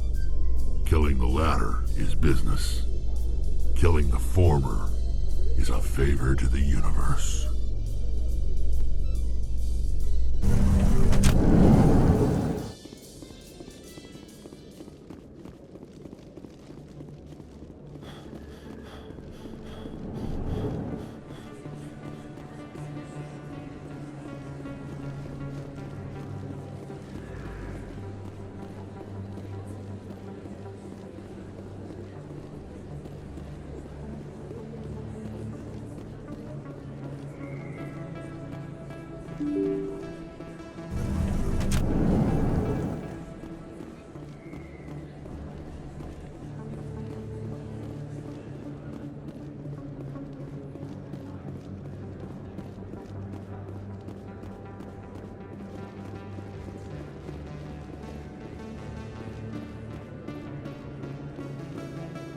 Hold it. That's close enough, Army. You got my payment? Do you have the X-Mods? Show them the merchandise. That looks about right. Damn straight it is. These mods are the best on the market. Now hand over my credits. Here you go. Here you go. Enjoy it. Come on, boys. We're done here.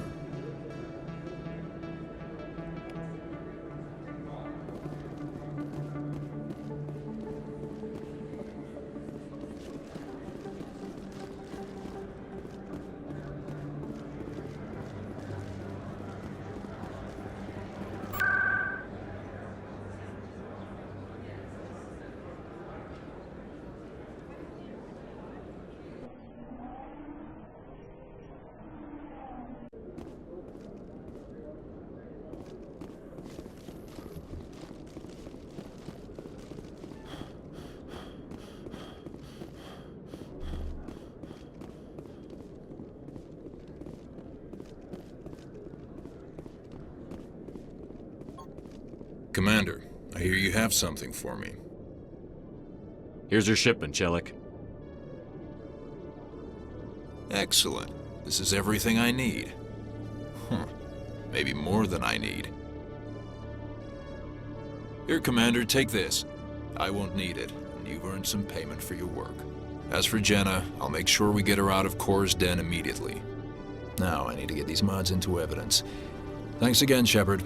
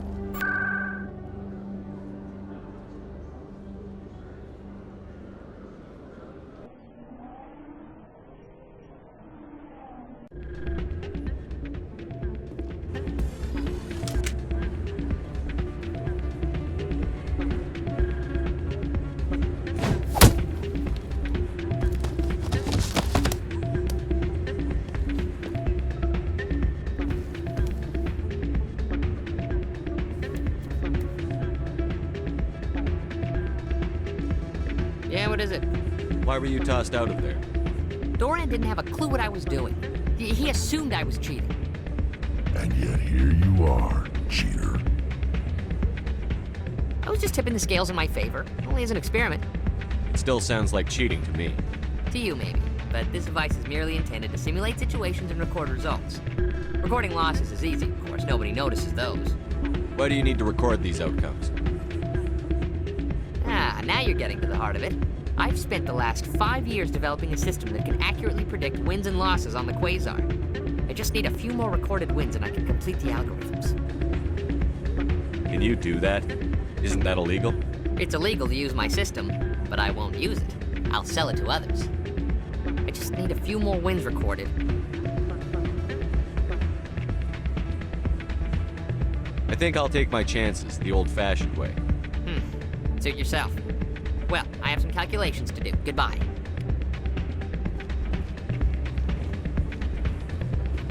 It's not what I heard. And what did you hear exactly? Hey, Jenna came back looking for work. Thanks for getting her out of Kor's den. I was glad to help out. Yeah, everyone seems real happy to have her back. And yet, you seem less than pleased. I'm glad she's out of the den. I'd just forgotten what it was like to have her around. I haven't had a decent tip since she got back.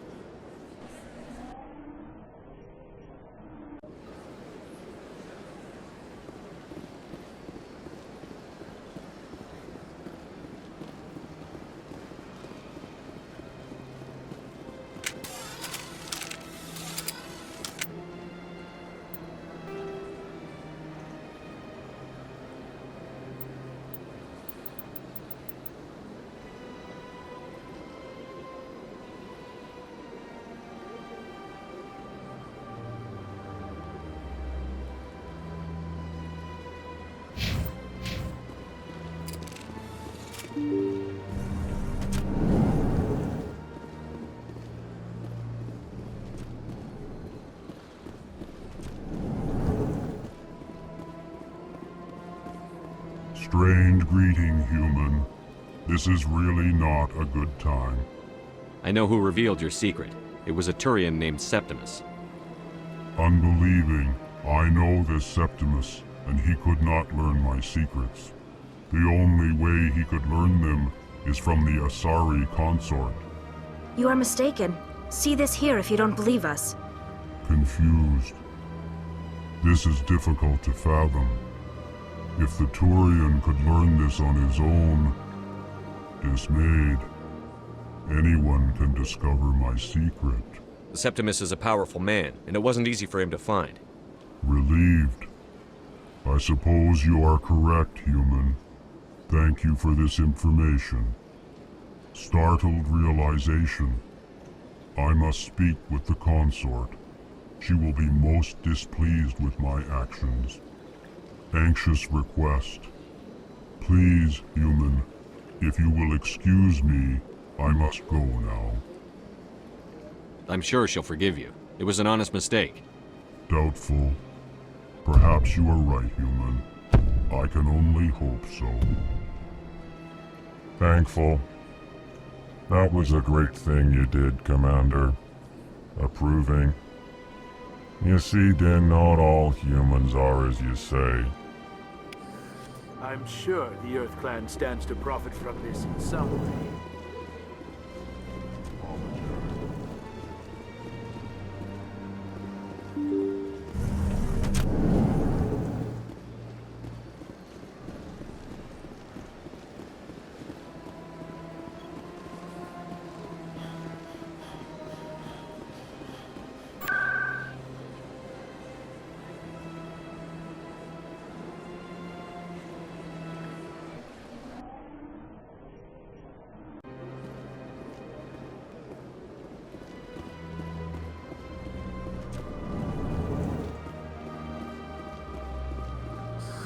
How can I be of assistance to you today? I should go. Goodbye, Commander.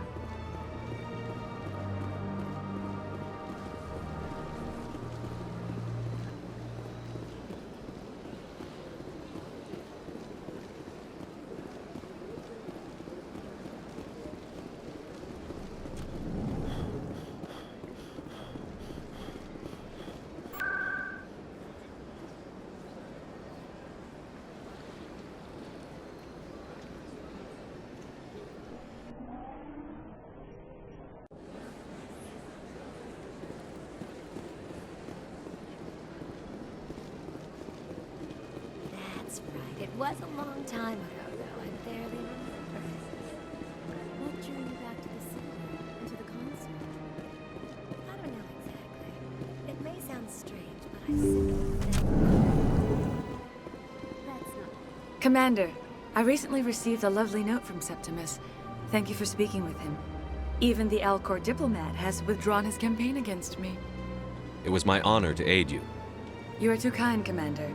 But I would not expect you to help me out of the kindness of your heart. I also have one more thing to give you, if you are interested. I'd be honored. I offer a gift of words, an affirmation of who you are and who you will become. I see you. Your uniform fits as though you were born wearing it. You are a soldier through and through, proud, solitary, alone. But it gives you strength. It is that strength that people are drawn to. It is why you lead and others follow without question. You will need that leadership in the battles to come. This may be who you are, but it is not who you will become. It only forms the basis for your future greatness. Remember these words when doubt descends, Commander. You have quite a gift, Jaira. Thank you. Not everyone appreciates it as you do. Never underestimate the power of words. Here, Commander. In light of your efforts with the Alcor ambassador, I would like you to have this small trinket. What is it? A small mystery. I have never learned its use or purpose, but I sense it is time for me to pass it on. And now I must ask you to leave. I have done everything I can for you. Remember my words, Commander Shepard. They will give you strength.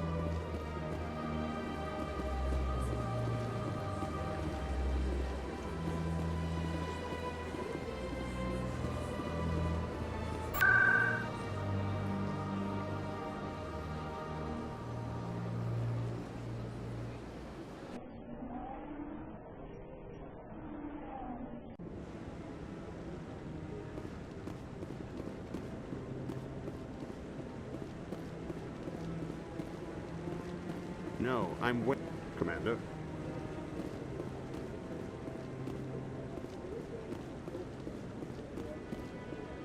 Come on. Udina's presenting the Quarians' evidence to the Council. Eden Prime was a major victory. The beacon has brought us one step closer to finding the conduit. And one step closer to the return of the Reapers. You wanted proof? There it is. This evidence is irrefutable, Ambassador. Saren will be stripped of his Spectre status, and all efforts will be made to bring him in to answer for his crimes. I recognize the other voice, the one speaking with Saren. Matriarch Benezia. She must be working with the Geth, too. Matriarch Benezia is a powerful biotic, and she had many followers. She will make a formidable ally for Saren. I'm more interested in the Reapers. What do you know about them? Only what was extracted from the Geth's memory core. The Reapers were an ancient race of machines that wiped out the Protheans. Then they vanished. The Geth believe the Reapers are gods, and Saren is the prophet for their return. We think the conduit is the key to bringing them back. Saren's searching for it. That's why he attacked Eden Prime. Do we even know what this conduit is? Saren thinks it can bring back the Reapers. That's bad enough. Listen to what you're saying. Saren wants to bring back the machines that wiped out all life in the galaxy? Impossible. It has to be. Where did the Reapers go? Why did they vanish? How come we found no trace of their existence? If they were real, we'd have found something.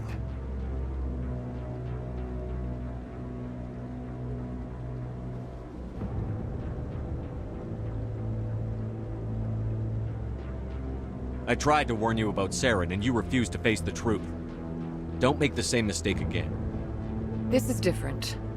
You proved Saren betrayed the Council. We all agree he's using the Geth to search for the conduit, but we don't really know why. The Reapers are obviously just a myth, Commander. A convenient lie to cover Saren's true purpose. A legend he is using to bend the Geth to his will. 50,000 years ago, the Reapers wiped out all galactic civilization. If Saren finds the conduit, it will happen again. Saren is a rogue agent on the run for his life. He no longer has the rights or resources of a Spectre. The Council has stripped him of his position. That is not good enough. You know he's hiding somewhere in the Traverse. Send your fleet in! A fleet cannot track down one man. A Citadel fleet could secure the entire region, keep the Geth from attacking any more of our colonies. Or it could trigger a war with the Terminus systems. We won't be dragged into a galactic confrontation over a few dozen human colonies. Every time humanity asks for help, you ignore us. Shepard's right. I'm sick of this council and its anti-human bull... Ambassador, there is another solution. A way to stop Saren that does not require fleets or armies. No, it's too soon. Humanity is not ready for the responsibilities that come with joining the Spectres. You don't have to send a fleet into the Traverse, and the Ambassador gets his human Spectre. Everybody's happy.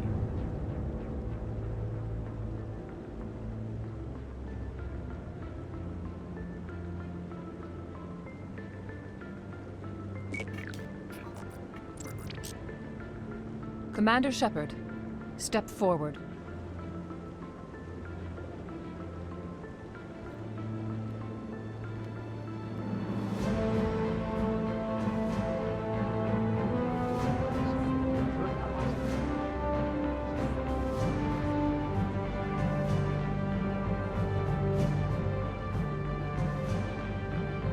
It is the decision of the Council that you be granted all the powers and privileges of the Special Tactics and Reconnaissance Branch of the Citadel.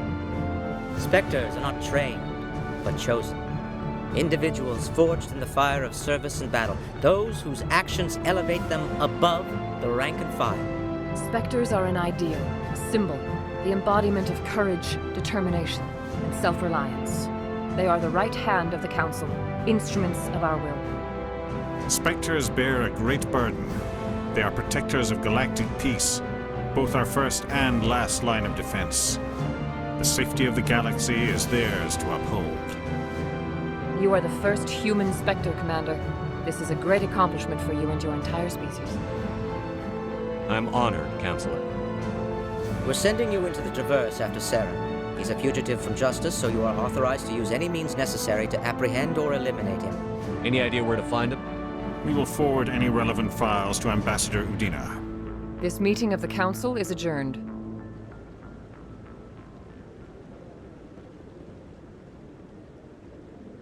Congratulations, Commander.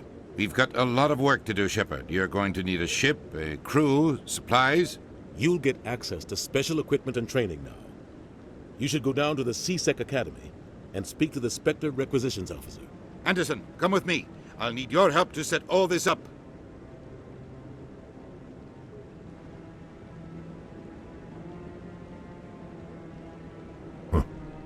Bastard didn't even thank you. Until I find Saren, I haven't done anything. Come on. Right behind you, Shepard.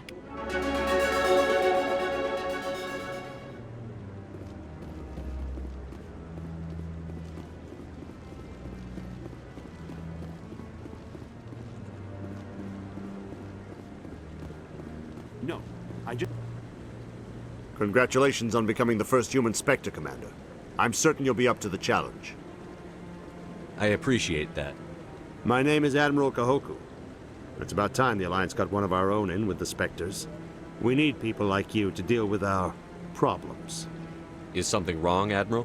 I'm getting stonewalled by bureaucratic assholes. Nothing new. Maybe you can help me, Shepard. One of my recon teams was investigating some strange activity out in the Traverse. We lost contact yesterday. Now I can't get clearance to check it out. Suddenly it's a restricted area.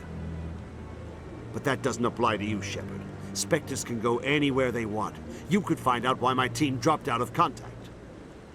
I'll find them, Admiral. I appreciate that, Commander. I was running out of options. I'm gonna stay here and see if I can find anything out through official channels. Won't hold my breath, though. I'll upload the info on where my team was last seen to your ship. Maybe you can get some answers.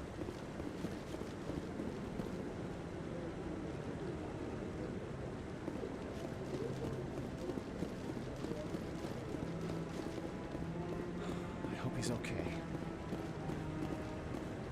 I'm on a break. Talk to someone else if you need anything. I've got a lot on my mind. Maybe I can help. Maybe you can. You're a soldier, right? You ever head out to the Traverse? The Traverse is a rough place. We're out there quite a bit. My brother's the captain of a ship called the Majesty. It was crossing the Traverse a few days ago when it disappeared. Just dropped right off the grid. And that usually means one of two things. They had massive mechanical failure, or they were attacked. Neither one of those options leaves a lot of hope. I won't give up on my brother. Not yet. I've got the coordinates for the last transmission from his vessel. If your brother's still alive, I'll find him. Give me the coordinates. I'll forward them to your ship right away. Please let me know as soon as you find him.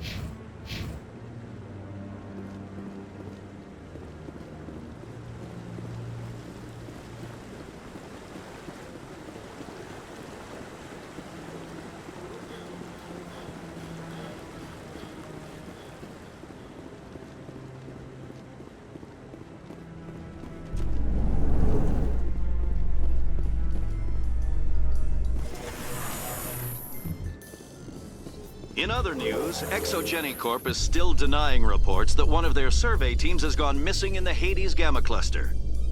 When asked why communication with the survey team was suddenly cut off last week, company officials refused to comment.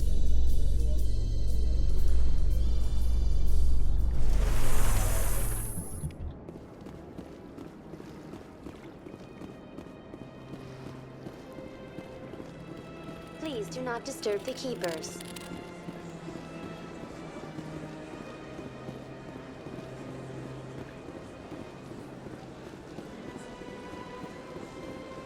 Let all races herald the glory of the Enkindlers who raised them all to enlightenment. Where there was only darkness, the Enkindlers gave light. Where there was only ignorance, the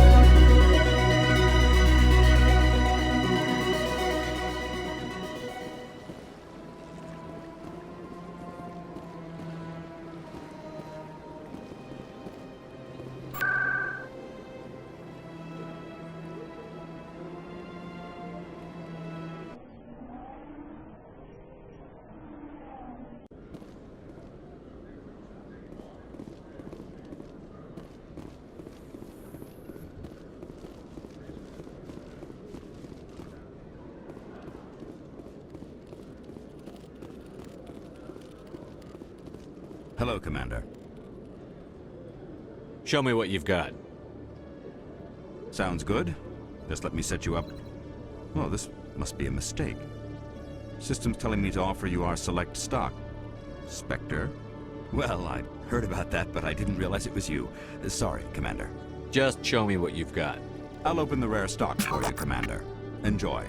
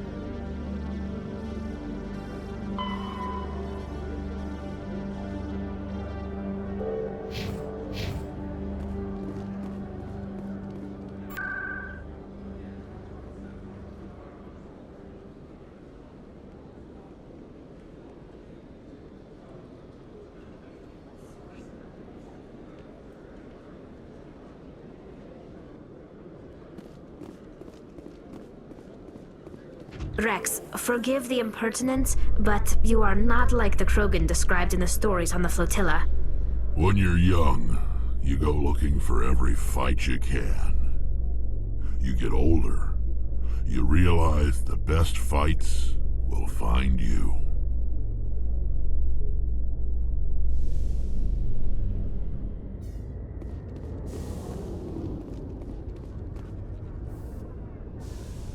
I've got big news for you, Shepard. Captain Anderson is stepping down as commanding officer of the Normandy. The ship is yours now. She's quick and quiet, and you know the crew. Perfect ship for a Spectre. Treat her well, Commander. I'll take good care of her, sir. I know you will, Commander. I want the truth. Why are you stepping down, sir? You needed your own ship. A Spectre can't answer to anyone but the Council. And it's time for me to step down. Come clean with me, Captain. You owe me that much. I was in your shoes 20 years ago, Shepard. They were considering me for the Spectres. Why didn't you ever mention this? What was I supposed to say? I could have been a Spectre, but I blew it? I failed, Commander. It's not something I'm proud of. Ask me later and I'll tell you the whole story. For now, all you need to know is, I was sent on a mission with Saren, and he made sure the Council rejected me. I had my shot. It came and went. Now you have a chance to make up for my mistakes. I won't let you down, sir. Saren's gone.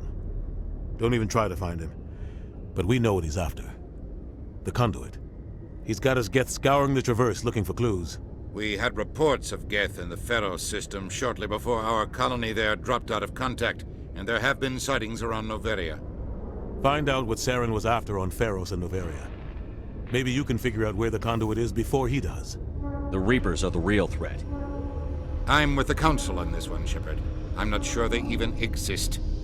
But if they do exist, the conduit's the key to bringing them back. Stop Saren from getting the conduit, and we stop the Reapers from returning. I'll stop him. We have one more lead. Matriarch Benezia, the other voice in that recording. She has a daughter, a scientist who specializes in the Protheans. We don't know if she's involved, but it might be a good idea to try and find her. See what she knows. Her name's Liara, Dr. Liara Tassoni. We have reports she was exploring an archaeological dig on one of the uncharted worlds in the Artemis Tau cluster.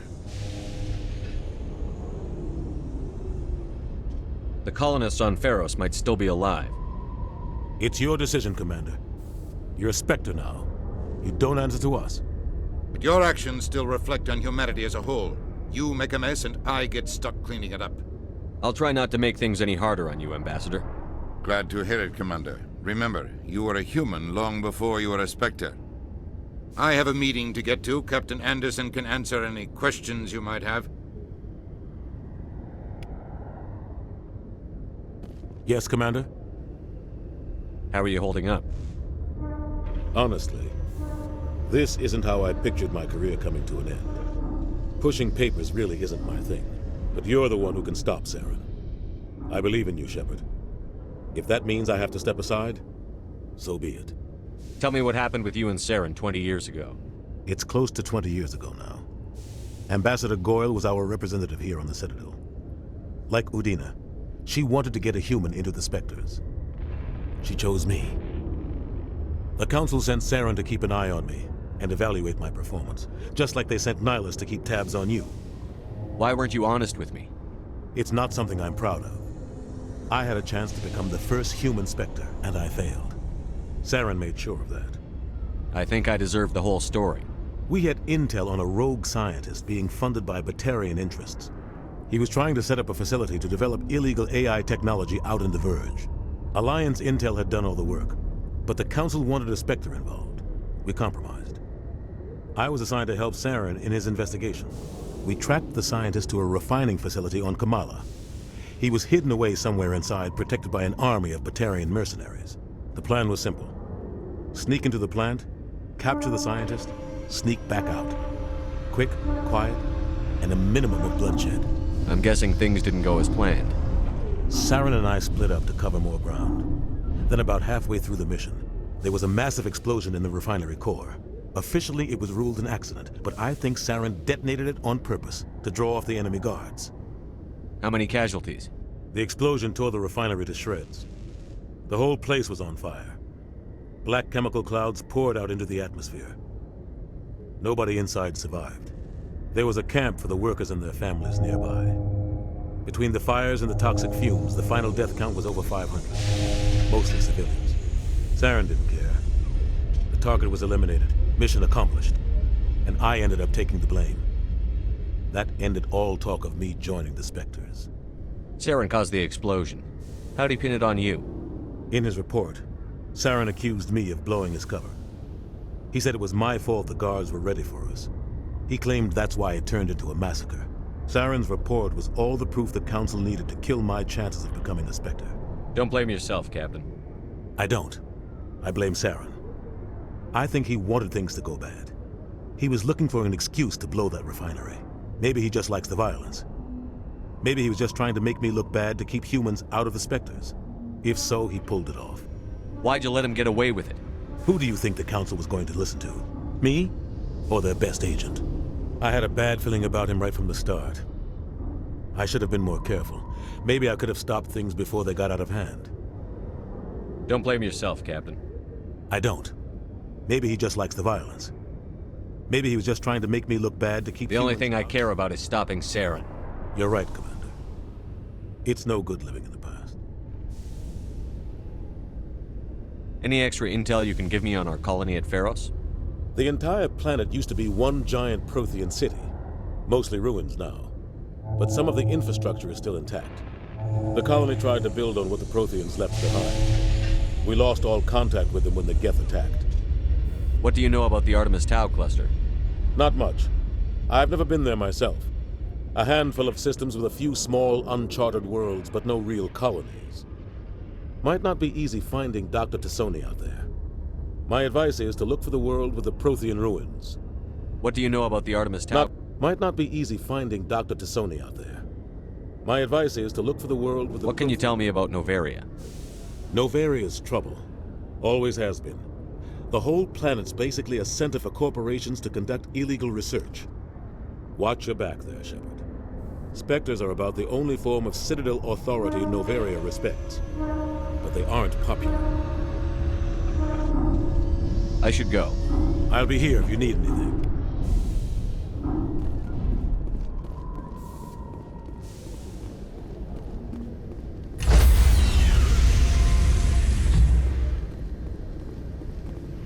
Stand by, shore party. Decontamination in progress. I heard what happened to Captain Anderson.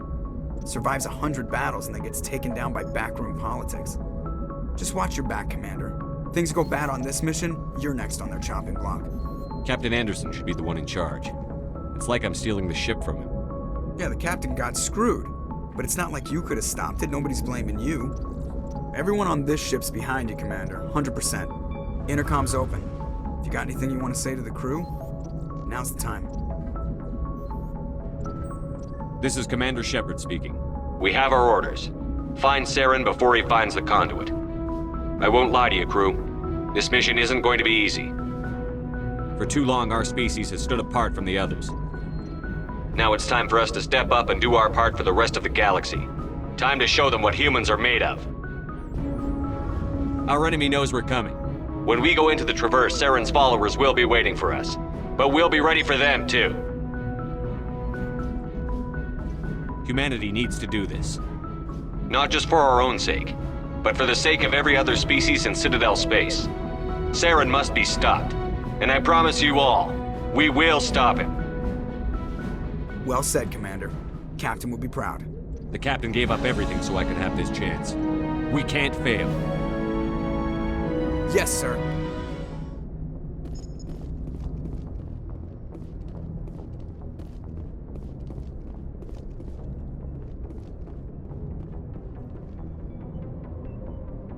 If anyone has to take over for Captain Anderson, I'm glad it's you. I'm not sure about having non-humans on our ship, though. We're all on the same team here, Presley. With all due respect, sir, that's what they said about Nihilus. Look how that turned out. Speak freely, Presley. I want to know if you have a problem with non-humans. It's not that, Commander. Humanity has always handled its own problems. Saren attacked one of our colonies. We should be the ones to stop him. We don't need their help. Some people think asking for help is a sign of weakness. That's just being stupid and stubborn. No matter how strong you are, allies can make you stronger. I guess so. Maybe I'm just stuck in the old ways of thinking. But don't worry, Commander. This won't be a problem. Carry on, Presley. Yes, sir.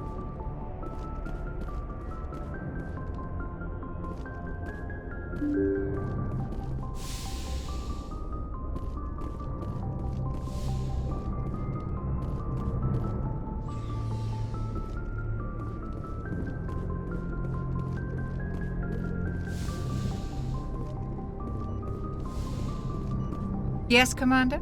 Is there something you need? I should go. Goodbye, Commander.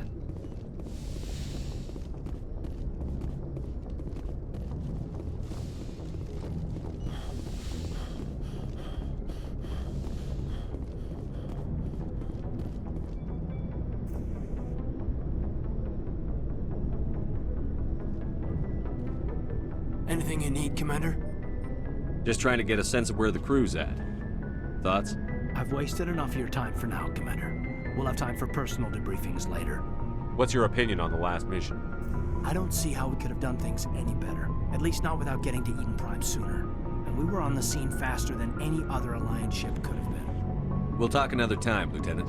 Commander?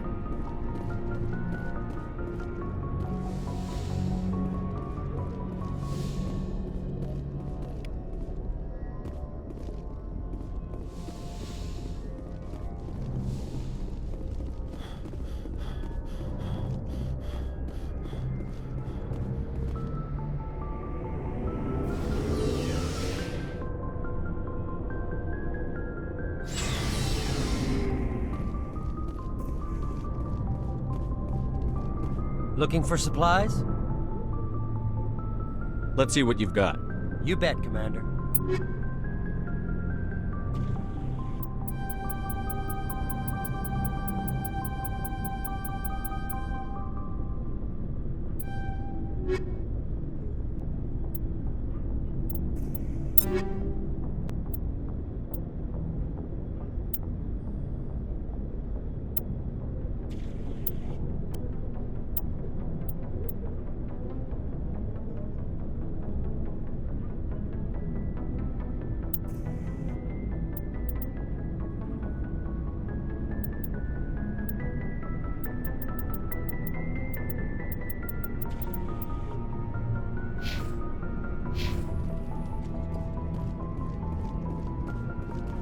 Thanks for bringing me on board, Commander. I knew working with the Spectre would be better than life at CSEC. Have you worked with a Spectre before? Well, no, but I know what they're like. Spectres make their own rules. You're free to handle things your way. At CSEC, you're buried by rules. The damn bureaucrats are always on your back. For the most part, the rules are there for a reason. Maybe. But sometimes it feels like the rules are only there to stop me from doing my work. If I'm trying to take down a suspect, it shouldn't matter how I do it, as long as I do it. But CSEC wants it done their way. Protocol and procedure come first. That's why I left. So you just quit because you didn't like the way they do things? There's more to it than that. It didn't start out bad, but as I rose in ranks, I got saddled with more and more red tape. CSEC's handling of Saren was typical. I just couldn't take it anymore. I hate leaving. I hope you made the right choice. I'd hate for you to regret it later. Well, that's sort of why I teamed up with you. It's a chance for me to get off the Citadel, see how things are done outside CSEC. Either way, I plan to make the most of this. And without CSEC headquarters looking over my shoulder, well, maybe I can get the job done my way for a change. If getting the job done means endangering innocent people, then no. We get the job done right, not fast. Got it? I wasn't trying to. I understand, Commander. Commander, good to see you. Commander? What's your opinion on the last mission? Kinda wish you'd got there sooner, Commander. No offense, I appreciate the rescue. I just wish... You wish we'd been able to save the rest of your unit? Yes, sir. If I had been more alert, we wouldn't have been cut down by an ambush. The Geth are perfect ambushers. They don't move, they don't make noise, they don't even breathe. Sir, they have flashlight heads. I'll make sure it doesn't happen again. Do you have a few minutes to talk one-on-one? I'm sorry, Commander. I need to get my duties squared away. I wouldn't mind talking more later, though. Dismissed, Chief. Sir. Nice ship you've got, Shepard. What can I do for you? What's your story, Rex? There's no story. Go ask the Quarian if you want stories. You Krogan lived for centuries. Don't tell me you haven't had a few interesting adventures. Well, there was this one time the Turians almost wiped out our entire race. That was fun. I heard about that. You know, they almost did the same to us. It's not the same. It seems pretty much the same to me. So your people were infected with a genetic mutation? An infection that makes only a few in 1,000 children survive birth? And I suppose it's destroying your entire species? I suppose it isn't all the same. I don't expect you to understand, but don't compare humanity's fate with the Krogan. I was just making conversation. I wasn't trying to upset you. Your ignorance doesn't upset me, Shepard. As for the Krogan, I gave up on them long ago. The genophage infected us, but it's not what's killing us. Are your people really dying? We're sure not getting any stronger. We're too spread out. None of us are interested in staying in our own system. Lots of species have left their homes and prospered. But they go to colonize new worlds. We're not settlers. We're warriors. We want to fight. So we leave. Hire ourselves out. And most of us never go back. What can you tell me about the genophage? Ask the Solarians if you want details. They made it. All I know, it makes breeding nearly impossible.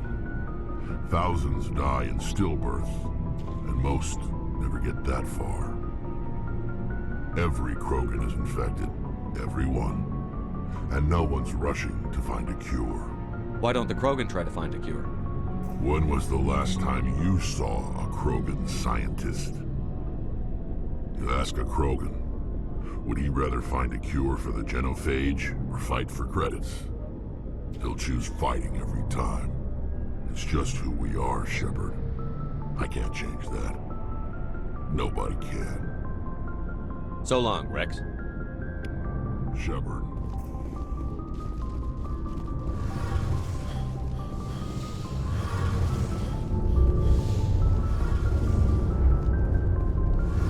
Hey, Commander, you know that Quarian, Tali? She's been spending all her time down here asking me about our engines. I'll tell her to leave you alone. What? No, she's amazing. I wish my guys were half as smart as she is. Give her a month on board and she'll know more about our engines than I do. She's got a real knack for technology, that one. I can see why you wanted her to come along. I figured she'd be a real asset to the team. You got an eye for Tali, Commander, but I'm guessing that's not why you came down here. Fill me in on the IES stealth systems. How does it work exactly? You can't hide a ship out in space. They emit too much heat and radiation. Too easy for sensors to pick them up, unless you find a way to capture those emissions.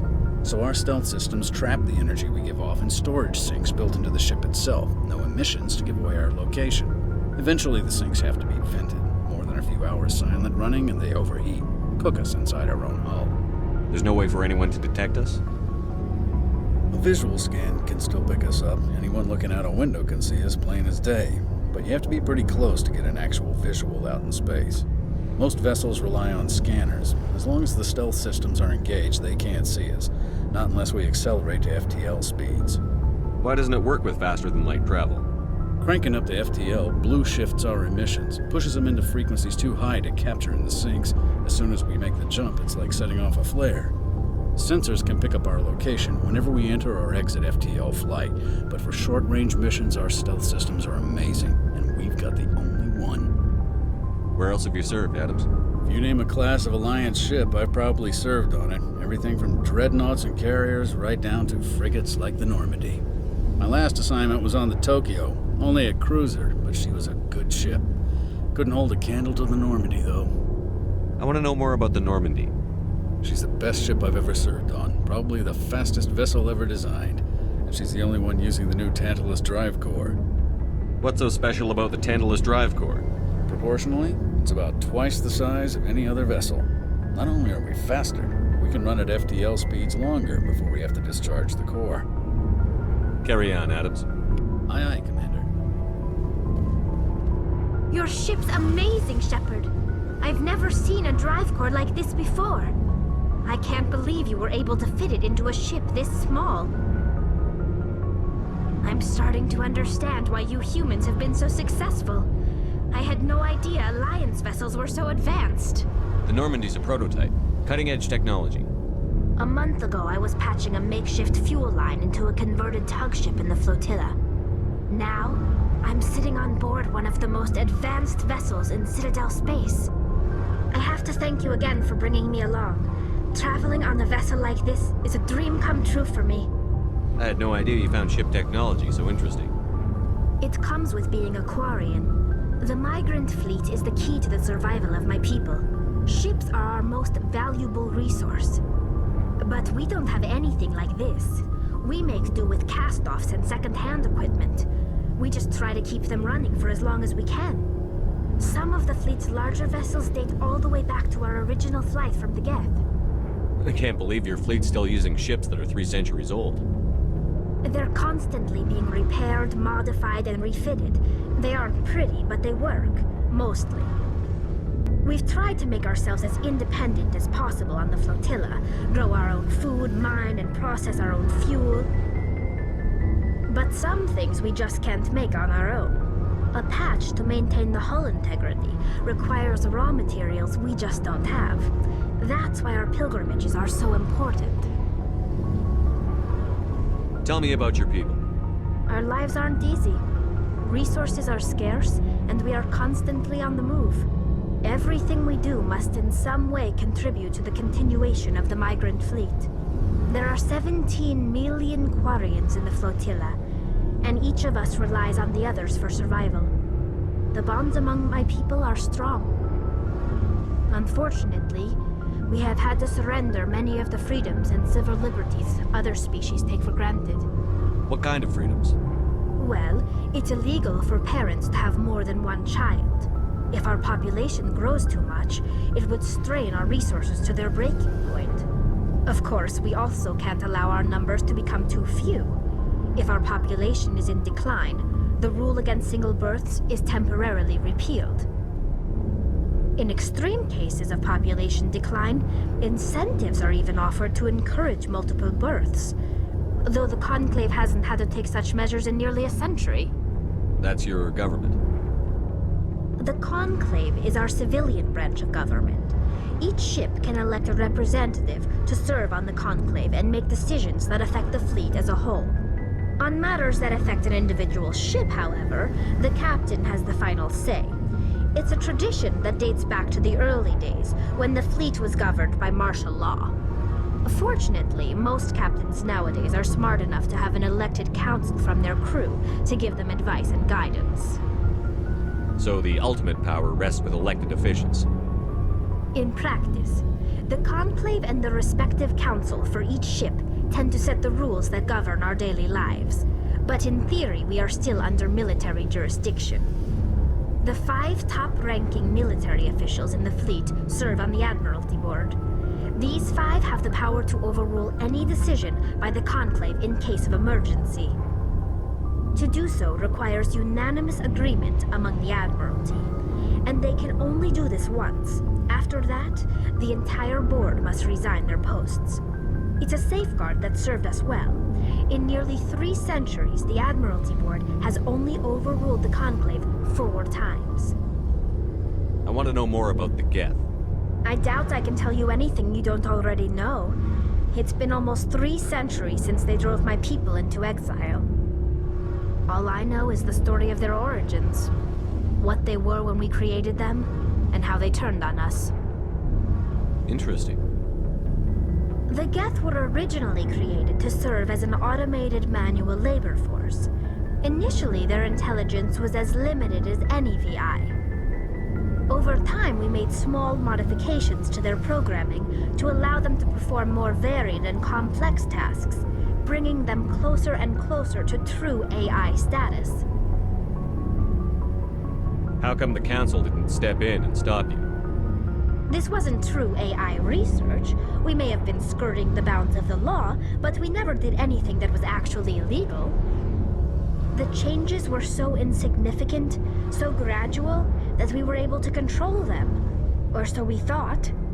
But one thing we underestimated was the power of the neural network. A million Geth thinking simultaneously created an inherently unstable matrix. So, the Geth share brain power? Many of the Geth's logic systems were designed to work in concert with other nearby Geth. Basically, the more of them you have in a group, the smarter they are. So there's some sort of group consciousness? No, nothing like that. They cannot share sensory data or information. Their programming cannot handle that much simultaneous input. Each Geth maintains an individual awareness and identity. The neural network only operates on a process-based level. It's basically the synthetic equivalent of a subconscious. But when they're in close proximity, they can coordinate low-level functional processes, freeing up more capacity for original or independent thought. That doesn't make any sense. I'm probably oversimplifying. The Geth are incredibly advanced and complex creations. All you need to know is that they get smarter when they gather in large numbers. As we built more and more Geth, their effective intelligence became more sophisticated, more abstract. One day, a Geth began to ask its Quarian overseer questions about the nature of its existence. Am I alive? Why am I here? What is my purpose? As you can imagine, this caused a near panic among my people. I don't see what's so bad about those questions. The Geth were created to engage in mundane, repetitive, or dangerous manual labor.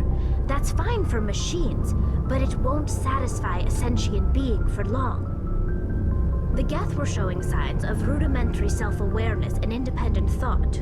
If the Geth were intelligent, then we were essentially using them as slaves. It was inevitable the newly sentient Geth would rebel against their situation. We knew they would rise up against us, so we acted first. A general order went out across all Quarian-controlled systems to permanently deactivate all Geth. The Geth responded to this order violently. You can't blame them for fighting for their survival. We had no other choice. The Geth were already on the verge of revolution. By acting quickly, we had a chance to end the war before it began. The hope was that most of the Geth would still be little more than machines, incapable of organized resistance. But they had progressed much further than anyone anticipated. The war was long and bloody. Millions upon millions of Quarians died at their hands. In the end, we were forced to flee our own homeworld. We feared the Geth would pursue us, but they never came beyond the Veil. Now we drift through space, exile, searching for a way to reclaim what was once ours.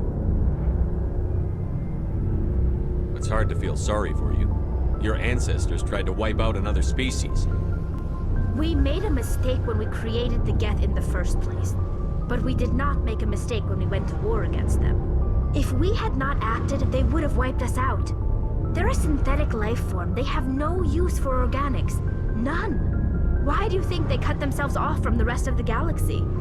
Why do you think they've killed every organic being who's ever tried to contact them? They didn't kill Saren. What does that tell you? The Geth are not innocent victims in all this. They're the enemy. They want to destroy us. Not just the Quarians. All organic life. That's why they've joined up with Saren. And that's why we have to stop him. I want to know more about the pilgrimage. When my people reach maturity, we leave our birth ships and seek acceptance with a new crew. It's necessary to maintain genetic diversity among the fleet. But no ship wants to accept someone who will be a burden on them. So, to prove our worth, we embark on a pilgrimage. We set out alone, leaving the flotilla and our families behind us. We only return once we have found something of value we can bring back to the fleet. This is presented as a gift to the captain of the respective ship we wish to join. If the gift is accepted, we are welcomed into the crew. Can a captain choose to reject the gift? That doesn't happen often. Most captains are eager to increase the size of their crew. It increases their own standing in our society. Even when a gift is not particularly valuable, the captain usually accepts it out of a sense of tradition. However, there is a stigma to presenting a substandard gift. It's not the best way to make a good impression on a new community. Most pilgrims don't return until they find something worthwhile. Can a captain choose to reject That doesn't.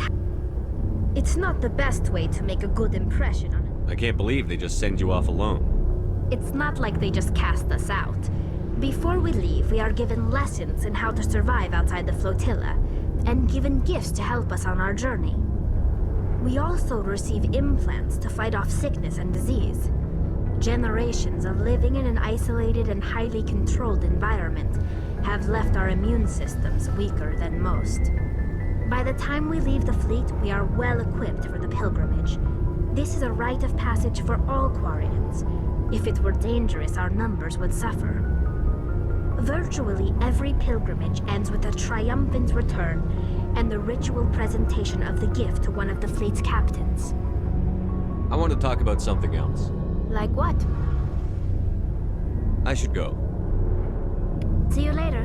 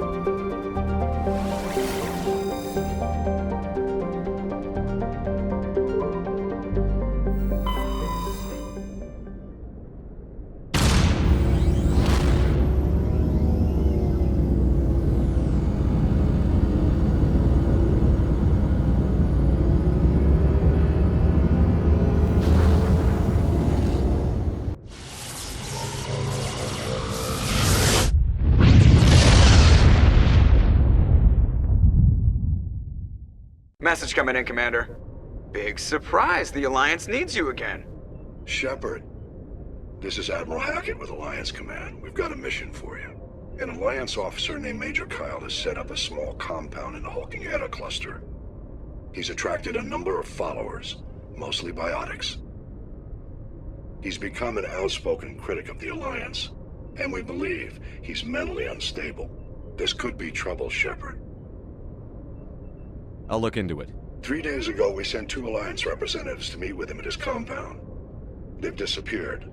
We believe Kyle and his followers killed them. That compound is a cult, Shepard. They call him Father Kyle now. He set himself up as some kind of religious leader. You said his followers were biotics? Yes. Major Kyle never showed any biotic tendencies himself, though. I think he's just latched onto a group he identifies with. Many biotics feel marginalized or ostracized by society. Kyle probably sees them as victims who need his protection, and they see him as someone who will fight for them. Unfortunately, he's convinced them that the Alliance is somehow responsible for all their problems. We can't let him go on like this. What were those Alliance representatives going to talk to Major Kyle about? They wanted to bring him back to an Alliance facility for treatment. Major Kyle served us faithfully for many years. We weren't going to abandon him. Given his state of mind, however, he probably saw them as a threat. We're almost certain he had his followers killed him. What else can you tell me about Major Kyle? He used to be a model soldier, but something happened to him at Torfin. Too many Alliance soldiers died under his command. Couldn't cope with the guilt. His psych evaluations showed he couldn't handle the stress of command anymore. He was given an honorable discharge in early retirement. We'd hoped he would get better in time, but we underestimated how far gone he was. Now it looks like it's too late. I might be able to end this without violence. That may not be possible, Commander. We don't want a bloodbath, but Kyle is dangerous. I'll trust you to use your judgment. Hack it out.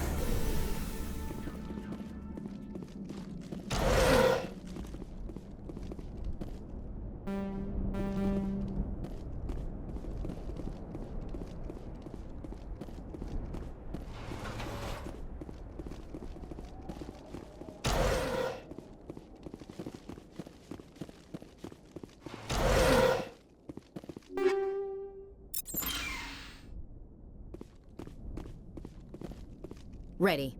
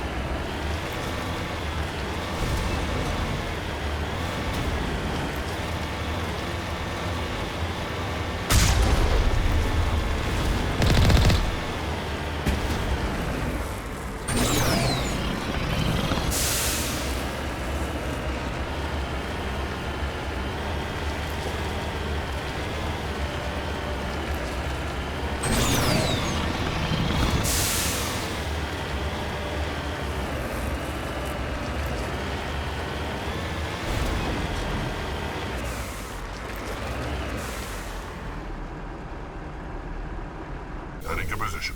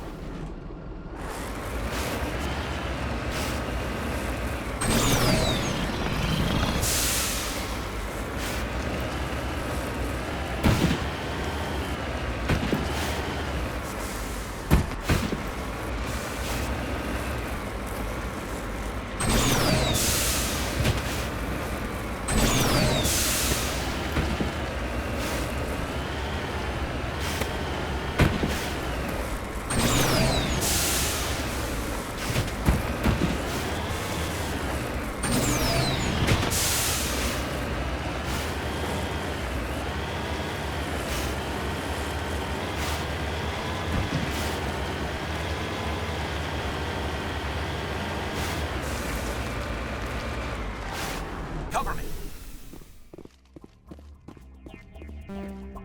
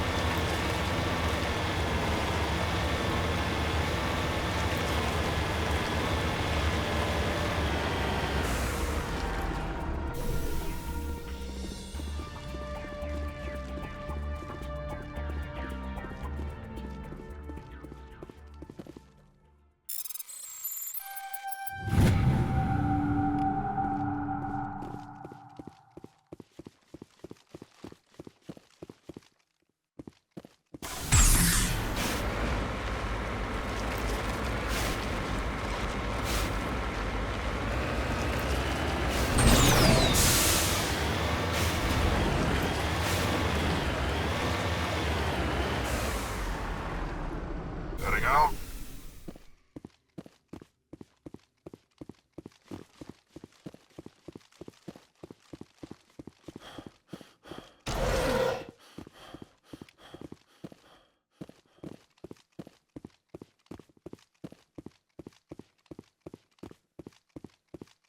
This is a private sanctuary.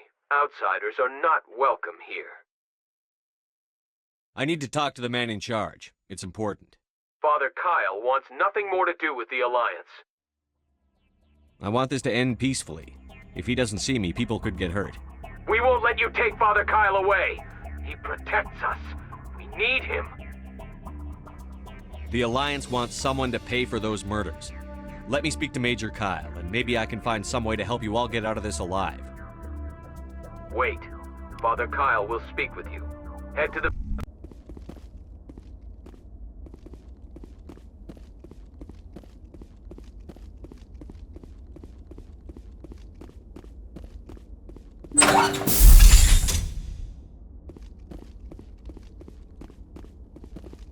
Father Kyle says other humans are scared of us because they know we're better than them.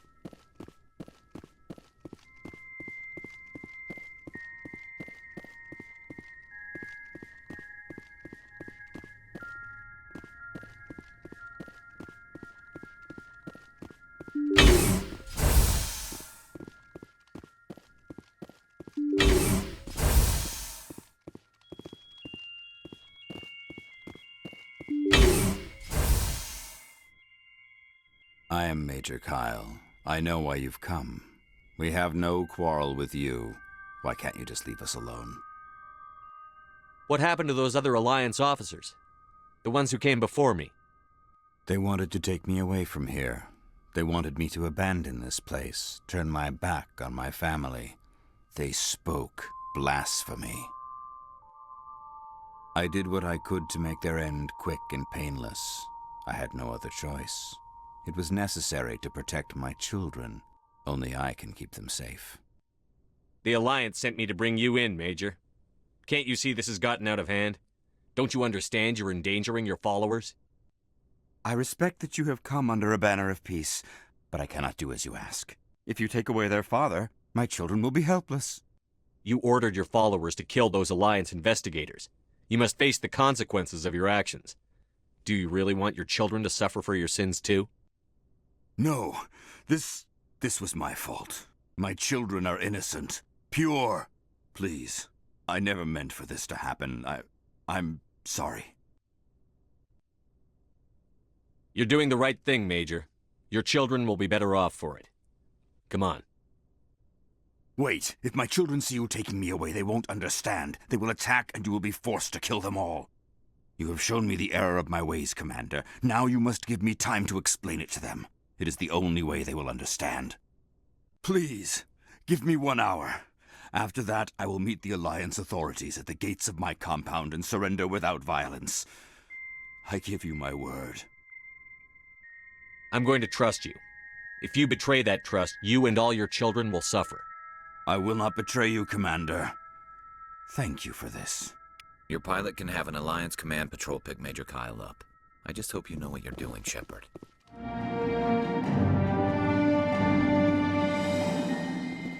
Father Kyle says we Biotics have to stick together.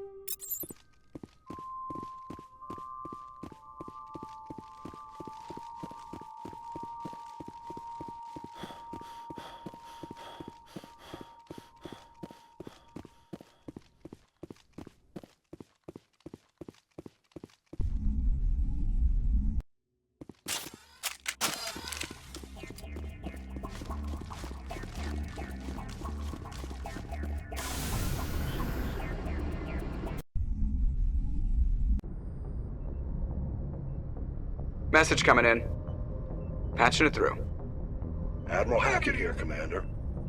Your helmsman just forwarded your report on Major Kyle. We sent in a team as you instructed. Kyle's followers have disbanded, and the Major surrendered to us without incident. We'll make sure he gets the help he needs. To be honest, Shepard, I thought this thing was going to end in a bloodbath. I don't know how you did it, but you saved a lot of lives. Congratulations.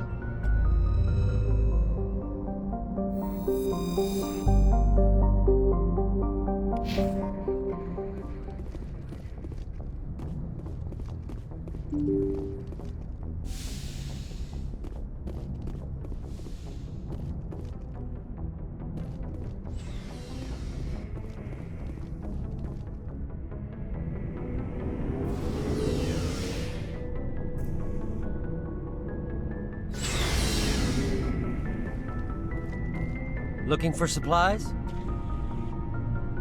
Let's see what you've got. You bet, Commander.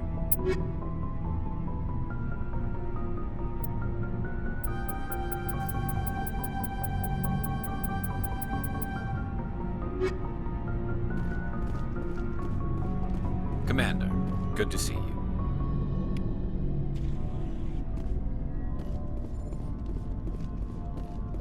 Shepard? Rex?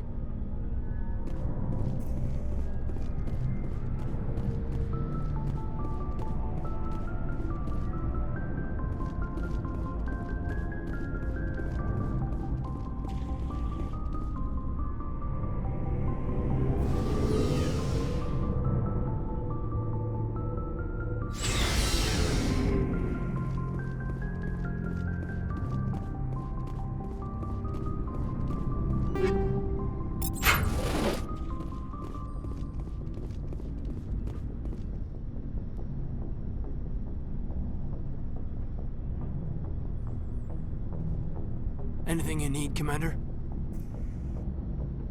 Just trying to get a I've sense wasted of where... enough of your time for now, Commander. We'll have time for personal. We'll talk another Commander. time.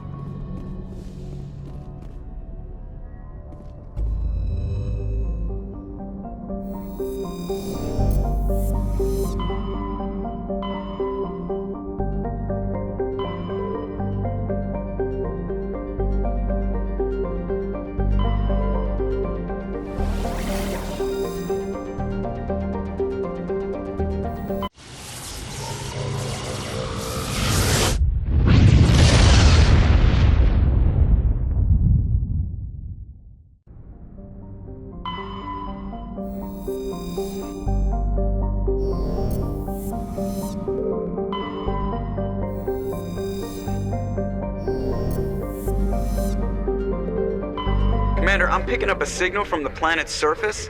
It looks like an automated distress beacon.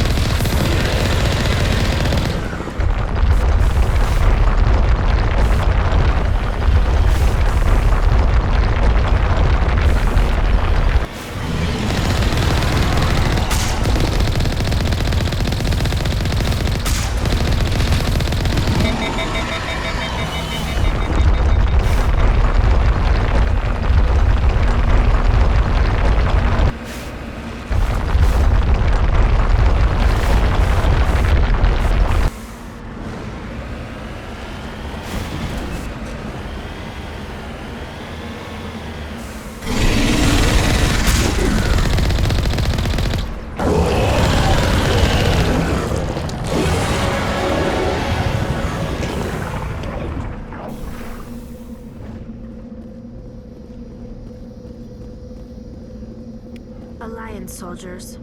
Looks like they were lured here by the distress beacon. Looks like these men were under Admiral Cahoon's command.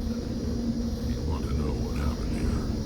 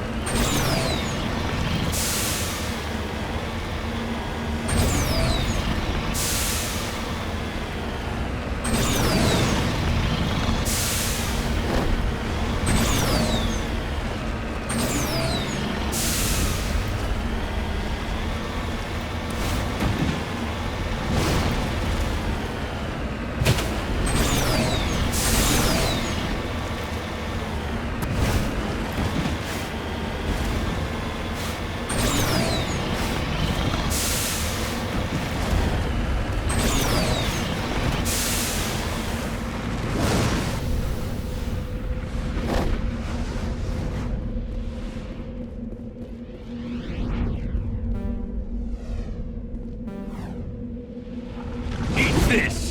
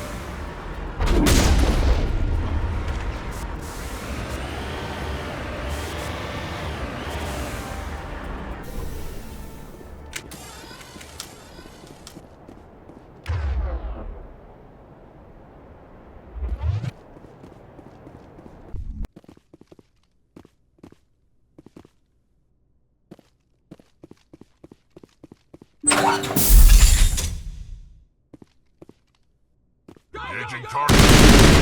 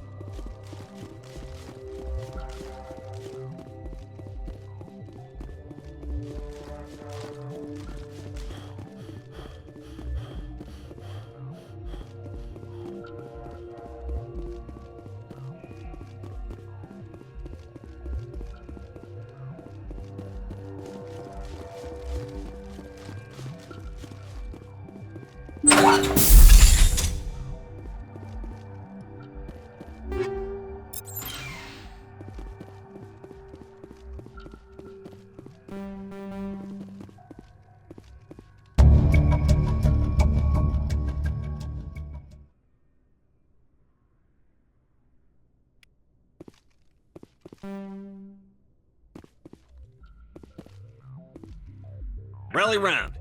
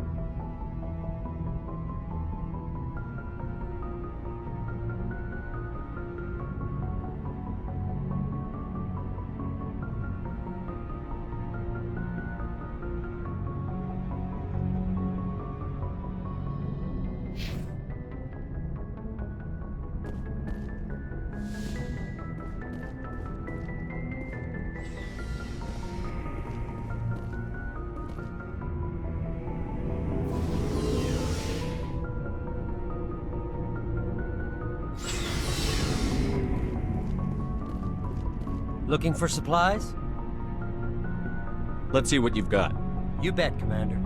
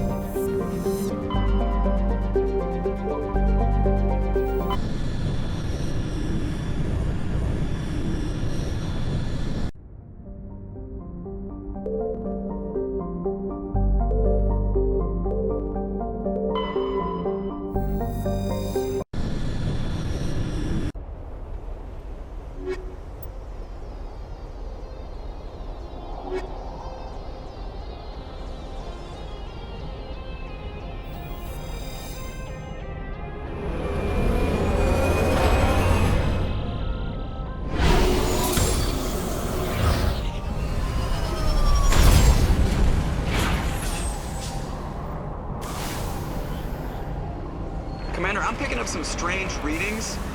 Really strange, like off the damn charts. It looks like it's coming from an underground complex a few clicks away from the drop zone.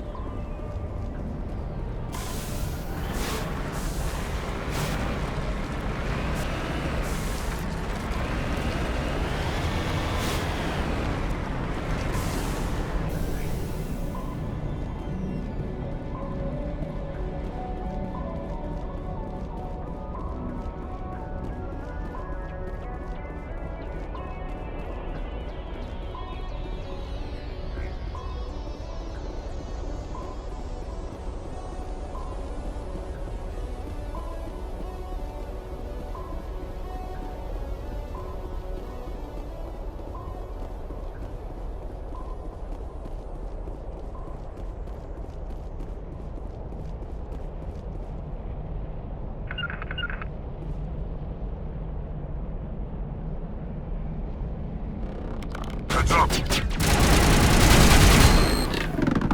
Securing point.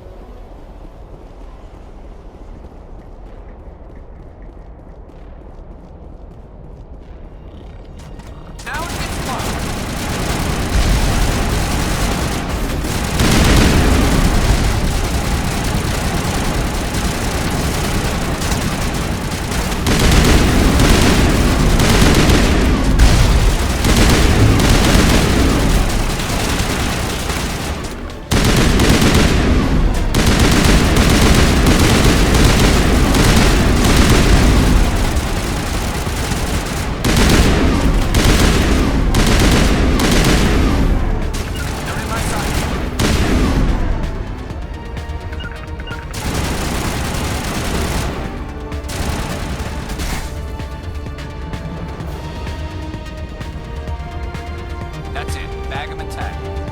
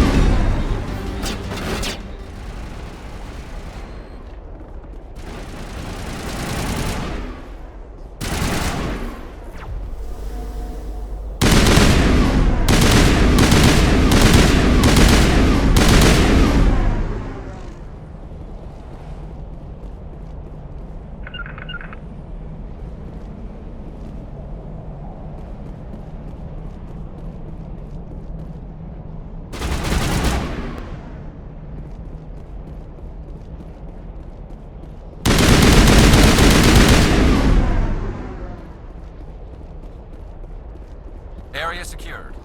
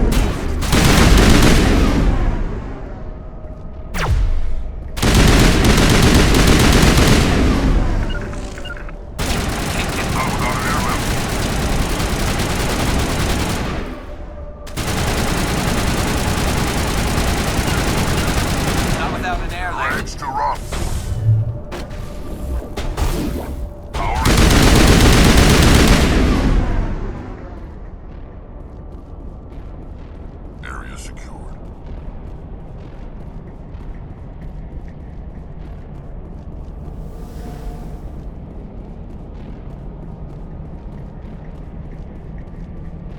I've never visited a Prothean ruin. Aside from the Citadel, I mean.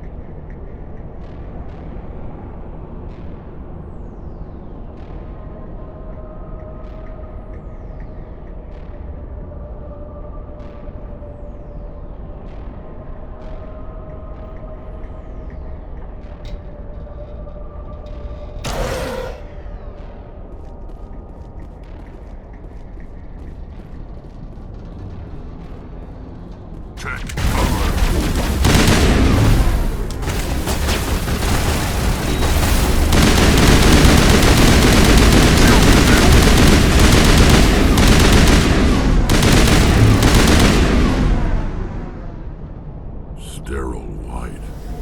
Protheans sure build things homey.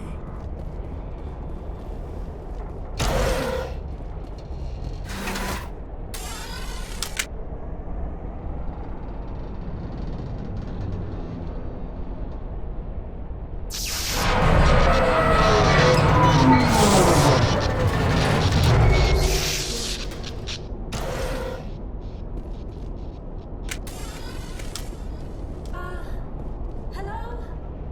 Could somebody help me? Please?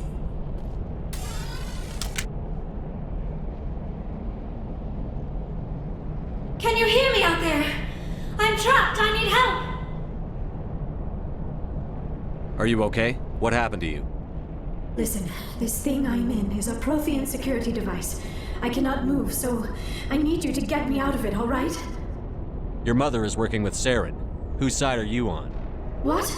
I am not on anybody's side. I may be Benezia's daughter, but I'm nothing like her. I have not spoken to her in years. Please, just get me out of here. How'd you end up in there? I was exploring the ruins when the Geth showed up, so I hid in here. Can you believe that? Geth beyond the Veil! I activated the tower's defenses. I knew the barrier curtains would keep them out. When I turned it on, I must have hit something I wasn't supposed to. I was trapped in here. You must get me out, please! We'll find some way to help you. There is a control in here that should deactivate this thing. You'll have to find some way past the barrier curtain. That's the tricky part. The defenses cannot be shut off from the outside. I don't know how you'll get in here. Be careful. There is a Krogan with the Geth. They have been trying different ways to get past the barrier.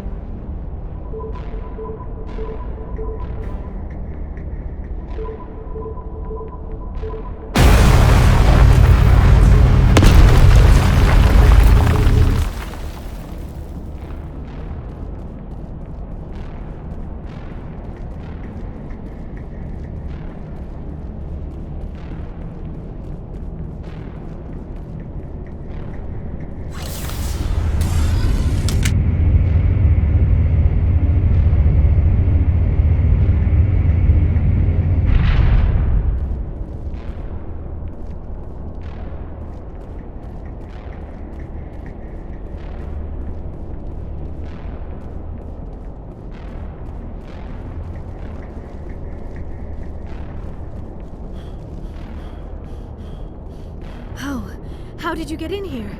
I didn't think there was any way past the barrier. We have to get you out of here before more Geth arrive. Yes, you're right. I've seen enough of them to last a lifetime. That button should shut down my containment field.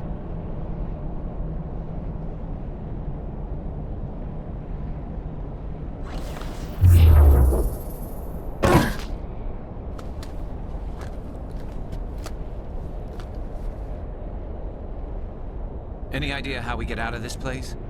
There is an elevator back in the center of the tower. At least I think it's an elevator. It should take us out of here. Come on! I still cannot believe all this. Why would the Geth come after me? Do you think Benezia's involved? Saren's looking for the conduit. You're a Prothean expert. Obviously, he wants you to help him find it. The conduit? But I don't know... What the hell was that? These ruins are not stable. That mining laser must have triggered a seismic event. We have to hurry. The whole place is caving in. Joker, get the Normandy airborne and lock in on my signal. On the double, mister. Aye, aye, Commander. Secure and away. ETA 8 minutes. If I die in here, I'll kill him.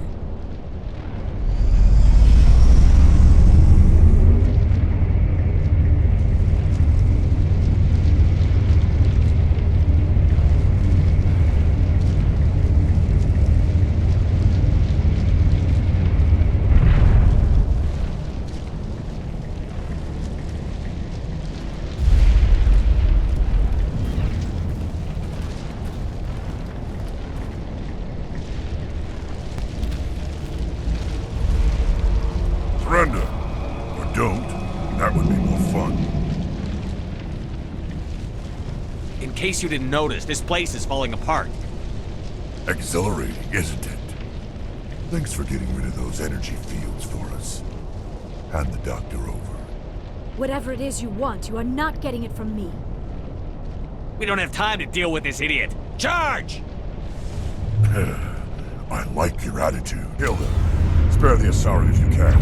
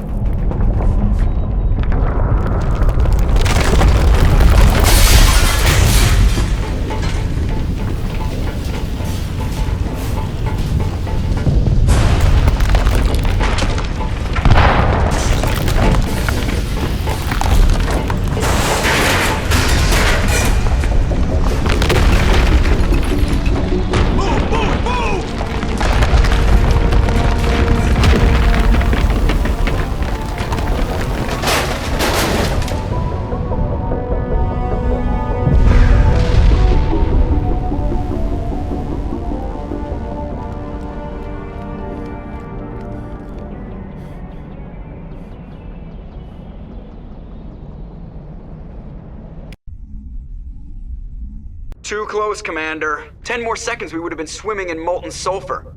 The Normandy isn't equipped to land in exploding volcanoes. They tend to fry our sensors and melt our hull. Just for future reference. We almost died out there, and your pilot is making jokes? Joker pulled our asses out of there. I think he's earned the right to a few bad jokes. I see. It must be a human thing. I don't have a lot of experience dealing with your species, Commander. But I am grateful to you. You saved my life back there, and not just from the volcano. Those Geth would have killed me or dragged me off to Saren. What did Saren want with you? Do you know something about the conduit? Only that it was somehow connected to the Prothean extinction. That is my real area of expertise. I have spent the past 50 years trying to figure out what happened to them. How old are you exactly?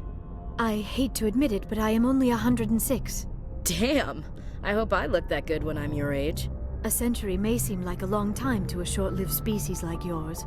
But among the Asari, I am barely considered more than a child. That is why my research has not received the attention it deserves. Because of my youth, other Asari scholars tend to dismiss my theories on what happened to the Protheans. I've got my own theory on why the Protheans disappeared. With all due respect, Commander, I have heard every theory out there. The problem is finding evidence to support them. The Protheans left remarkably little behind. It is almost as if someone did not want the mystery solved. It is like someone came along after the Protheans were gone and cleansed the galaxy of clues. But here is the incredible part. According to my findings, the Protheans were not the first galactic civilization to mysteriously vanish. This cycle began long before them. Where'd you come up with this theory? I thought there wasn't any evidence. I have been working on this for 50 years. I have tracked down every scrap and shred of evidence.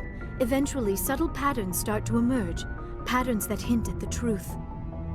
It is difficult to explain to someone else.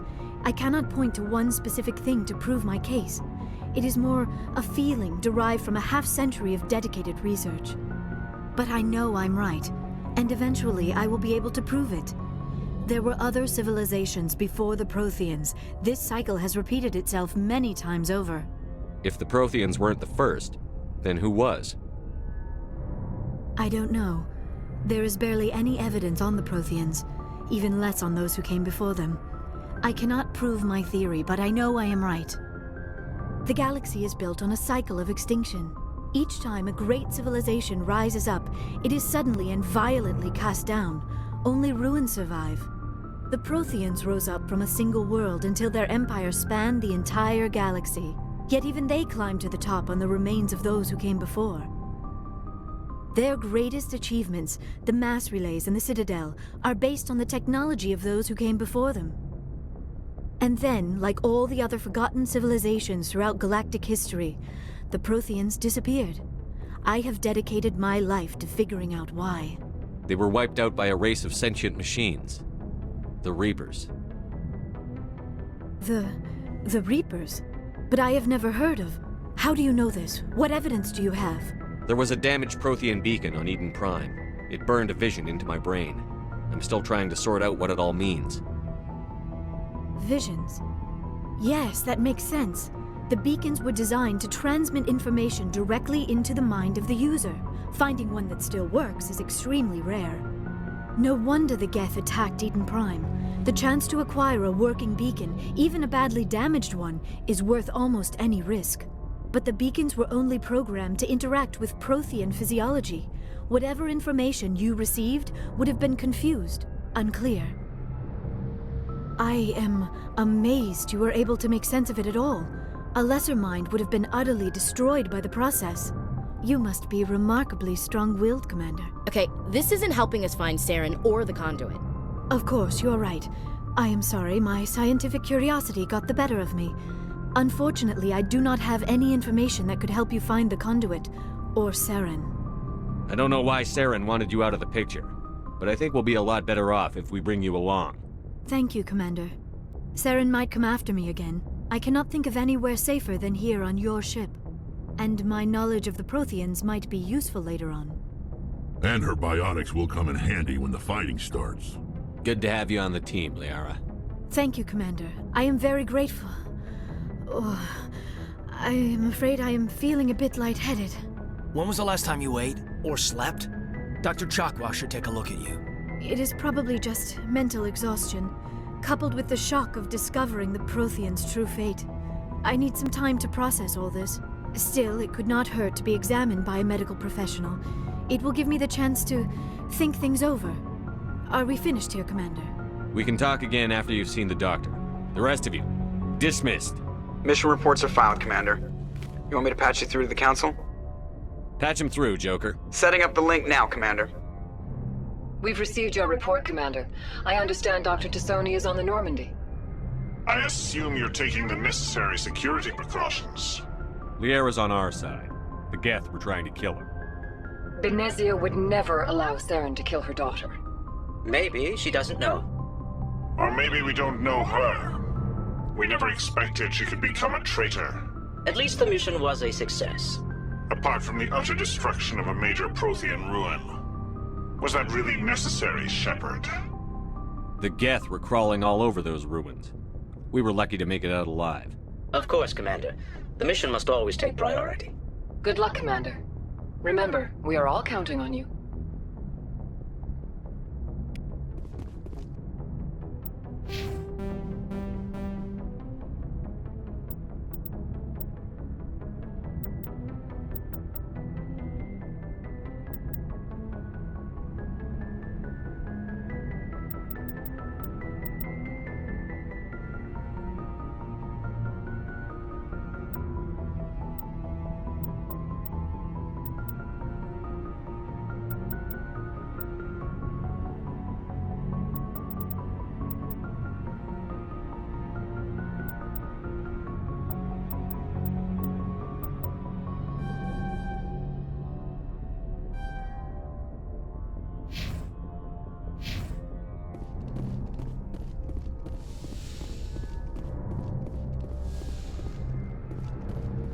Yes, Commander?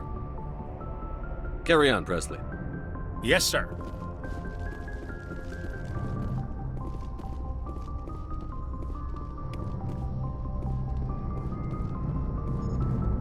I prefer gold to silver, you know, for my medal. I figured you'd recommend me for one since I, pulled your boots out of the fire. If we present you with a medal, you'll end up sitting on stage listening to politicians make speeches for a couple of hours. Fun. That's a good point. They'd probably make me shave, too. I spent the last 7 weeks working on this baby. No medal's worth that. So, Commander, why don't you tell me why you're really here? How's the Normandy performing? Is she everything they said she'd be? She's the best ship in the fleet, if you've got a pilot who knows how to handle her. Balance isn't what you'd expect. Takes a while to get used to that oversized drive core we got stuffed in the back, and her power can sneak up on you if you're not careful. The Normandy's probably too much ship for your average Alliance pilot, Commander. Lucky for you, I'm anything but average. I like to know my crew. Mind if I ask you a few questions? I can see where this is going. You did a background check on me, didn't you? Well, I'll tell you the same thing I told the captain. You want me as your pilot. I'm not good. I'm not even great. I am the best damn helmsman in the Alliance fleet. Top of my class in flight school, I earned that. All those commendations in my file, I earned every single one. Those weren't given to me as charity for my disease. I'm sorry, Joker. I didn't even know you were sick. You mean you didn't know? Oh, crap. Okay, I've got Vrolik syndrome, brittle bone disease. The bones in my legs never develop properly. They're basically hollow, too much force and they'll shatter.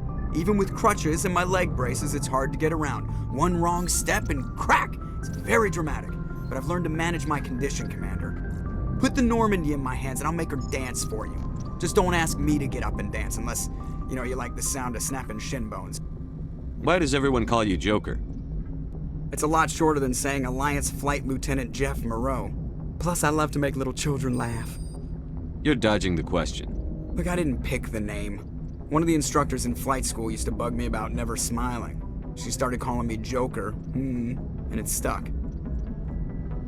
Why didn't you ever smile? Hey, I worked my ass off in flight school, Commander. The world's not gonna hand you anything if you go around grinning like an idiot. By the end of the year, I was the best pilot in the academy, even better than the instructors, and everybody knew it. They'd all got their asses kicked by the sickly kid with the creaky little legs. One guess who was smiling at graduation? I need to know more about this Vrolik syndrome if I'm putting my ship in your hands. Yeah, of course you do.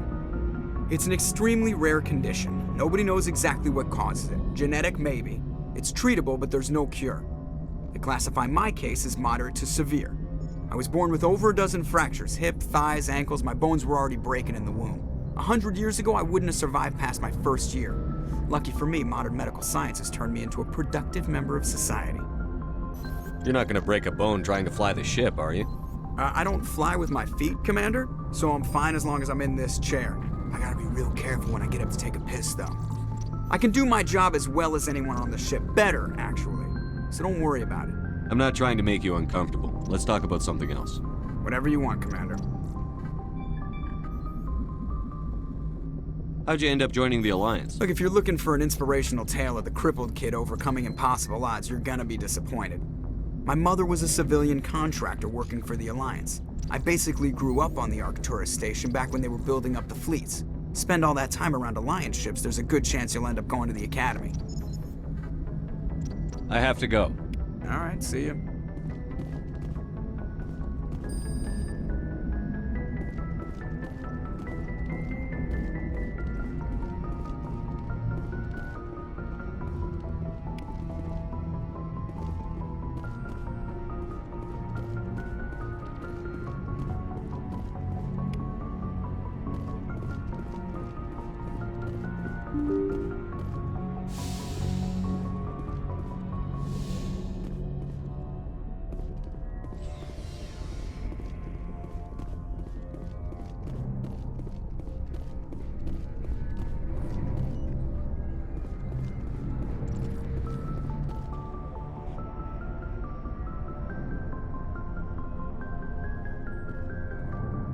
Anything you need, Commander? Just trying to get a sense of where the crew's at. Thoughts? Is this an official evaluation, Commander? Or off the record? Alenko, when it's just you and me, you can consider it off the record. That's a generous attitude. Okay. I think there's something wrong with all this. This Saren is looking for records on some kind of galactic extinction, but we can't get backup from the Council? Sorry, Commander. There's writing on the wall here, but someone isn't reading it. The Council doesn't want to believe anything's wrong. I'd call it human nature, but... I hear you. It just seems like a group that's been around as long as the Council should see this coming. Sorry if I got too informal. Protocol wasn't a big focus back in Bot. Tell me about it. Biotic acclimation and temperance didn't last past the airlock. To the kids they hauled in, it was brain camp. Sorry, hauled in is unkind. We were encouraged to commit to an evaluation of our abilities so an understanding of biotics could be compiled. There are worse results of accidental exposure to Element Zero in the womb. Beats the brain tumors some kids grew up with. Is there some question about how you were exposed? My mother was downwind of a transport crash. It was before there were human biotics, a little after the discovery of the Martian ruins. It only gets iffy around 63 when Kinetics was running out of first-gen subjects. Until then, they'd relied on accidentals. A bunch of guys in suits show up at your door after school, and next thing you know, you're out on Jump Zero. Jump Zero is Gagarin Station, right? What's it like? Yeah, that's the official name. Biggest and farthest facility we had for decades. Right on the termination shock, the outer edge of the solar system. It's where they did all the Goose Chase FTL research before we caught on to using mass effect fields. It was a sterile research platform when I was there. There were other kids in the same boat, right? At least you weren't alone out there. That's true. We did have a little circle that'd get together every night before lights out. We didn't have much to do, though. It was a research platform then, and Kinetics kept Jump Zero off the extranet to prevent leaks. Then you must have had plenty of time to get to know each other. Yeah. We'd sit around and bull every night after dinner, play cards or network games. There was this girl named Rana, who had a little circle grow up around her. She was from Turkey. Her family was very rich, but she was smart and charming as hell. Beautiful, but not stuck up about it. I think you'd have liked her. Sounds like she was special to you. She was. Maybe she felt the same, but things never felt together. Training, you know. You know of any intentional exposures for certain? No one knows. Doesn't mean they didn't happen. As big as the exposures were, it was hard to track down accidentals. It was different then. No one knew the potential, so there wasn't a lot of regulation. Anything Kinetics did was gold. I'm not saying they intentionally detonated drives over our outposts, but in retrospect, they were damn quick on the scene. Jump Zero is a long way from home. What was it like? The Grand Gateway to Humanity looks a lot better in the vids. But that's my own baggage, Commander. No bearing on this. Alenko, there's no regulation that says you can't be friends with your commander. I appreciate that, Commander. I just don't want you to think that I'm a whiner. Besides, I've got my past squared away.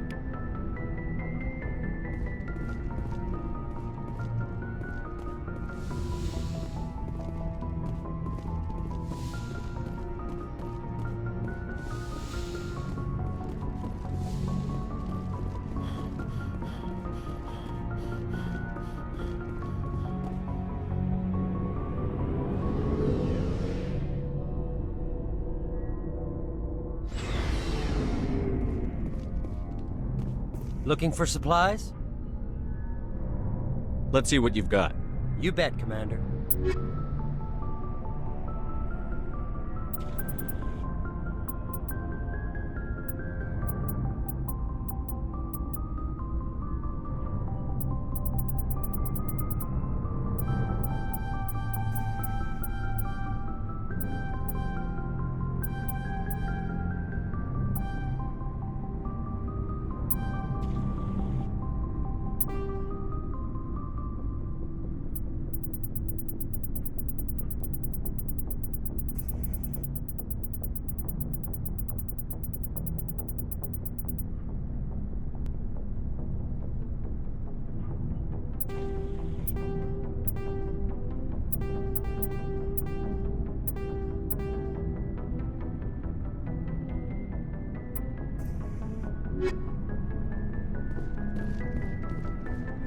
Commander, how are you?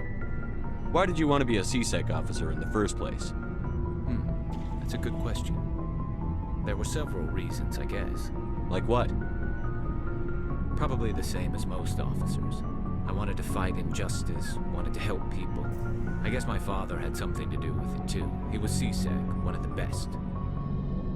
I grew up hearing about his accomplishments or seeing his picture on the vids after a big arrest. He's taking my resignation pretty hard. That's tough, but you'd think he'd be impressed you're going after Saren. My father's a C-Sec man to the bone. Do things right or don't do them at all, he says. He thinks I'm being too rash, too impatient. He's worried I'll become just like Saren. He actually talked me out of becoming a Spectre when I was younger, for the same reasons. You were asked to be a Spectre? Well, I was targeted as a possible Spectre candidate, me and about 1,000 other Turian military recruits. I could have received special training, but my father didn't like it. He despises the Spectres. He hates the idea of someone having unlimited power with no accountability. He wouldn't like you, Commander. No offense. I suppose I can understand his concern. You can. But Saren's not going to play by our rules, C-Sec's rules. If you want to nail Saren, you need to send someone who isn't restricted by policies and procedures. Just because you can break the rules doesn't mean you should. I don't need to stoop to Saren's level to stop him. And neither do you, Garrus. I see what you mean, but I'll think about it. Thanks, Commander. Commander, you have a minute to talk. I keep an open door policy. If you have any concerns, lay them on me. All right. I know things are different aboard the Normandy, but I'm concerned about the aliens, Vakarian and Rex. With all due respect, Commander, should they have full access to the ship? They may not serve the Alliance, Chief, but they're allies. At least as far as Saren goes. This is the most advanced ship in the Alliance Navy. I don't think we should give them free rein to poke around the vital systems. Engines, sensors, weapons. That's enough, Chief. You always second-guess your superiors? Sir! No, sir. I'm sorry, I was out of line. I'll get back to my duties, Commander.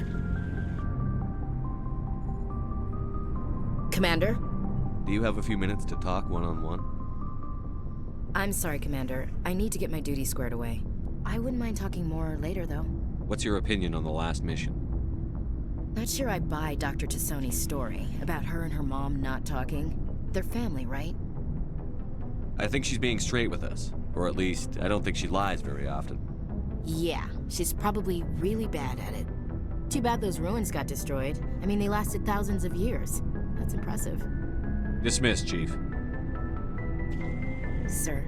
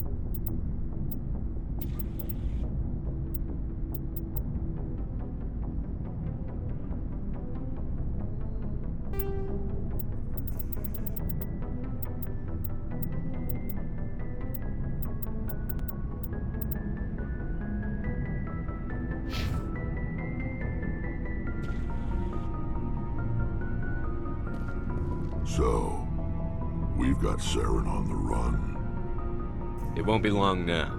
Saren's good, but I'm better. Good. He's rotten. To the core. I could tell as soon as I met him. Why didn't you tell me this sooner? I would've if I thought it was important. I think I'd like to hear about it just the same. This was a while ago. A bunch of mercs were bragging about a job out near the edges of the Terminus systems. They said it paid well and the boss was never around to ride them. They said he was looking for more men, too. So I checked it out. I didn't know Saren was openly recruiting mercs. It wasn't that open, and he only showed his face once. We'd been raiding ships in the area for months when we took out this massive cargo freighter. Our biggest haul yet. I was on board checking bodies for valuables, looking for some extra credits. That's when I saw him. What did Saren want with the ship? I don't know what he wanted. He was just moving through the ship, watching. A couple of the mercs called him by name, but he never spoke to them. Never spoke to anyone. I had a really bad feeling about him, so I got the hell out. Didn't even wait to get paid. What kind of cargo was the freighter carrying? What was Saren after? I don't know. All I saw on that ship was food and medical supplies. There were some basic weapons, but nothing big. If there was anything of value on that ship, I didn't see it. That's why I didn't mention it sooner. Whose ship was it? There was a Volus trading vessel. Big one. Lots of guards. But they were no match for us. That's the only time you saw him? Yeah. Didn't even know who he was. Still wouldn't if I hadn't joined up with you. But my instincts were right. Every other merc on that mission turned up dead within a week. Every damn one. So long, Rex. Shepard.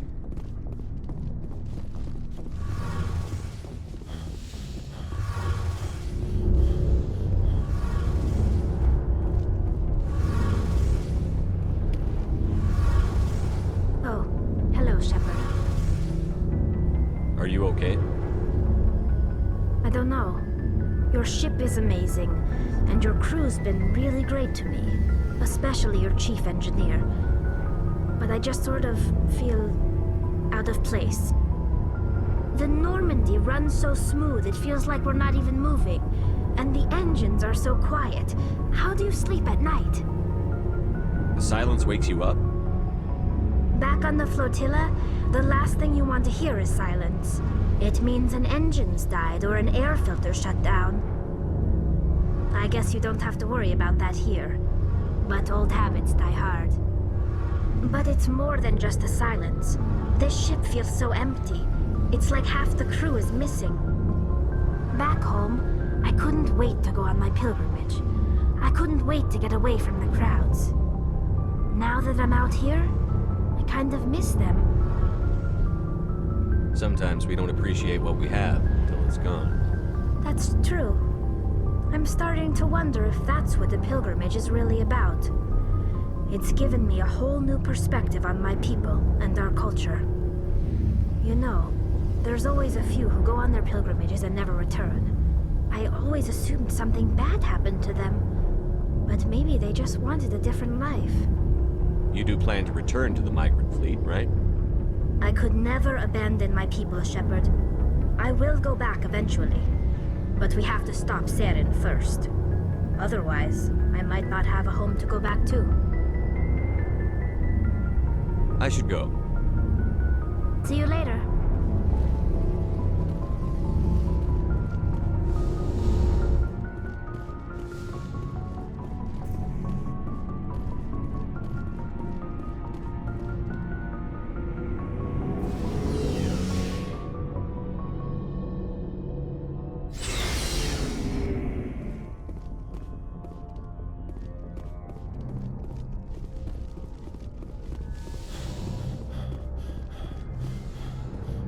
Yes, Commander?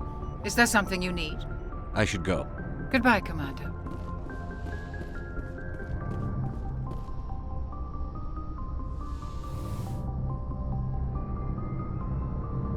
Commander, are you coming to check up on me? You look much better. How are you feeling? Dr. Chakwas assures me I am going to be fine. I was impressed with her knowledge of Asari physiology. You're in good hands. Dr. Chakwas knows what she's doing. I never properly thanked you for saving me from the Geth, Commander. If you hadn't shown up, I'm just glad we got there in time. So am I. I know you took a chance bringing me aboard this ship. I have seen the way your crew looks at me. They do not trust me. But I am not like Benezia. I will do whatever I can to help you stop Saren. I promise. Don't worry, Liara. I trust you. I know you won't let me down. It means a lot to hear you say that, Commander. Thank you. Tell me about yourself, Liara. Me? I am afraid I am not very interesting, Commander. I spend most of my time on remote digs, unearthing mundane items buried in long-forgotten Prothean ruins. Sounds dangerous. And lonely. Sometimes I would run afoul of indigenous life forms or stumble across a small band of mercenaries or privateers. But I was always careful. Until the Geth followed me to Artemis Tau, I never found myself in any situation my biotics could not handle. As for the solitude, well, that is one aspect that most appealed to me. Sometimes I just need to get away from other people. You don't like other people? I suppose it comes from being a matriarch's daughter. People expected me to follow in Benezia's footsteps. They wanted me to become a leader of our people. Matriarchs guide their followers into the future. They seek the truth of what is yet to come. Maybe that's why I became so interested in the secrets of the past. It sounds so foolish when I say it out loud. It sounds like I became an archaeologist simply to spite Benezia. All children rebel against their parents. It's a natural part of growing up. Aha, you share the wisdom of the matriarch, Shepard. That is exactly what Benezia said when I told her of my decision. But there was more to it than that. I felt drawn to the past. The Protheans were these wondrous, mysterious figures. I wanted to know everything about them. That is why I find you so fascinating. You were marked by the beacon on Eden Prime. You were touched by working Prothean technology. Sounds like you want to dissect me in a lab somewhere. What? No! I did not mean to insinuate. I never meant to offend you, Shepard. I only meant that you would be an interesting specimen for an in-depth study. No, that's even worse. Calm down, Liara. I was only joking. Joking? Oh, by the goddess, how could I be so dense? You must think I am a complete and utter fool. Now you know why I prefer to spend my time in the field with data disks and computers. I always seem to say something embarrassing around other people. Please, just pretend this conversation never happened. Do you know why Benezia joined up with Saren? I don't understand it. She was always outspoken about the need for the Asari to become more involved in shaping galactic events. Maybe she thought allying herself with Saren would somehow be for the greater good in the long run. At least I hope so. This hurts you, doesn't it? None of this makes any sense to me. I have not spoken to Benezia in many years, but I know her, and this was not like her. Something changed. I'd like to know more about the Asari. We were the first species to discover the Citadel. We were instrumental in forming the Council, and we always strive to be the voice of peaceful cooperation in galactic disputes. My people believe we are all part of a single galactic community. Each species contributes something to the greater whole. Although we seek to understand other species, it seems few of them seek to understand us. The galaxy is filled with rumors and misinformation about my people. Like what? Most of the inaccuracies are centered around our mating rituals. My species is monogendered. Male and female have no real meaning for us. We still require a partner to reproduce. This second parent, however, may be of any species and any gender. I don't understand. Your species can mate with anyone? Mating is not quite the proper term, not as you understand it. Physical contact may or may not be involved, but it is not an essential element of the union. The true connection is mental. Our physiology allows us to meld with other beings. We can touch the very depths of their minds. We explore the genetic memory of their species. We share the most basic elements of their individual and racial identities. We then pass these traits on to our daughters. It is how we learn to grow as a species and how we develop a greater understanding of other races. What happens to your partner after the union? Every relationship is different. Some unions are a single encounter with both parents parting ways afterwards. Others can be more long-term. Sometimes an Asari and her partner will stay together for many decades. Do you know who Matriarch Benezia chose as her partner? She rarely spoke of her partner. Though I know my father, if you want to use that term, was another Asari. I thought you always needed another species to serve as one of the parents. Think about it, Shepard. If we were not able to mate with our own species, we would have died out long before we ever mastered spaceflight and left our homeworld. Union with our own kind is no longer common, not for the purposes of reproduction. Most Asari believe it weakens our species. Asari daughters inherit racial traits from the father species. If both parents are Asari, then nothing has been gained, or so conventional wisdom would hold. I am what is sometimes called a pureblood, though no Asari would ever be cruel enough to say the word to my face. It is a great insult among my people.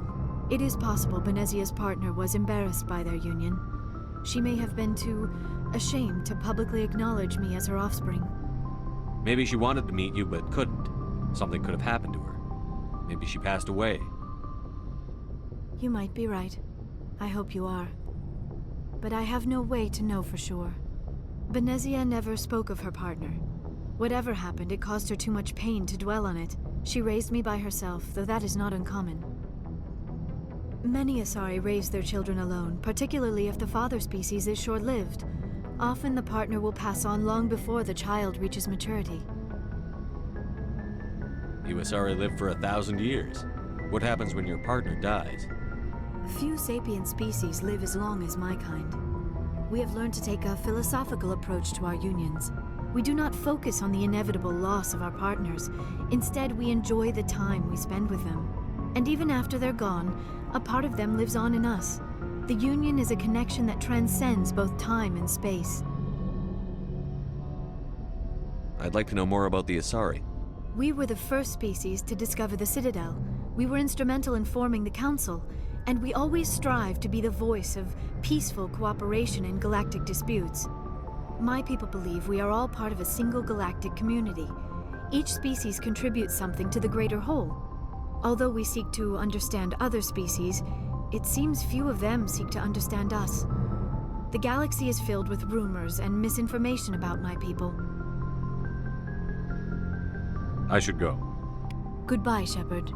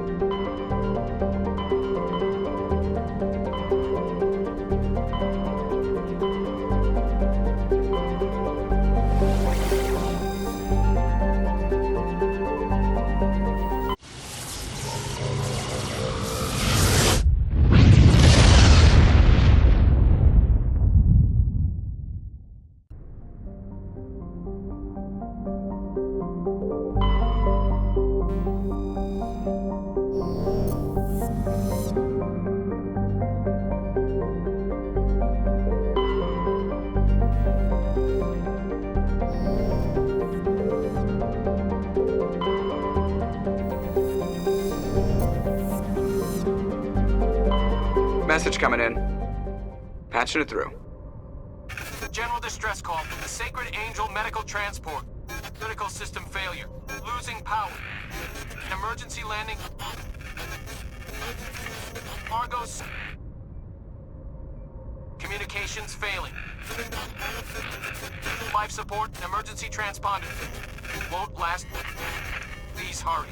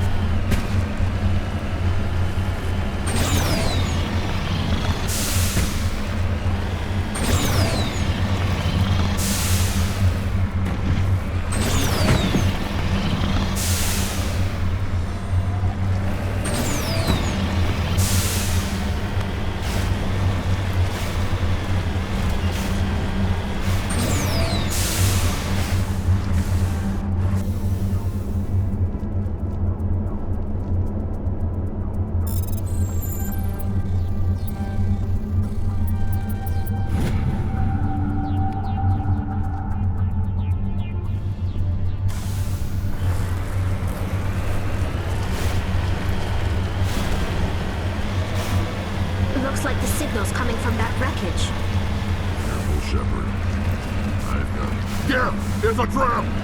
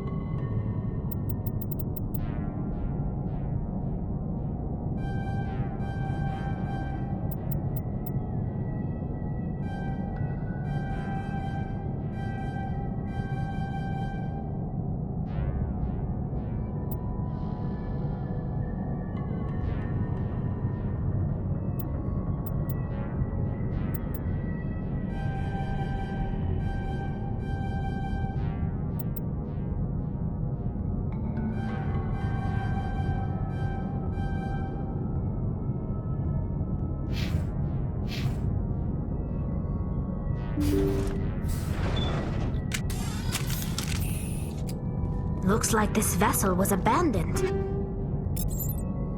Most of the systems seem to be disabled. Only basic life support appears to be functioning.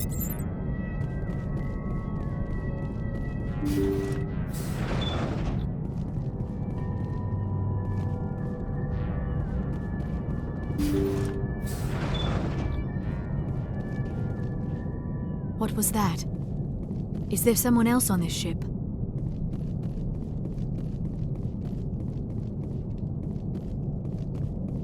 Somebody set that trap.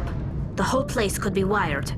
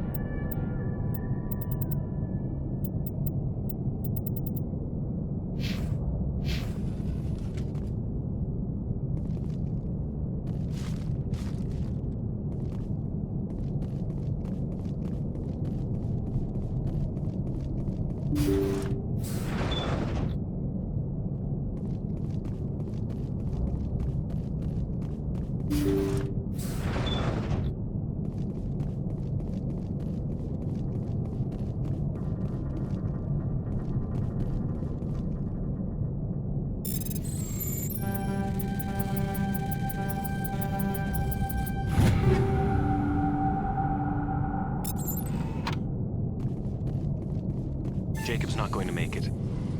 His brain was deprived of oxygen for too long. There's nothing any of us can do for him now except let him die with dignity. It's what he would want. I'm more worried about Julia now. She's showing signs of severe depression. I gave her some meds that should help, but I better warn the captain.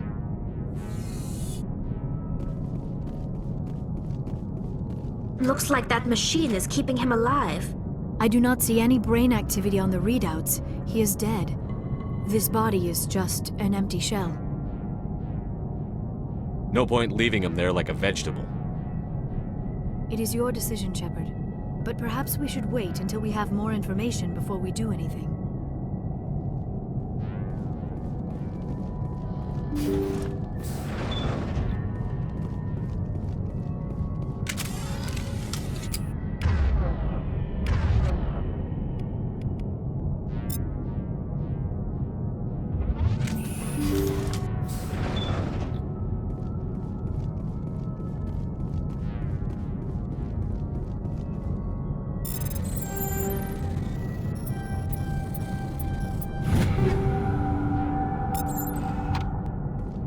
Jacob's gone. They say his brain isn't functioning anymore, and they want to shut off his machines.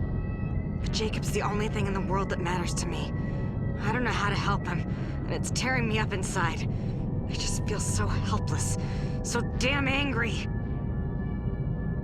Dr. Smith gave me some meds to calm down, but I didn't take them. I can't. Not until I figure out a way to help Jacob. I won't give up on him. I won't!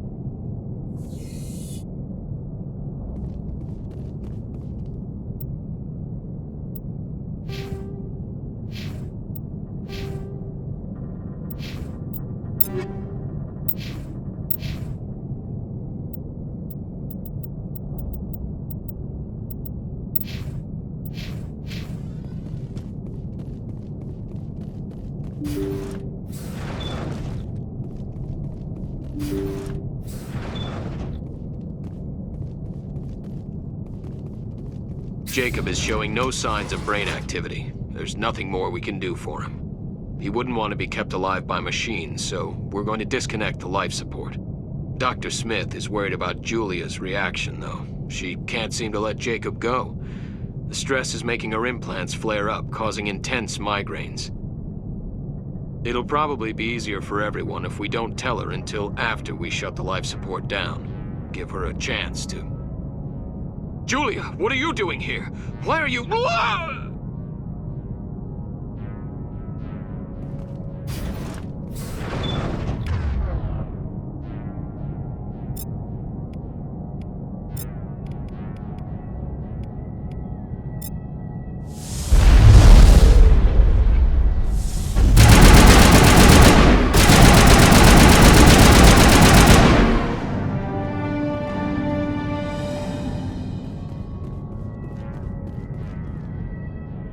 That was the compassionate thing to do, Shepard.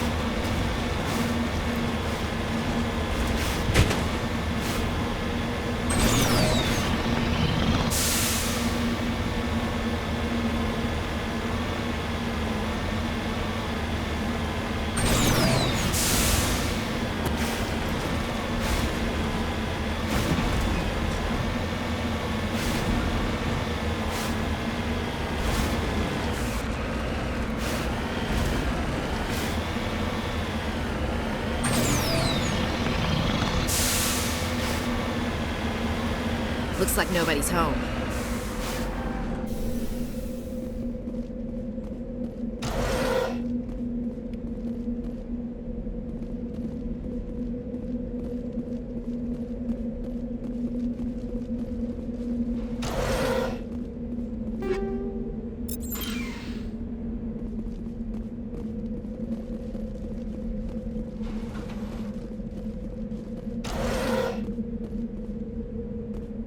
According to these data logs, the survey team unearthed some kind of alien technology.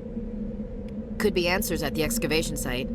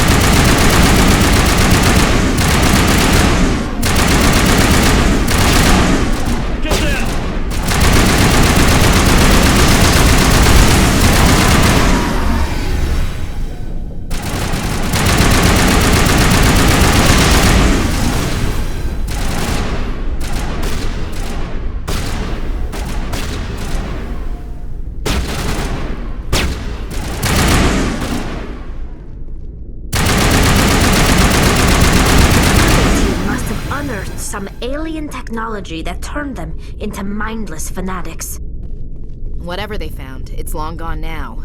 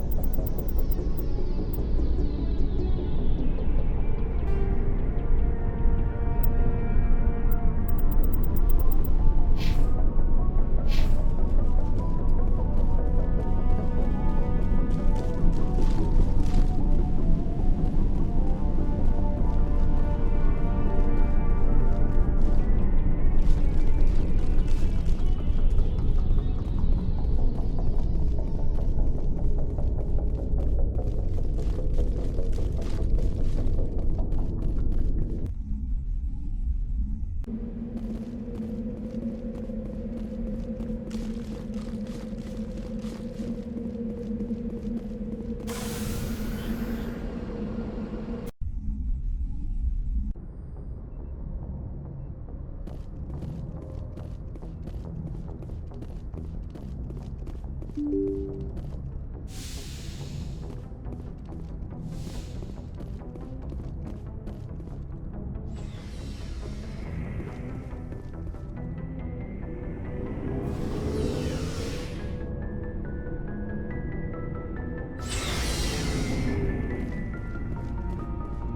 for supplies?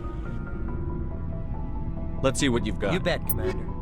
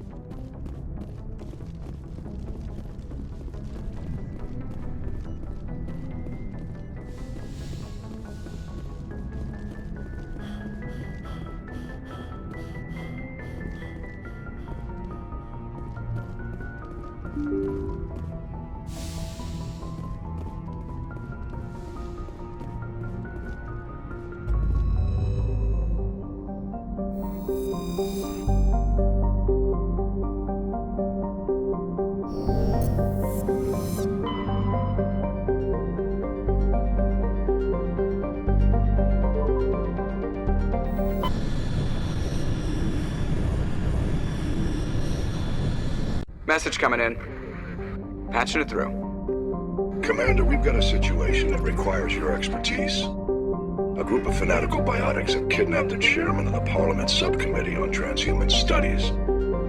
Their freighter sustained damage and is dead in space. Get in there and take them down. What kind of resistance should I expect? The biotics were seen loading equipment into the freighter. Expect traps and combat drones. Nothing you can't handle. What are the biotics asking for? They're L2 biotics, and most of them are suffering major side effects from the implants. The subcommittee denied a request for reparations to all L2 biotics. Apparently they'd like the chairman to reconsider.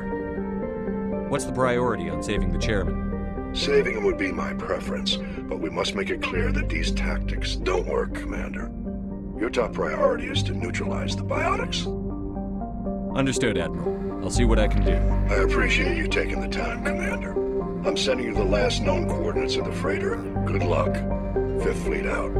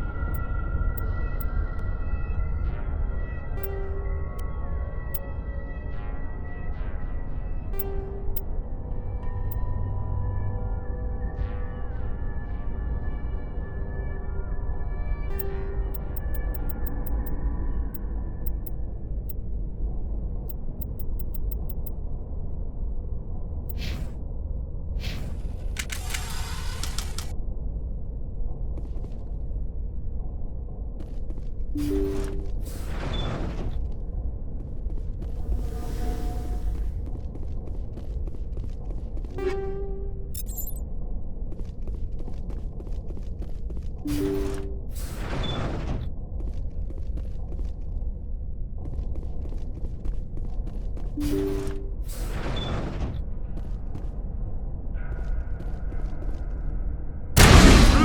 Kill the hostage! I gotta be more careful. I gotta be more careful.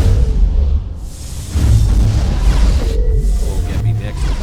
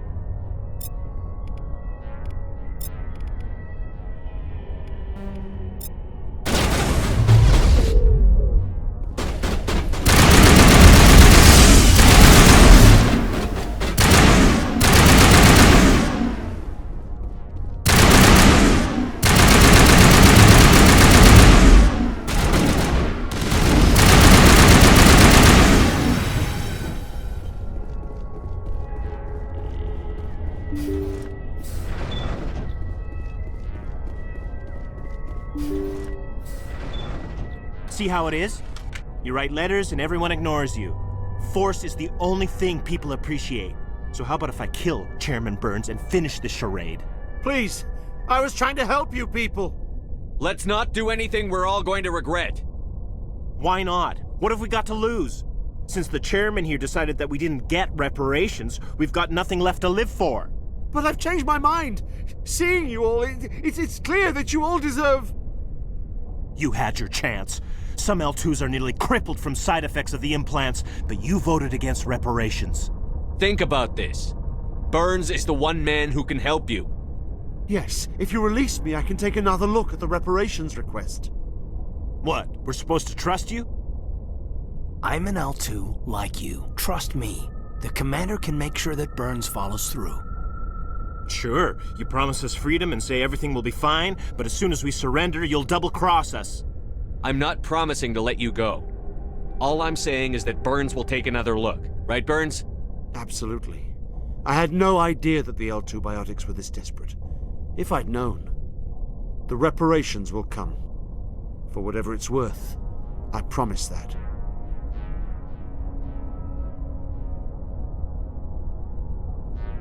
You're right. I don't want to die. Maybe something will happen this time. We surrender. Thank you, Commander. I thought I was dead when they took me. I'll see to it that the reparations discussion is reopened. I didn't know they were so desperate. A 5th Fleet cruiser will be by shortly to pick you and the prisoners up.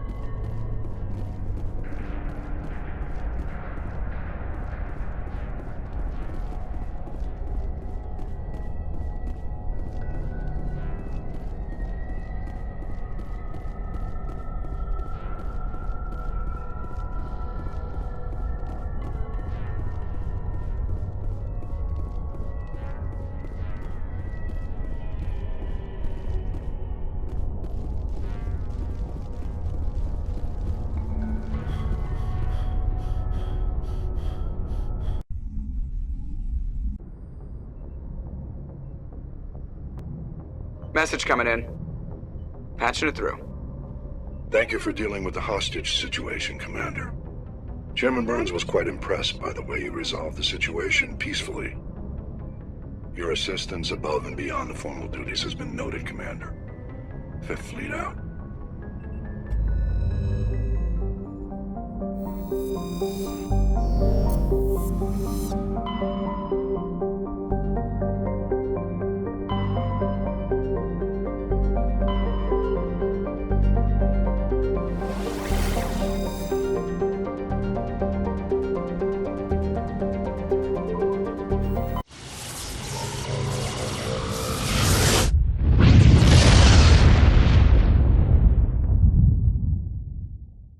Commander, incoming signal from 5th Fleet HQ on the Citadel.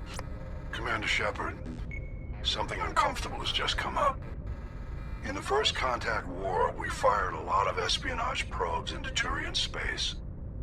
We just received a mission complete burst from one of them. Where's it been in the meantime? No idea. Lost in transit. These probes were built in a hurry after First Contact.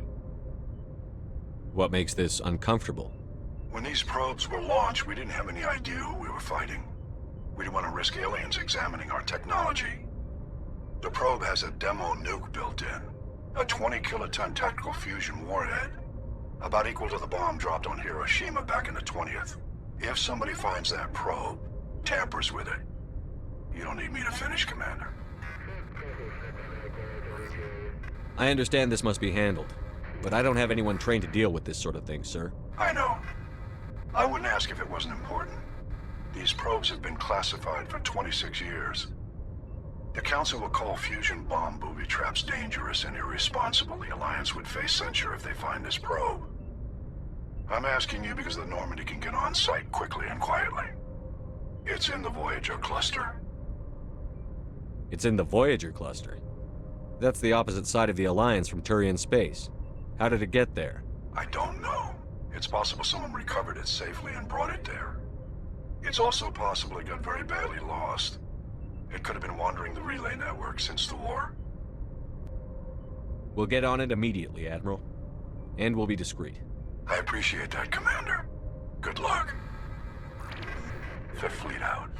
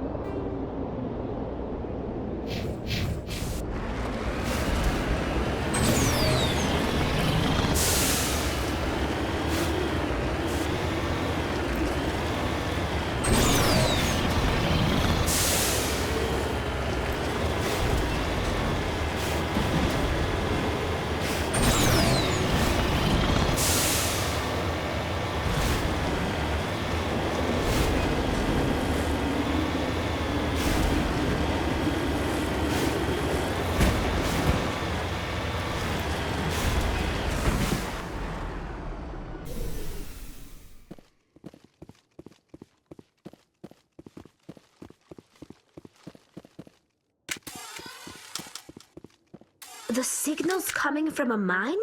This smells. I agree. The probe did not crash. Someone moved it here. They may not know what they have. Let's find it before they set it off. Right.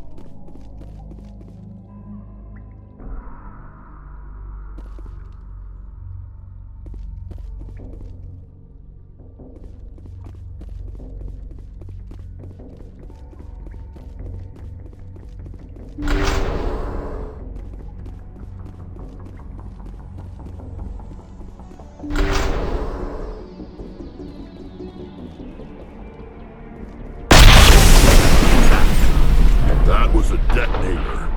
Someone just screwed us. Shepard, at last.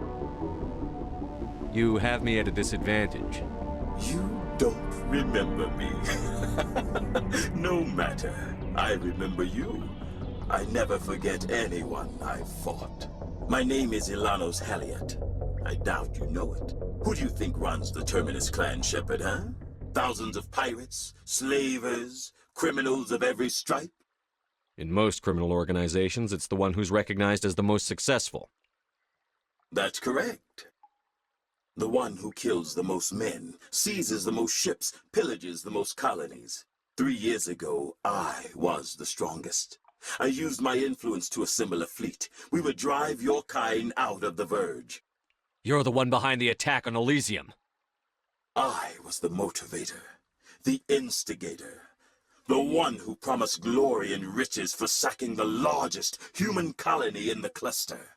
The one blamed when it failed. Failed because of you. Your damnable holding action. My crew will come for me. Oh, let them. We'll be ready. An Alliance warship would make a fine prize. Oh, and if you haven't noticed, the ores here are laced with heavy metals. I'm afraid your suit radios aren't powerful enough to transmit out. It doesn't have to be like this, Haliat. Empty words from a dead man. Goodbye, Shepard. What do we do now, Shepard? We've got air and light, and the Normandy's still in orbit. Let's look for another way out.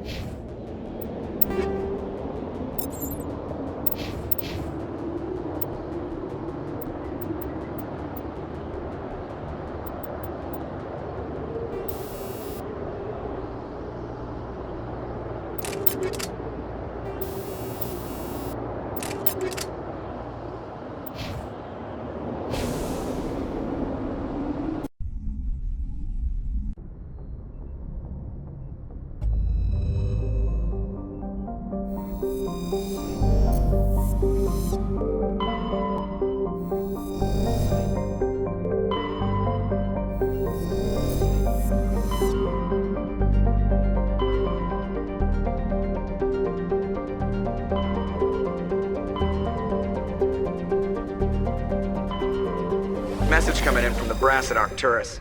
Patching it through. Normandy? Admiral Hackett here. We're getting reports of a marked increase in Geth activity in the Skyllian Verge. Surveillance drones have identified Geth outposts on 4 different planets in the Armstrong cluster. We need someone to take them out. We have any idea what they're after? Hard to say. They may be just gathering intel on us. Or maybe they're setting up staging grounds for hit-and-run attacks on human colonies. It could be the first wave of an invasion. Let's hope not. We need someone to investigate this, Shepard. Finding Saren is still your top priority, but you've got experience fighting the Geth. You're the logical choice to take out these outposts. We're transmitting all the locations of known Geth outposts in the Armstrong cluster to the Normandy now. Admiral Hackett out.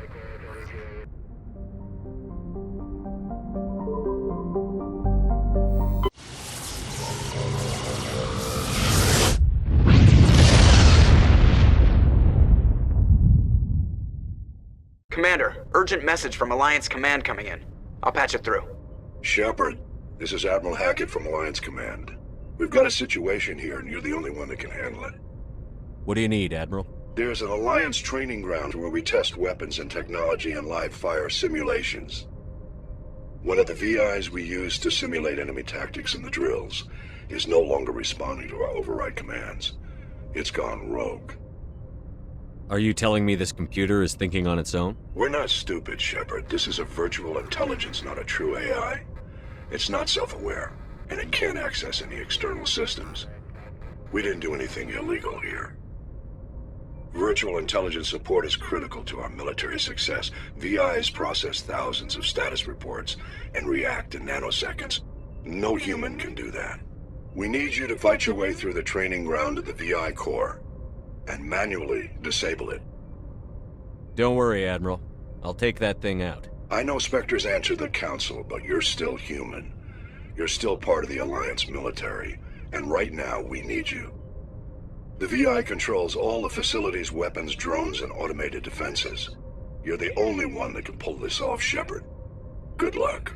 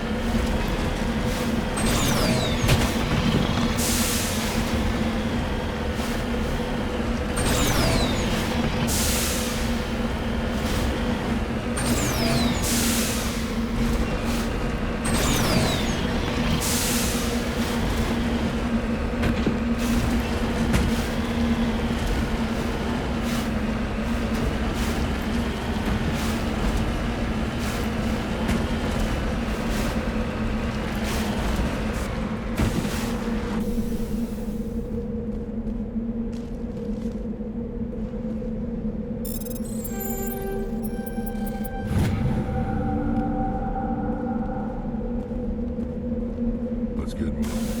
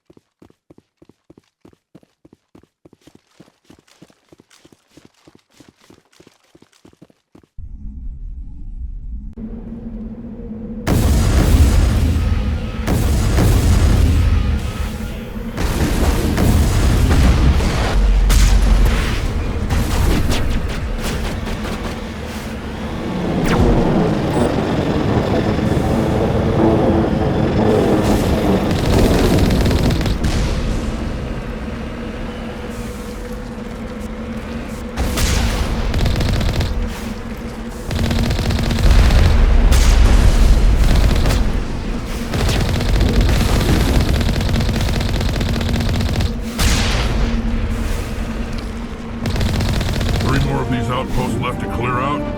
This should be fun.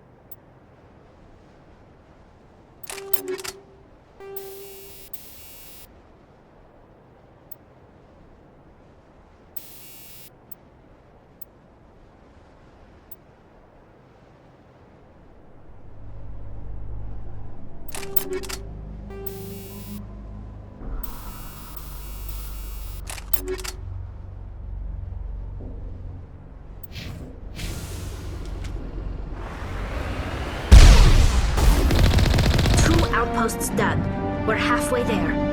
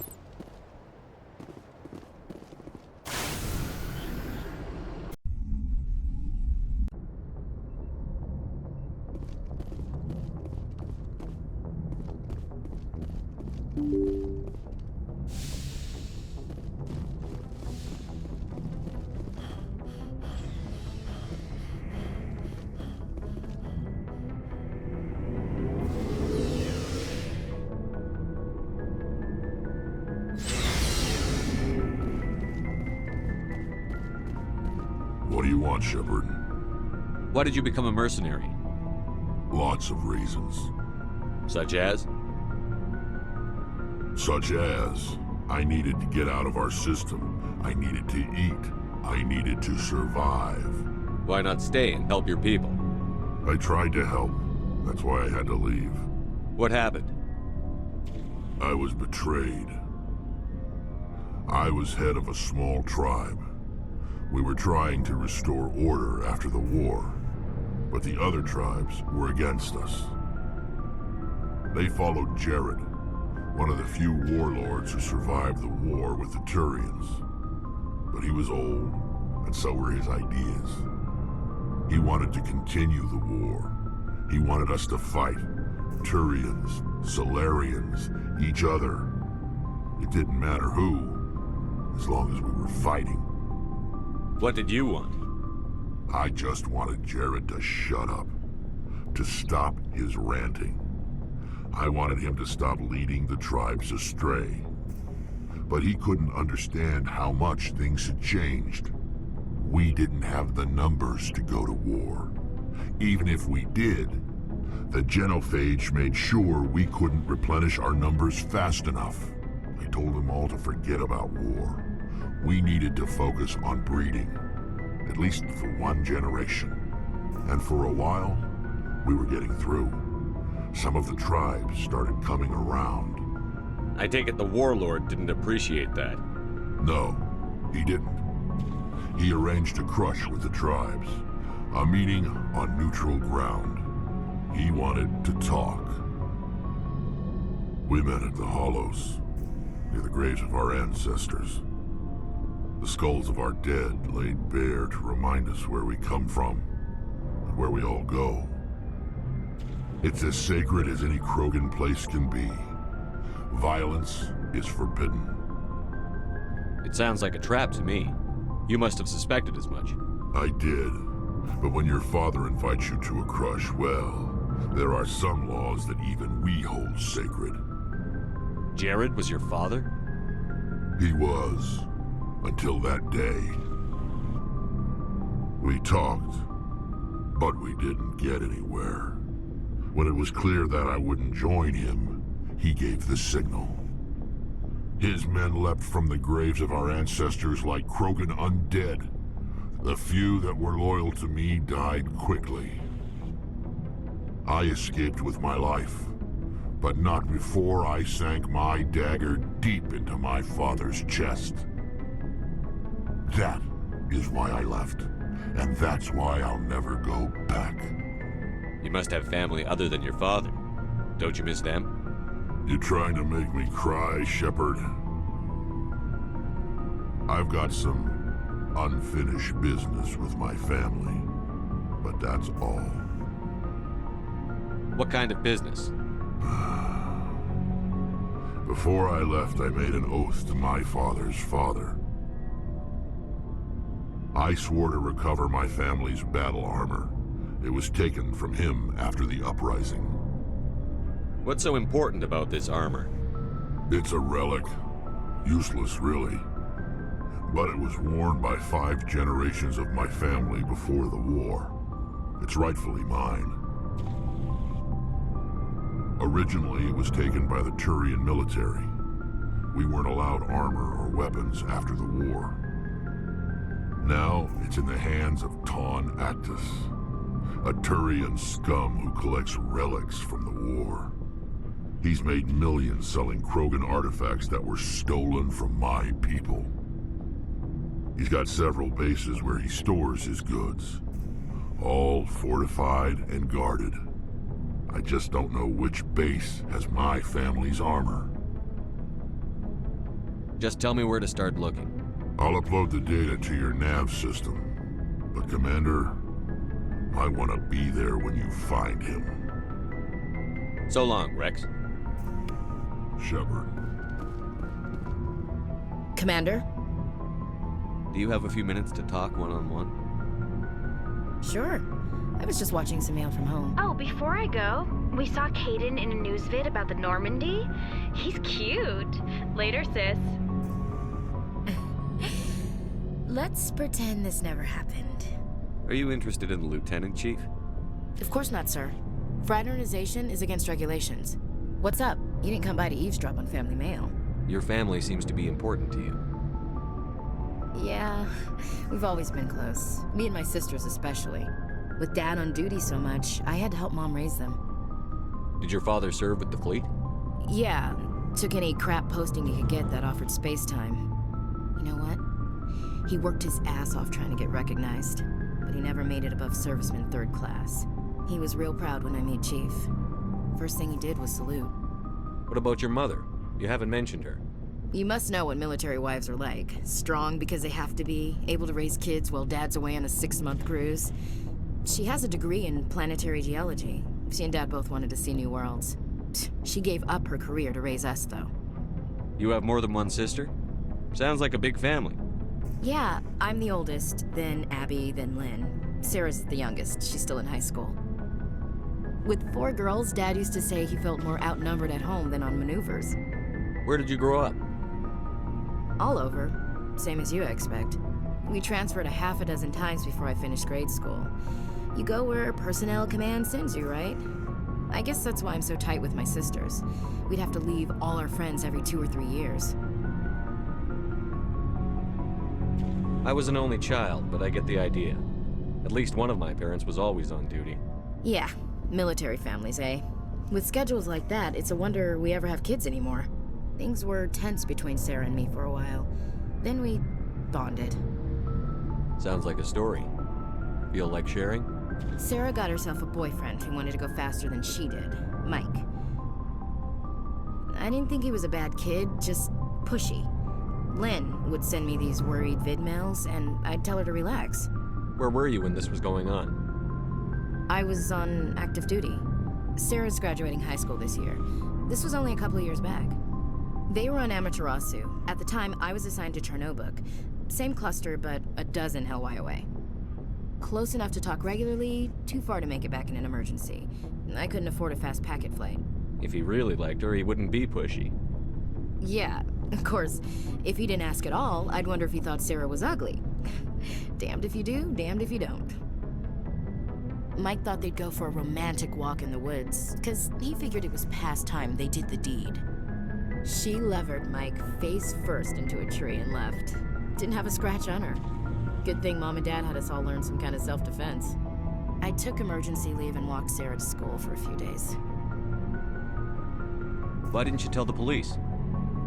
She said it wouldn't solve the real problem, and she and Mike would both become household names.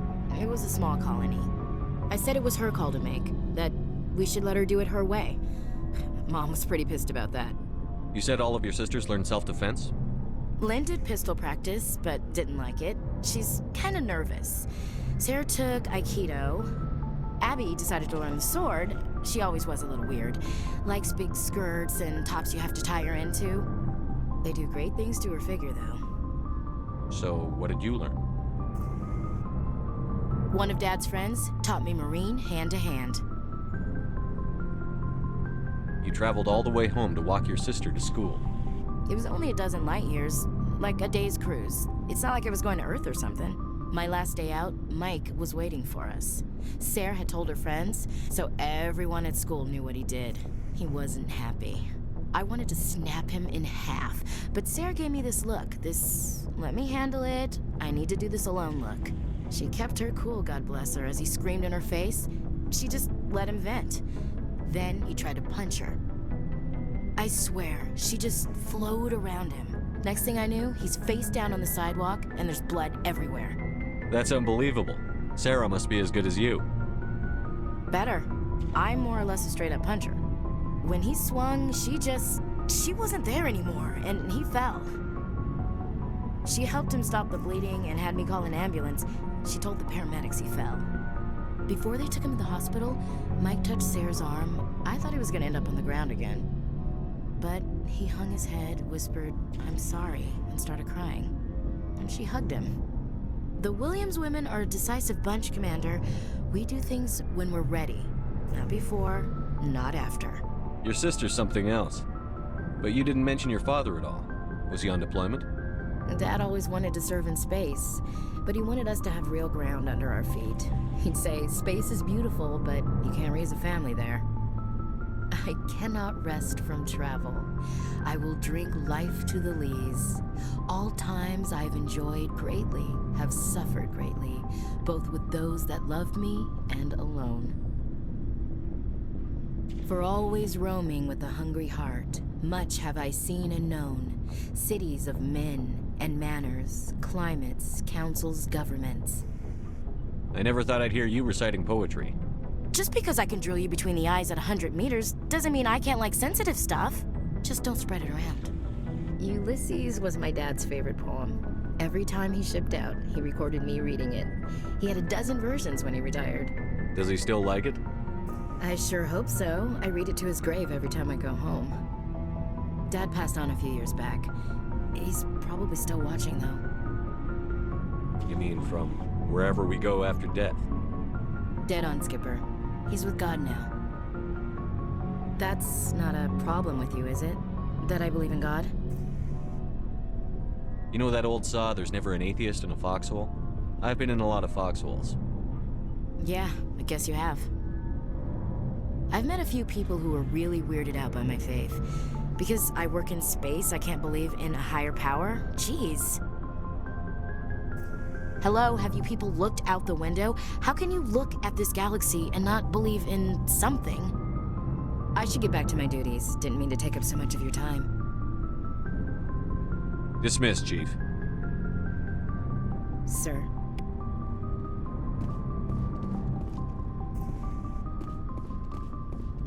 Commander, good to see you. You've been with CSEC a while. Have you seen much action?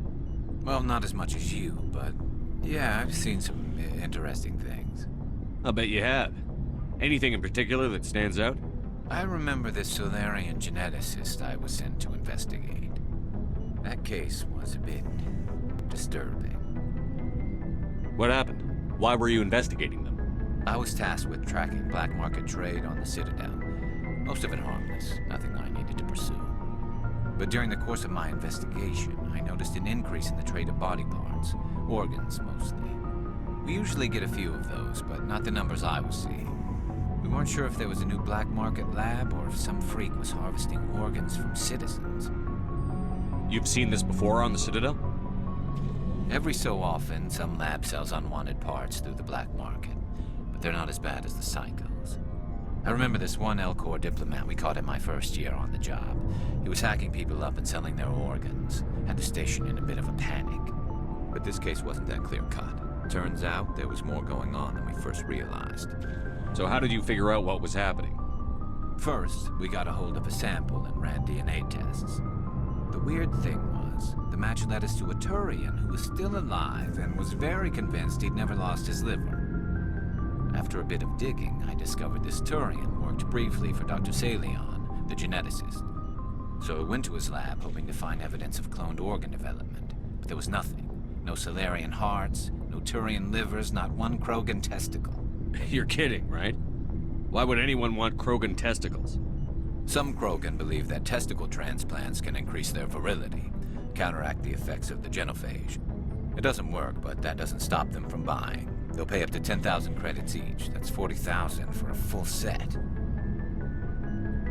Somebody's making a killing out there. What did you do about the geneticist? I brought in some of his employees for interrogation to see if I could get them to talk. While I was interviewing one of them, I came across something suspicious. You mean threaten? Was that really necessary? Maybe, maybe not. Either way, it paid off. One of my detainees started bleeding profusely during the interview. We offered to patch him up and he got frantic, freaked out. I ordered a full exam to find out what was going on. Our medics found incisions all over his body, some of them fresh. That was our big break. These people weren't just Dr. Salion's employees. They were test tubes. Walking, living test tubes. He was growing parts inside these people? Exactly. He cloned their organs right inside their own bodies. Then he harvested them and sold them off. Most of the victims were poor. He'd pay them each a small percentage of the sales, but only if the organs were good. Sometimes an organ wouldn't grow properly, so he'd just leave it in them. Most of them were a mess, but only on the inside, hidden so nobody could see it. I hope he got what he deserved. That's the worst part. We never caught him. Why not? What the hell happened? He ran, blew his lab, grabbed some of his employees, and headed for the nearest space dock.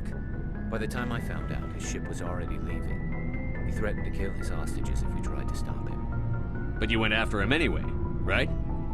I ordered Citadel Defense to shoot him down, but CSEC headquarters countermanded my order. They were worried about the hostages, worried about civilian casualties if the ship was destroyed so close to the Citadel. I told them those hostages were dead anyway.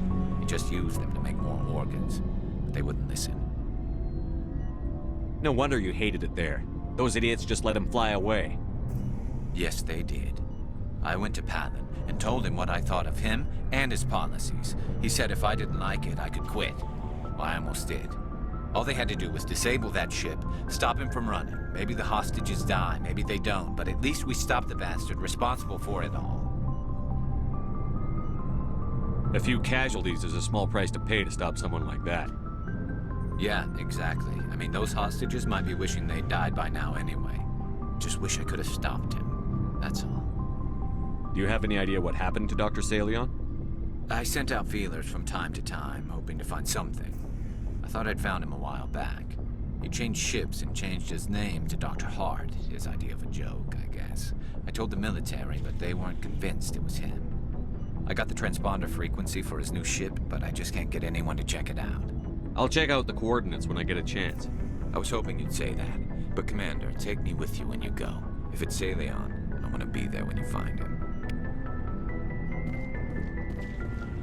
Looking for supplies? Let's see what you've got. You bet, Commander.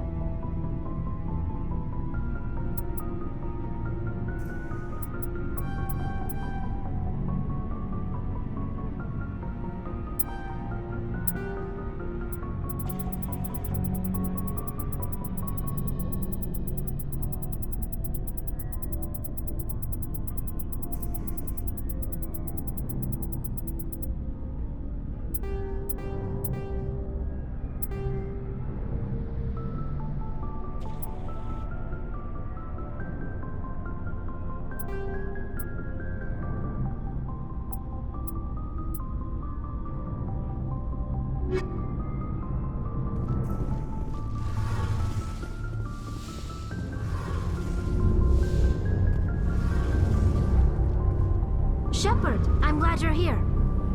Good to see you smiling again, so to speak. I'm sleeping much better now.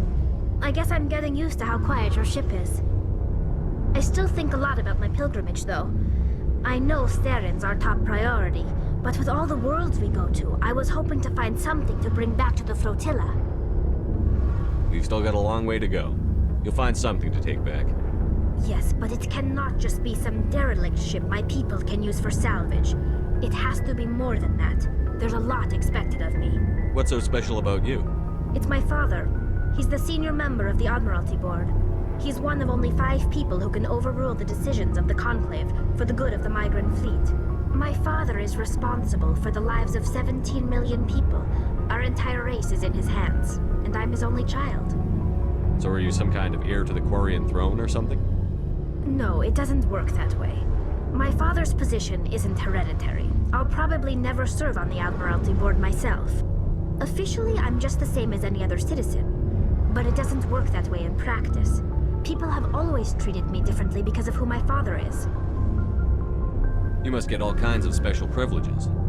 I probably had it easier than most growing up, but it's not all good. People like my father have enemies, and they're not above using me to get to him. It must be tough on you. My people place a high value on family and ancestry. There's an unspoken expectation that I'll live up to my father's example. Everyone's waiting for me to do something great on my pilgrimage, something that will forever change our lives for the better. If I don't, it's like I failed, and that reflects badly on both me and my father. The work you're doing here is more important than anything any Quarian has ever done before. Yes, I know. But you have to understand Quarian culture. We're a very insular society. The events beyond the flotilla don't much matter to the average citizen. Our greatest dream is that one day we'll return to our homeworld and drive out the Geth. But even if we stop Saren, that's not going to happen. There's still millions of Geth behind the veil. Until they're gone, our exile will continue. What would you need to bring back to make everyone happy? Something that would help us better understand the Geth. They've changed significantly since the exile. They've continued to evolve. We've done our best to study them, but it's not easy. They're very reclusive. Until recently, they never went beyond the borders of the Veil. And all the Geth we run into now are under Saren's control. We'd need to find Geth operating on their own, independently. But I don't want this to get in the way of our mission, Shepard. First, we stop Saren. Then I'll worry about my own problems. What was your father like? It wasn't easy growing up as the daughter of one of the Admiralty. Even before he joined the board, he was a prominent figure. People looked to him for leadership. He had to set an example, and he expected the same of his daughter. Plus, he was pretty strict, a military man through and through. He never allowed me to settle for anything less than excellence. As a kid, I sometimes felt like he was pushing me too hard. But now I'm old enough to appreciate what he taught me. The world doesn't owe us anything. If we want something in life, we have to earn it. Where was your mother in all this? Mother was around, but she always seemed to kind of blend into the background. Almost like she was overshadowed by my father. He tends to do that to people. She passed on about 5 years ago. Some airborne virus that swept through the fleet. Happens sometimes when the filters start to break down. I think my father took it pretty hard. After she was gone, he became even more focused on his work. I think that was his way of dealing with the grief. Sounds like a tough upbringing. You don't resent your father at all? Like I said, it wasn't easy. My father's not the kind of person you bond with. And he wasn't around all that much. Too busy. People counted on him, and he took his duties seriously. Even when he was around, he always seemed a bit distant. Like his mind was always somewhere else. Come to think of it, I can't ever remember seeing him smile. Not once. It's like he was always weighed down by all that responsibility. I mean, I know he cares about me, but he never really showed it, not in the usual way. I guess the best thing I can say about my father is that I respect him. I want to talk about something else. Like what? I should go. See you later.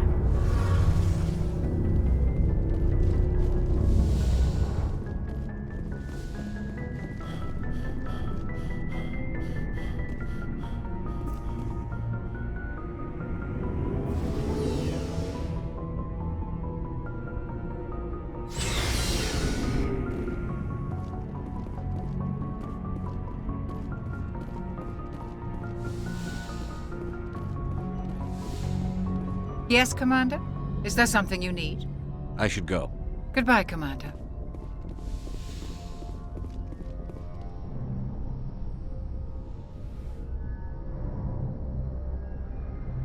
I get the feeling you want to ask me something, Commander.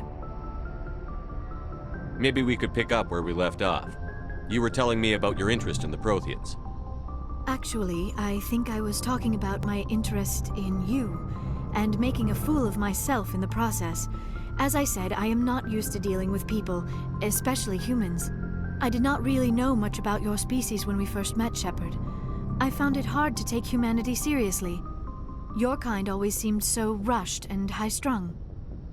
We don't have the luxury of time. An Asari can live for 1,000 years. We're lucky if we hit 150. That is true. At first I thought that was a weakness of your species. After spending time with you and your crew, however, I think it may actually be an advantage. You humans are creatures of action. You pursue your goals with an almost indomitable determination. It is an admirable trait, but also an intimidating one. You're scared of us? Unfortunately, the rest of the galaxy sees humanity as something of a bully. You run over anyone in your path to get what you want. It is up to people like you to change their minds, Shepard. I'm doing the best I can, Liara. There is a reason the Council chose you to become a Spectre. They saw something special in you. The best of what humanity has to offer. I looked into your history. I know what you did during the Blitz. It was a remarkable display of courage and heroism. You didn't need to go behind my back. I would have told you whatever you wanted to know. I apologize, Commander. After our last conversation, I was afraid I would say something stupid again. I wanted to know more about you. To understand what made you into the man you are. There is something compelling about you, Shepard. Are you sure you're interested in me? Or is it my visions of the Protheans? I admit, your connection to the Protheans had something to do with my initial interest, but it has grown beyond that. You intrigue me, Shepard, but I was not sure if it was appropriate to act on my feelings. I thought there might already be a relationship between you and Chief Williams.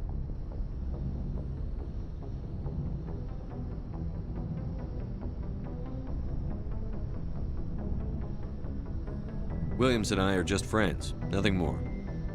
My mistake, then. I am not as adept at understanding human relationships as I thought. But what about us, Shepard? Is there a mutual attraction, or was I wrong about that too?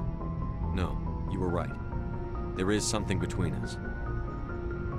I knew it, and I knew you felt it too.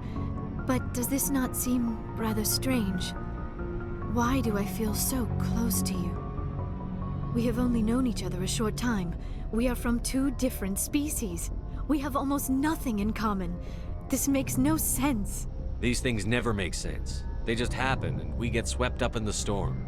You make it sound so chaotic, so dangerous. I'll keep you safe. I am not looking for a protector. This is all a bit overwhelming. I am not used to this. You. I need some time. Take all the time you need, Liara. I'll be here. Thank you, Shepard. Let's just talk about something else for now. I should go. Goodbye, Shepard.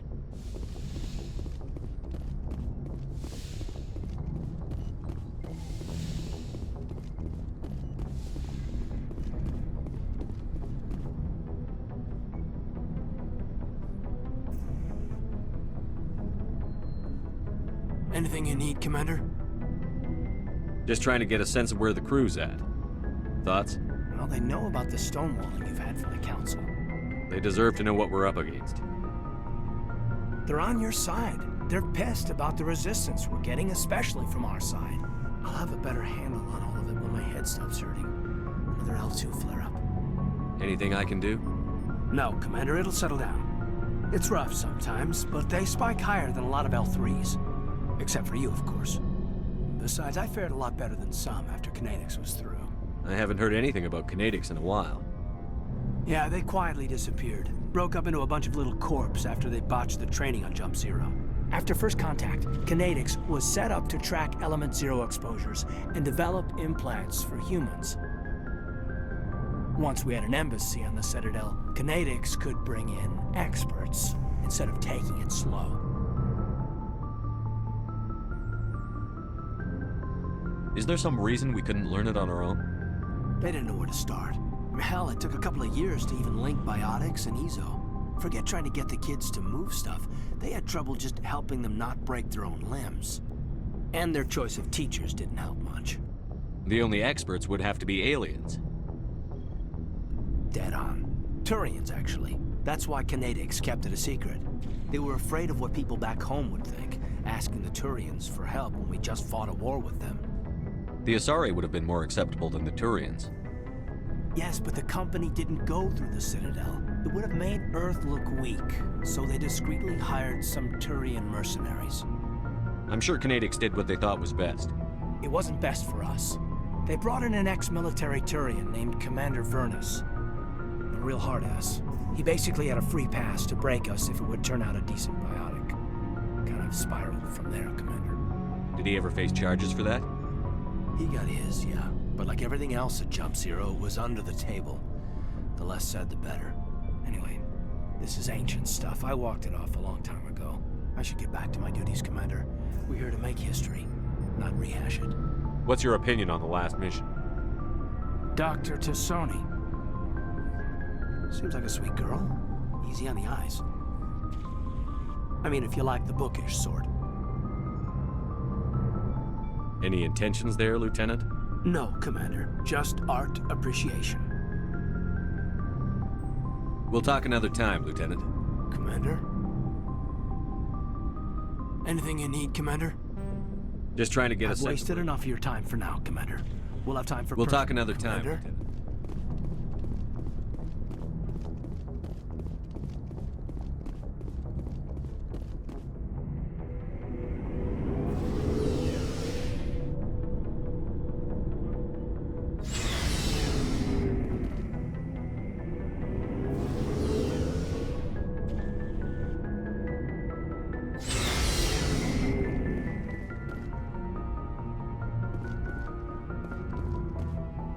you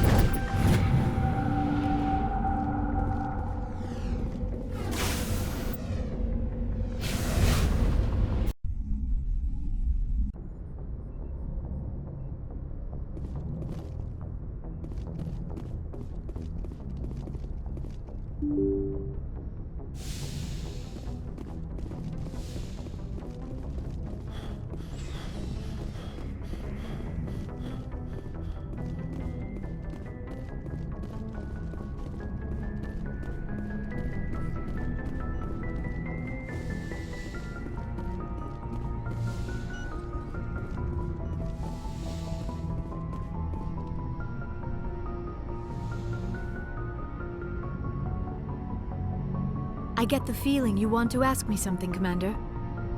I just wanted to talk. Of course, Shepard. What did you want to talk about? I should go. Goodbye, Shepard.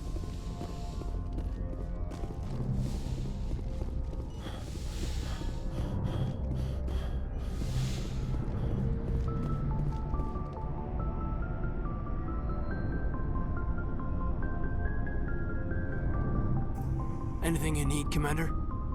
Just trying to get I've a sense. wasted enough of your time for now, Commander. We'll have time for personal. We'll talk another time. Commander?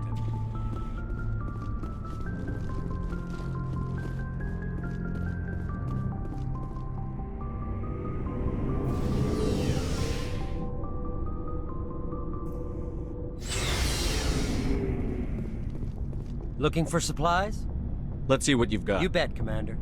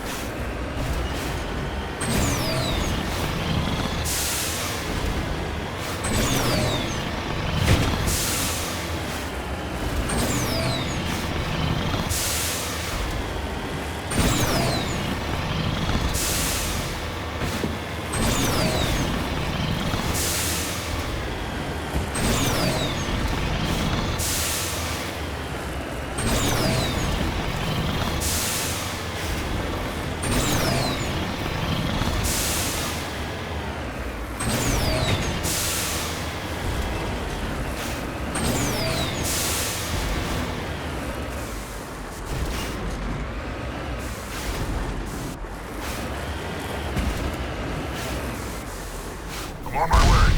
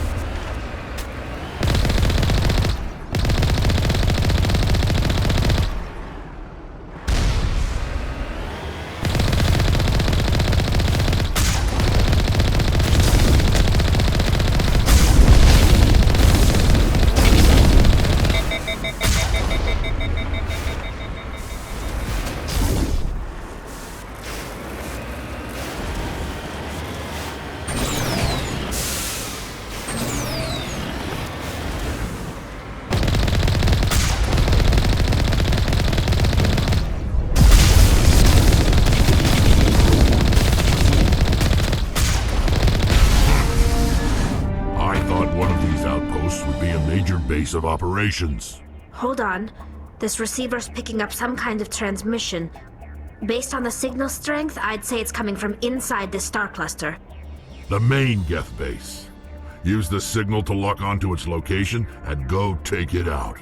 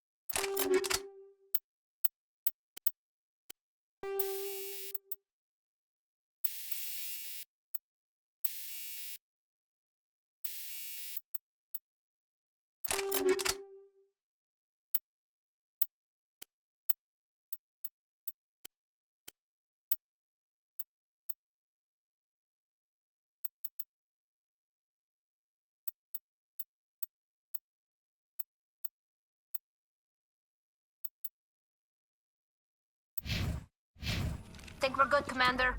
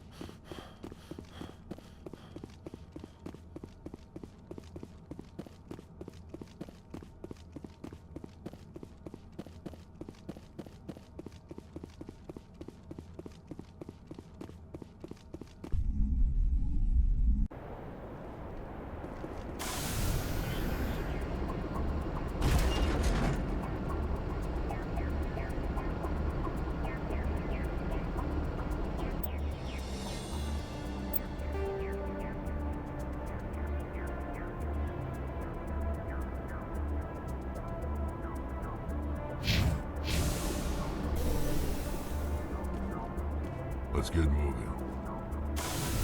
Securing point. You lead. I'll follow.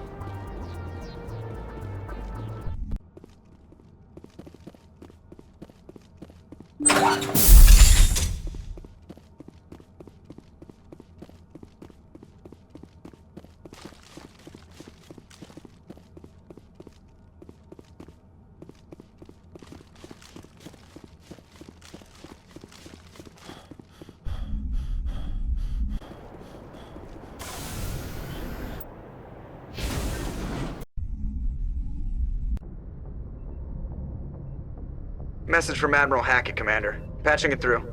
We just received your report. Looks like this Geth incursion was bigger than we thought. They were probably preparing for a major offensive in the system. We're increasing patrols in the Armstrong cluster to make sure they can't establish another foothold in the region. Nice job, Shepard. You saved a lot of human lives on this mission. Hackett out.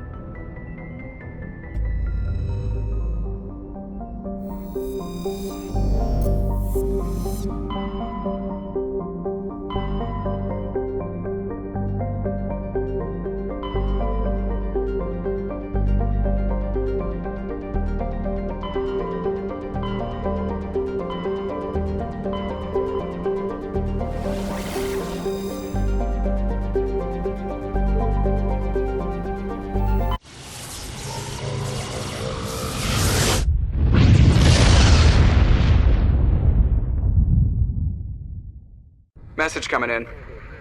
Patching it through. I've received some troubling information, Commander. We need your help.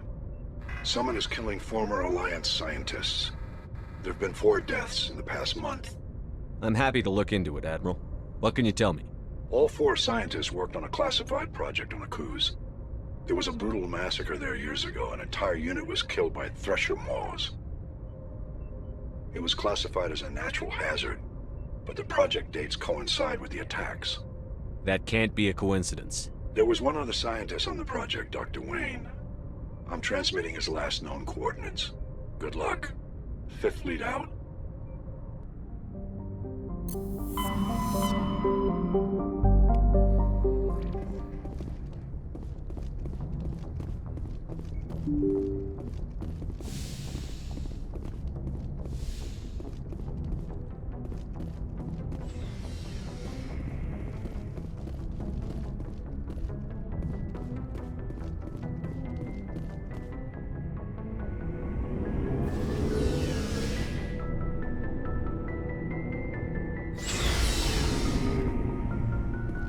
Looking for supplies?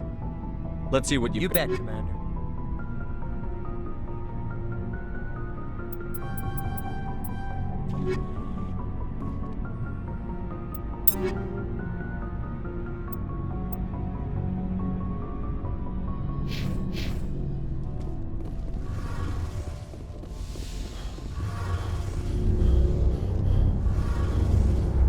Shepard, I need to talk to you. It's important. Is something wrong?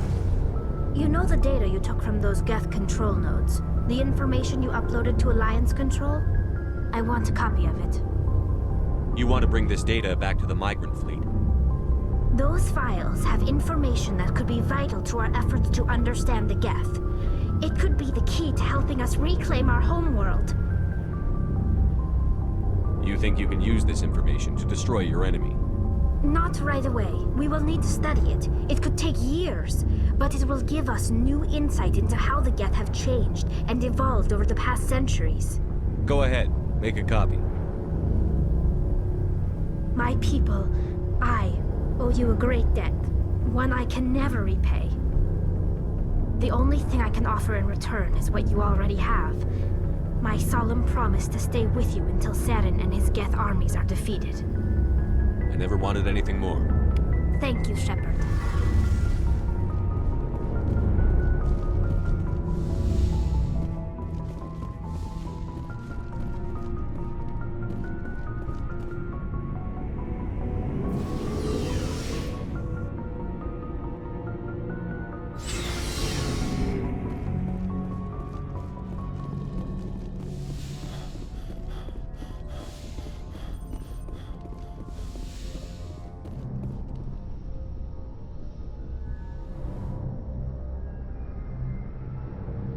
I get the feeling you want to ask me something, Commander. I just wanted to talk. Of course, Shepard.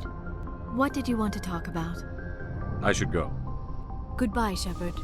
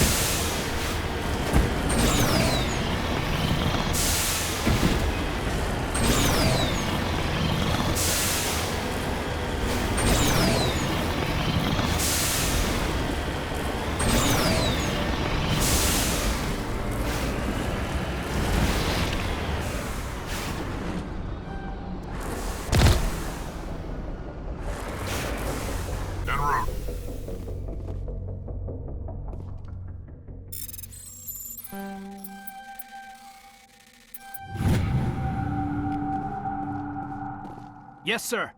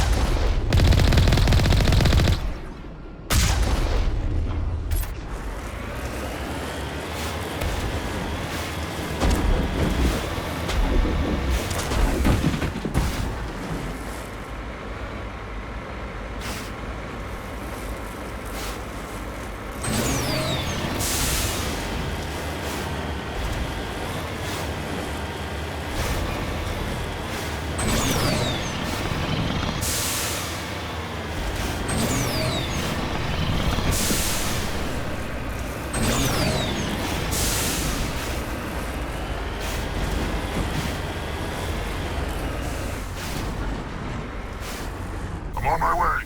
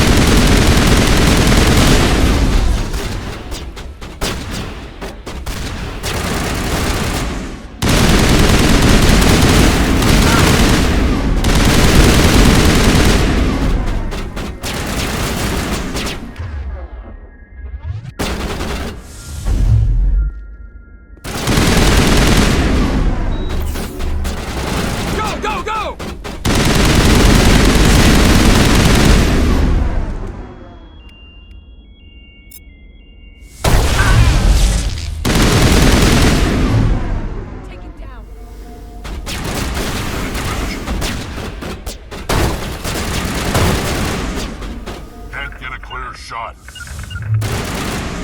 Saying goodnight.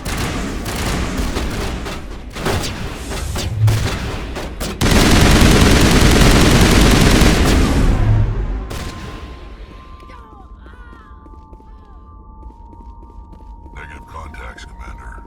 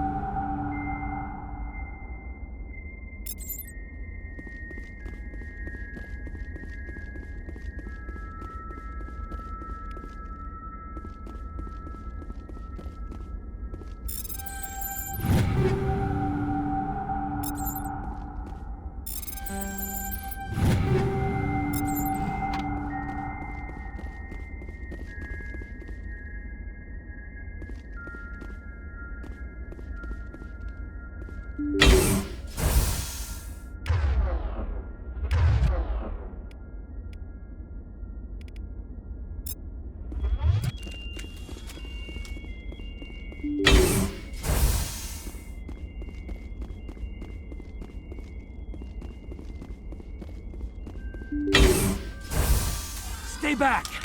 I've got no grief with you. All I want is this bastard. Please! He's a madman! Mr. Toombs, you're insane! You need help! It's Corporal! Corporal Toombs! You don't get to lie! Not today! Today it all comes out! What all comes out? I'm listening. But I need you to put that gun down. You don't understand! I don't want to kill anyone. I want to go to sleep without screaming in my dreams. I want the people who sent me to Akuz brought to justice. Can't you see that Toombs is crazy? Shoot him! But if I can't get that, I'll have to settle for killing the men who took my life away. What did the doctor do to you, Corporal? We were on Akuz. When the Thresher Maws hit, my entire unit was wiped out. The Thresher Maws, the scientists were studying them. They let them hit our unit just to watch. I woke up in a holding cell. The scientists were delighted I'd survived. Now they had someone to run tests on. What kind of tests are we talking about? You can't believe Toombs! He doesn't have any proof! I demand a fair trial! Ever had Thresher Maw acid in your veins? I have. They wanted to see what it would do. They're part of some organization, Cerberus, that runs secret tests like this. They treated me like a lab animal. This is justice. This man deserves to die. So, are you going to kill me or not? You're better than this, Toombs. You're not like them. Don't tell me who I am. You got away with a few scratches and a scary reputation.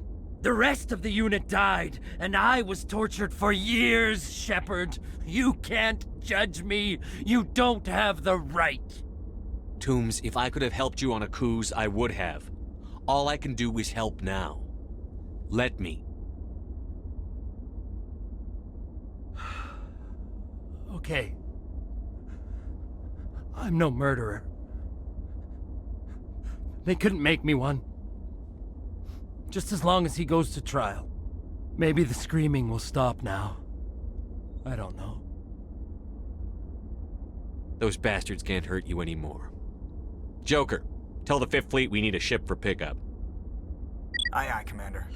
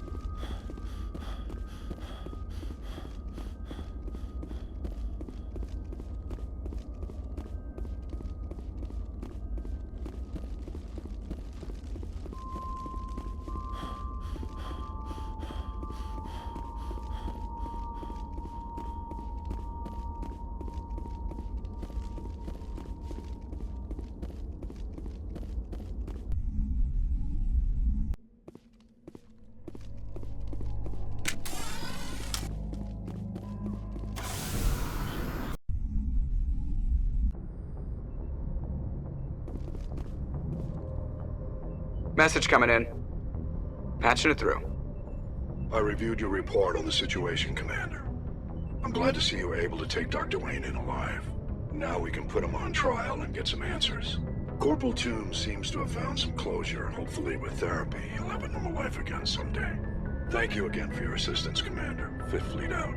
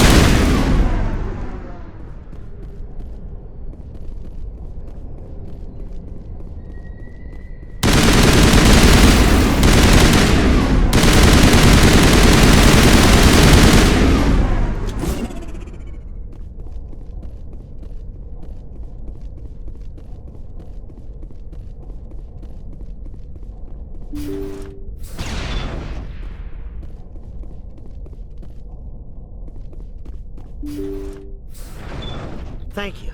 Thank you for saving me from those things. Commander, that's him. That's Dr. Saleon. What? My name is Hart. Dr. Hart. Please, get me out of here. Are you sure it's him? Positive. There's no escape this time, Doctor. I'd harvest your organs first, but we don't have the time. You're crazy. He's crazy! Please, don't let him do this to me. Put him out of his misery so we can get going. Gladly. Your days of butchering are over, Doctor. No! Please! Please! That was satisfying. Good. Remember that feeling. That's how it should be. I will, Commander. Well, I guess we're done here.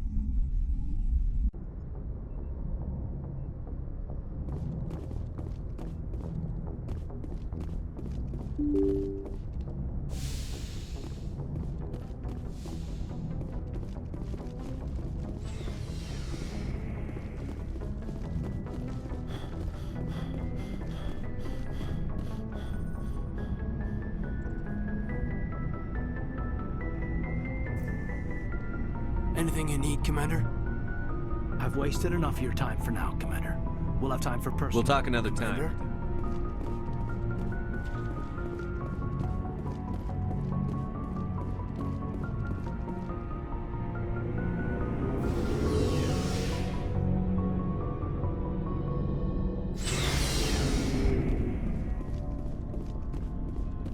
Shepard? So, you'd rather be a merc than help your people? I'm a fighter. It's what I do. Aren't you at all worried about what will happen to the Krogan? What the hell do you want me to do about it, Shepard? I'm tired of sticking my ass on the line and getting nothing for it. So you're just giving up on your people? I gave up on fighting for a lost cause. I'm not like you, Shepard. I'm no hero. Bottom line, killing for credits simplifies things. You ever think about helping your people? I try not to. But there's a lot of Krogan mercs out there.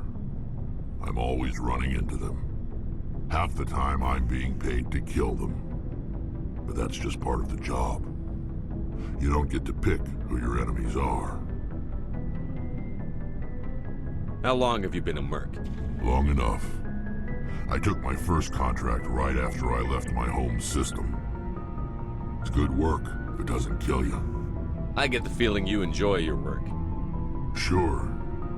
You get to see the galaxy on someone else's credits, and most days end with a good fight. I've tried more organized fighting, private armies and such, but it gets too messy. I fight best on my own, or in very small groups. I don't like people relying on me, and I bloody well don't like relying on them.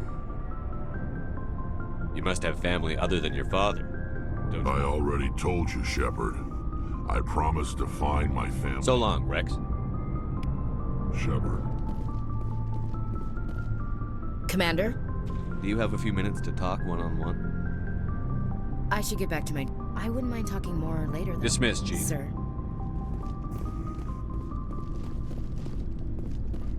Commander, what can I do for you? Something bothering you? It's Saren. I'm starting to wonder whether we'll ever find him. He's always one step ahead of us, and he's got those damn Geth. We're getting close, Garrus. We'll find him. I wish I had your confidence. I just can't stand the thought of him getting away with everything he's done. I know you're doing everything you can, and if anyone can catch him, it's you, but if there's anything else I can do to help, anything, just tell me what you want me to do, and I'll do it. I understand your concern, but we'll find him. Just make sure you're ready to go when we do. Yes, sir. I'll be ready. Can I ask you something, Commander? What is it? Are you worried that the Council might be protecting Saren? I mean, they were really dragging their heels before. What if we find him, bring him back to the Citadel, and they refuse to act? You seem to have some thoughts on this. Speak your mind, Garrus. Well, maybe we shouldn't give them the chance, Commander. In my opinion, Saren's too dangerous to be kept alive. Too much could happen. He could escape, or the Council might let him go. If we find him, when we find him, I say we make sure we stop him permanently. If Saren won't listen to reason, if he forces my hand, I'll kill him in a heartbeat. But only if it's absolutely necessary. But what's the point in keeping him alive? It just gives him an opportunity to escape or convince the Council to listen to him. And what about the Geth? They might try to free him. We know more about Saren's plans than anyone. But what do we really know? If we just kill him, we lose the chance to find out. Yeah, I see your point. Do you really think there's more to know, other than the fact that he's a raving lunatic? Maybe, maybe not. But it's not a chance I'm willing to take. Yes, sir. Looking for supplies? Let's see what you've got. You bet, Commander.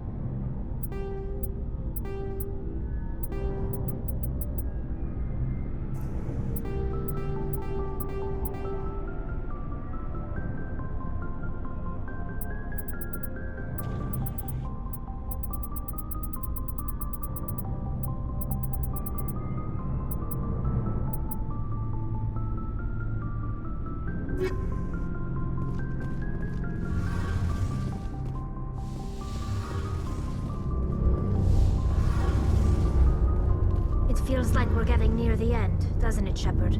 With Saren, I mean. It won't be much longer. One way or another, it'll all be over soon. You'll find the conduit before he does. I know you will. You have to. And after this is all over, when my pilgrimage ends and I go back to my own people, I'll be proud to say I was a part of it. We couldn't have done this without you, Telly. You've been good to me. A lot of people treat Quarians like second-class citizens. They just want us to go back to our fleet and disappear. But you've treated me just like everyone else on your crew. Like an equal. That means a lot, and it says something about you. Whatever happens, I just want to say thank you for that. I'm gonna miss you when you go back to your own people, Telly. That won't happen for a while yet. I'll be right here anytime you need me. I should go. See you later.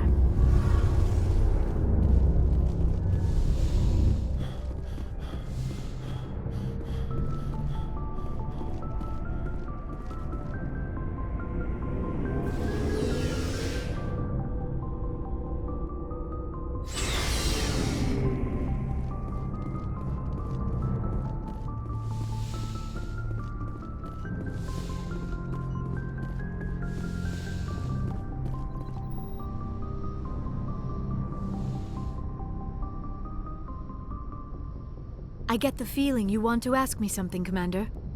I just wanted to talk. Of course, Shepard. I should go. Goodbye, Shepard.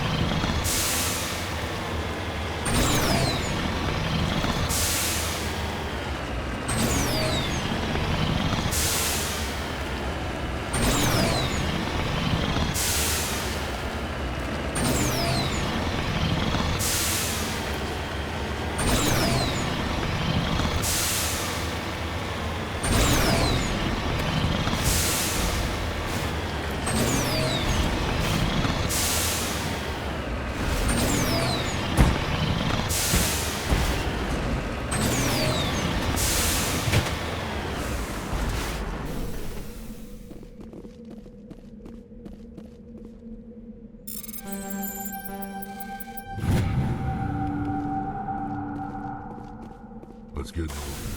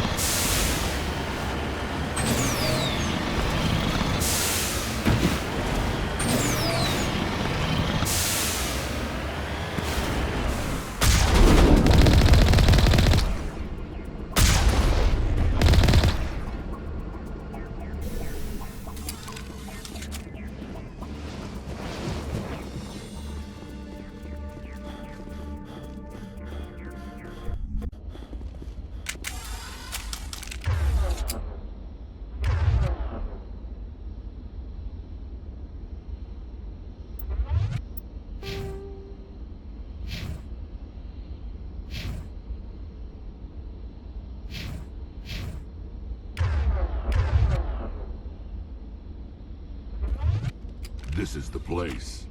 My armor's here somewhere.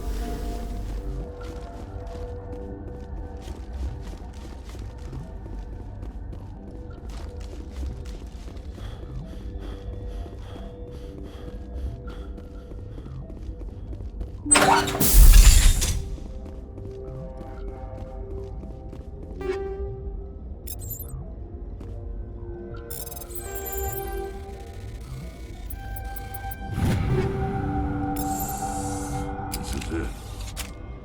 I can't believe my ancestors ever wore this piece of crap. But at least I've got it back. I'm glad we could help you get it back. I might just be starting to like you, Shepard.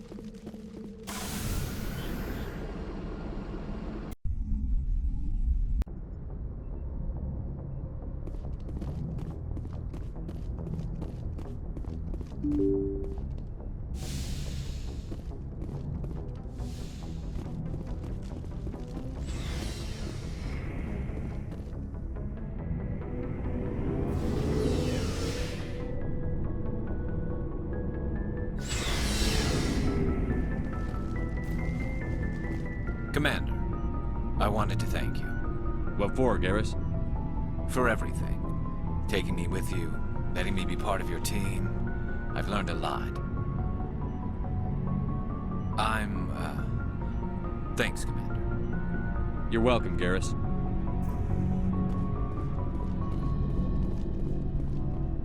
Commander? What's your opinion on the Not last? sure I buy Dr. Tassoni's story about her and her mom not talking. I think she's being straight. Yeah. Hey, want me to ask her about her sex life? Might be illuminating. I don't think she's used to teasing. Good-natured or otherwise. Aw, no fun, Skipper. Too bad those ruins got destroyed. I mean, they lasted thousands of years. That's impressive. Do you have a few minutes? I should get back to my... I wouldn't mind talking more later, though. Dismissed, Chief. Sir. Never a dull moment with you, Shepard. You ever go on any missions like ours before? Saving the galaxy from certain destruction? No. But I've had my share of adventures. Do you remember any that stick out? A few. I remember one time I was hired by a Volus diplomat. What an ass. What did he want you to do? He wanted me to erase his past. Get rid of an old friend who knew too much. Huh. His old friend turned out to be an Asari commando. I can see why that might give you pause. What? No. Alina and I were old friends. Sort of. We met when we were both contracted to kill the same Turian. Neither of us wanted the other one to get him first. We spent more time fighting each other than tracking that Turian. Which one of you made it first? It was a tie. I brought back his head. She got the rest of him. As far as I know, we both got paid. Anyway, when I told Alina about the diplomat's contract, she and I had a good laugh about it. So what did you do? Well, I wasn't going to lose the contract, but I respected Alina. In the end, I let her pick the location where we'd fight.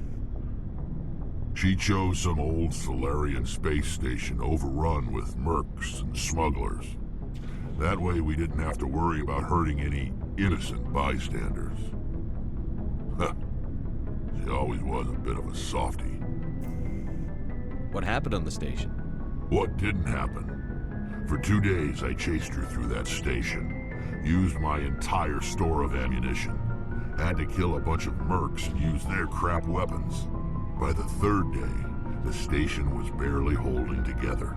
The mercs were dead or gone, life support was failing, but I had her.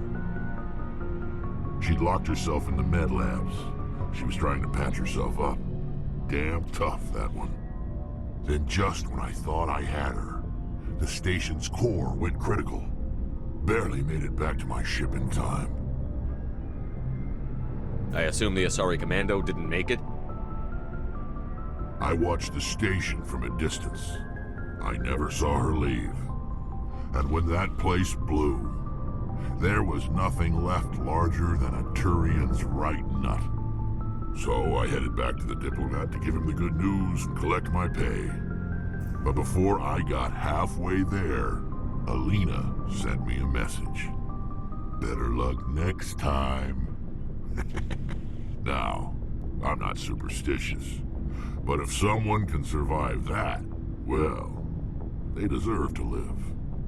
At least for a bit longer. What about the diplomat? He wanted her dead. I told him the truth. Alina was still alive and she was really pissed. I told him if he wanted to live, he'd need me around to protect him.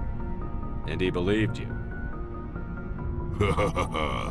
He kept me on as his personal guard until he died. Natural causes. Easiest job I've ever had. A little boring, but credits are credits. So long, Rex. Shepard.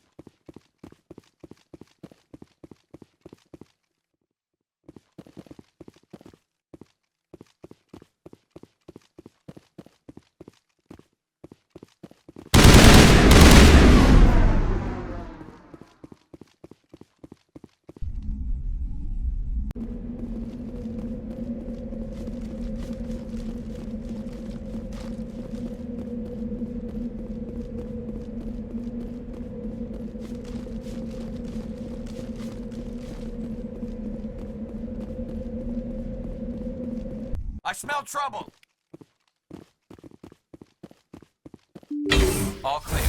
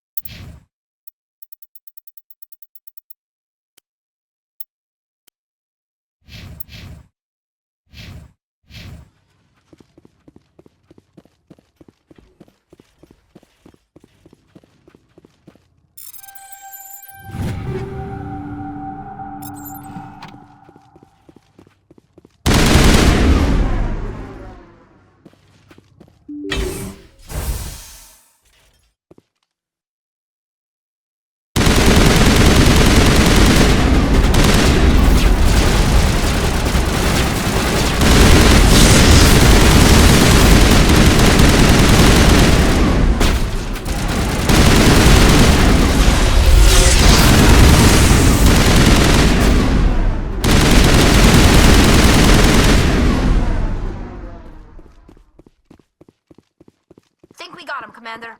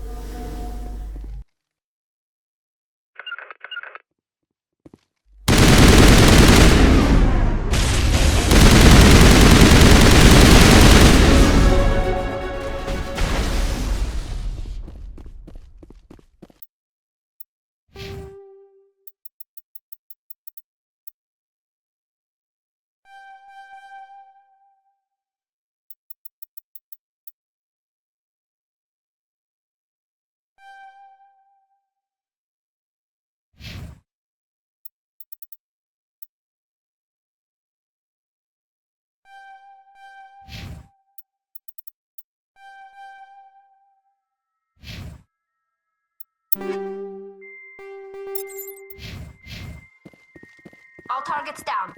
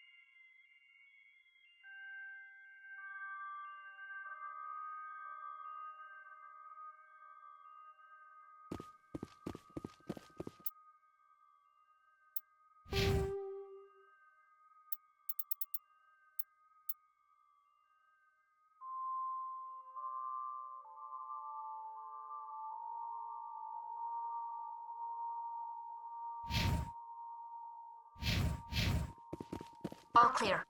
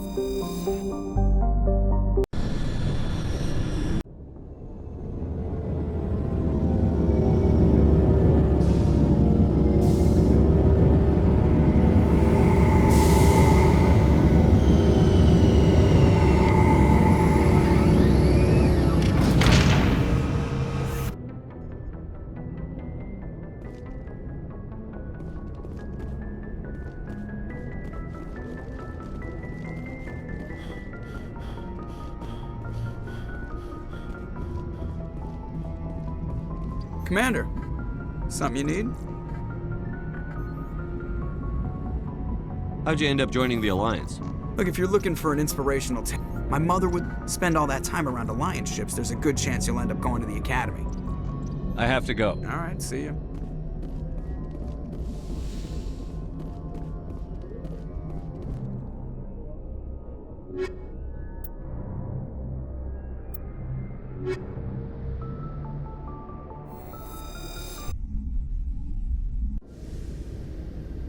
Equalizing in...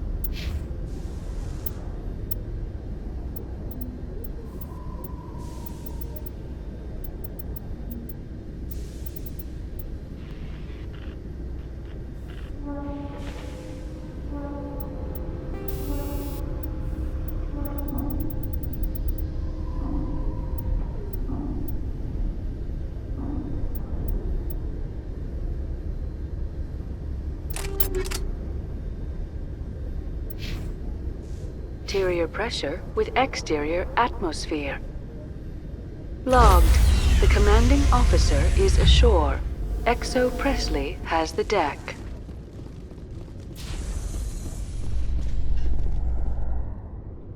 Tin Hut! At ease. Rear Admiral Mihailovic, 5th Fleet. We weren't told to expect you, sir. I would have prepared a formal greeting. Spare me the pleasantries. I command the 63rd Scout Flotilla. You and the Normandy were slated for my unit after shakedown. Then the Council got their paws, claws, tentacles, whatever. They got them on our ship, and you. I still serve the Alliance, sir.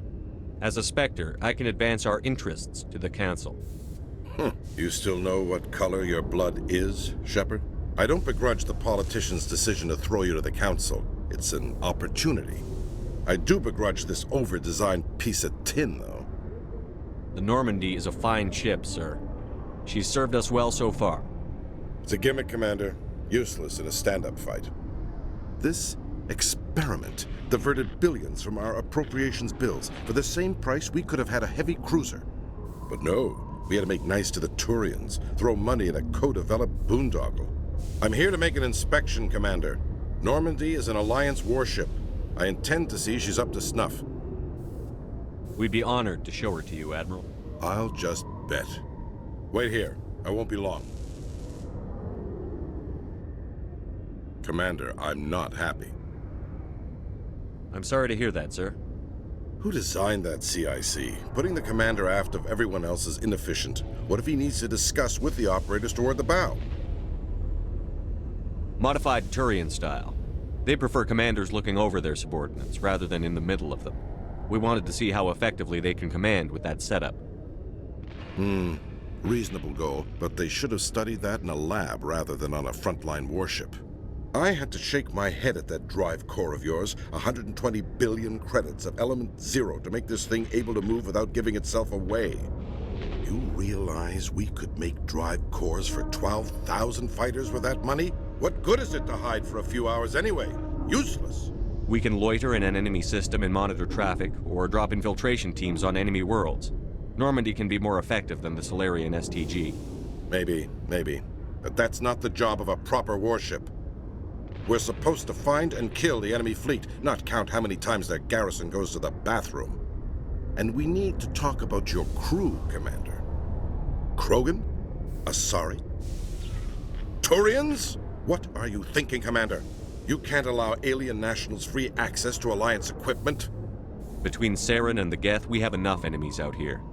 Treating other species with suspicion and distrust won't win hearts and minds. That assumes the hearts and minds are worth winning. That hasn't been proven yet. You have anything else to say, Commander? Any other justifications for the state of this vessel? I think the Normandy is a good ship, sir. Even if you disagree, you have to see that her joint construction and multiracial crew make the Alliance look better. Your job is to look good, Commander. The Alliance navies is to win wars. I'm not convinced Normandy isn't a waste of taxpayer money, but I am convinced that you believe otherwise, and that you'll use it to its best ability. I'll be submitting a report to the Joint Military Council. It will not be as negative as I'd planned. Good hunting, Commander Shepard. Make us proud.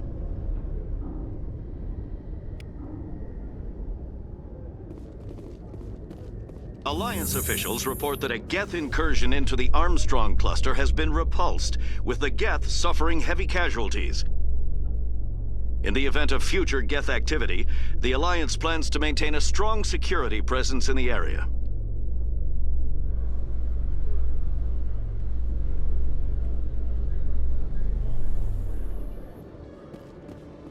Commander, Khalisah been seen in Al-Jalani, Westerland News. Would you answer a few questions for our viewers?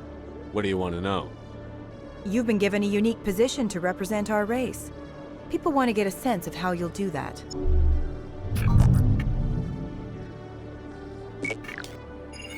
Humans have been trying to get the respect of the galactic community for 26 years. With that in mind, what are your feelings on being the first human Spectre? The Spectres represent the best of every species in the galaxy. To be asked to join them is an honor. Some have said your appointment is the Citadel throwing humans a bone. Have you encountered any situations where the Citadel asked you to place its needs before the needs of Earth? The Council is concerned with the needs of the whole galactic community. We're part of that community now. Our needs are on their agenda, but we're one of many. You really do believe that, don't you? You've been given command of an advanced human warship for your missions.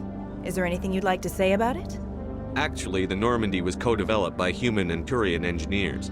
Its design incorporates many innovations, all of which are classified, I'm afraid. So the Turians have knowledge of the Normandy that is being kept secret from the Alliance public? Do you think it was appropriate to hand Earth's most advanced warship over to the Citadel? I wasn't aware it had been handed over to anyone. I'm in command, and last I checked, I'm human. Same goes for my crew. Human, yes, but you do work for the Citadel now, Commander. One last question, Commander. Rumors back home say you're tracking a rogue Spectre named Saren. Do you have any comment on that? Saren instigated the attack on our colony at Eden Prime. Once his involvement was proven to the Council, I was assigned to bring him in. That's surprising, Commander. The official line says Eden Prime was attacked by rogue synthetics. Good luck in your mission. Thank you for your time, Commander Shepard.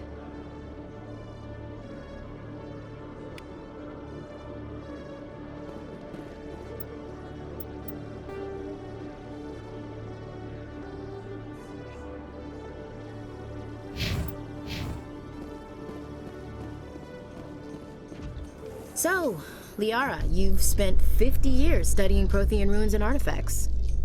Our travels now are somewhat different from my normal excavations. I would prefer lengthier studies and fewer explosions. I think you've spoken for scientists everywhere, Liara.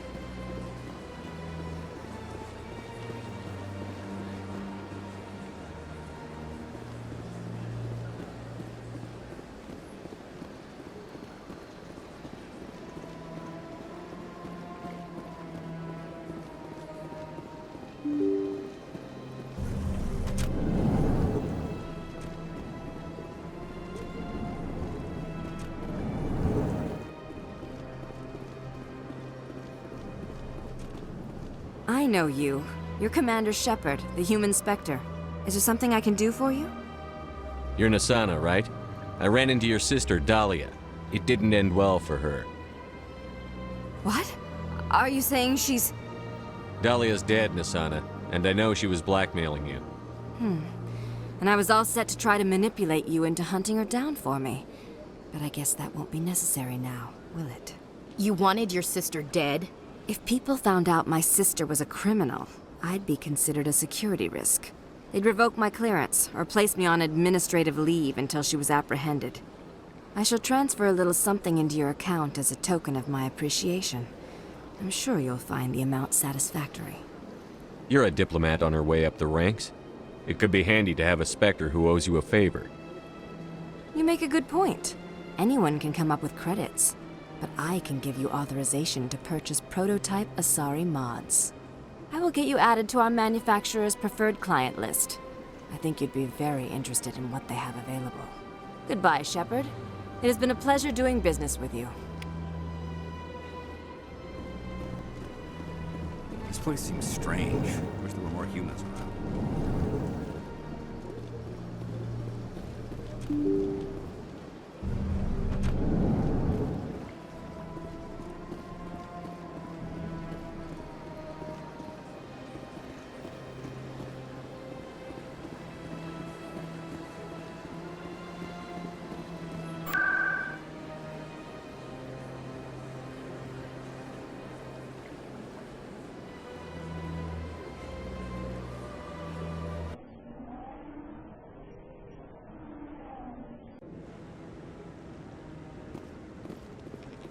Commander Shepard? Hello again, Commander. I've got a proposition for you. Since you helped me get information on the crime syndicate, I've gotten a lot more backing from my publishers. I'm investigating traffic controller conditions now, and I wondered if you could help. That seems like a step down from wide-scale corruption. Actually, in a way, it's more important. This isn't about people getting rich. This is about safety. I've heard rumors that the space traffic controllers are overworked to a dangerous degree. I can't get into the control room, but you could. If you planted a bug inside, I could crack the story. I can't promise anything, but I'll see what I can do. Give me the bug. Excellent. Just place it on a terminal with a good view of the area. Thanks again for your help. In the long run, this story is going to save lives.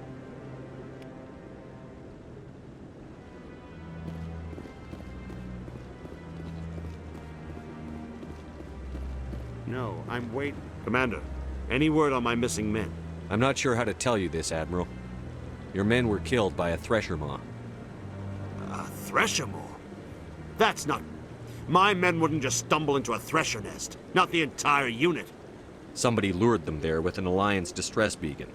Placed it perfectly so they'd land right beside the Thresher nest. Damn it. I had a bad feeling about this ever since my team disappeared. An Alliance beacon used as bait, my unit wiped out, and nobody seems to know anything about it. Commander, I appreciate what you did. Now I need to do my part. The families of those Marines deserve to know why they died. Anything you need from me? Not right now, Shepard, but I'll let you know as soon as I find something out.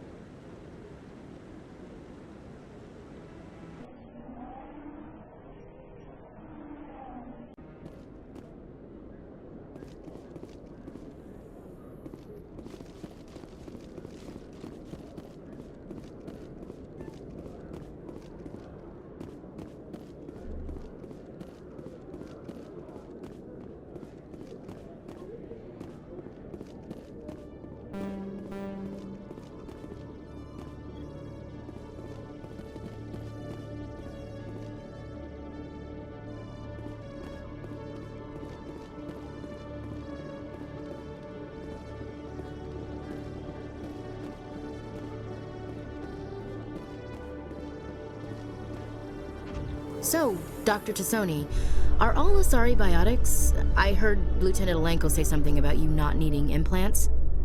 While the Asari have natural biotic abilities, not all have the desire to learn to use their abilities effectively. Wow. To have so many potential biotics that people can choose not to train, I imagine the Lieutenant would be jealous.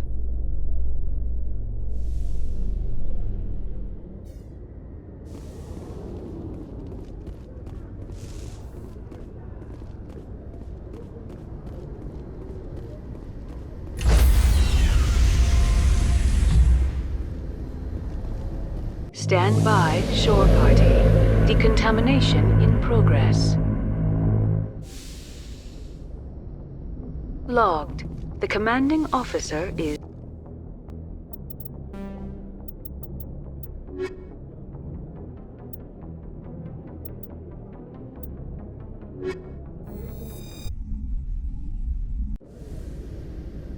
equalizing...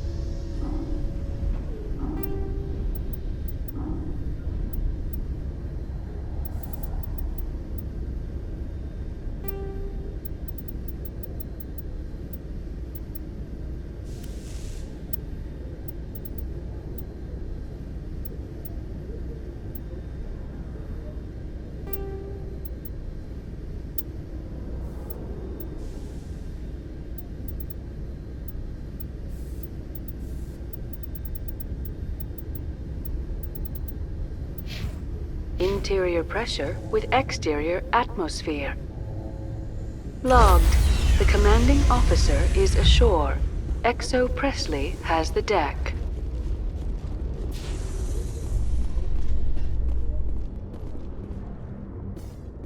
Alliance officials have raided a dangerous cult controlled by a former Alliance officer, Major Kyle. Major Kyle surrendered and is now being treated for severe post-traumatic stress disorder.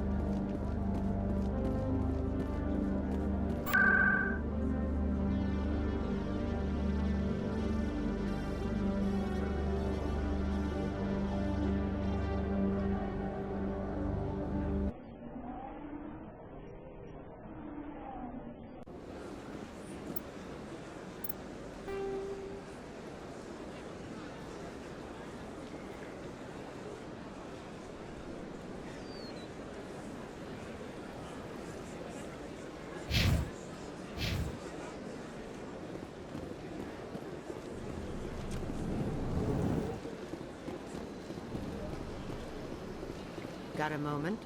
Hello, Spectre. I have a business proposition for you.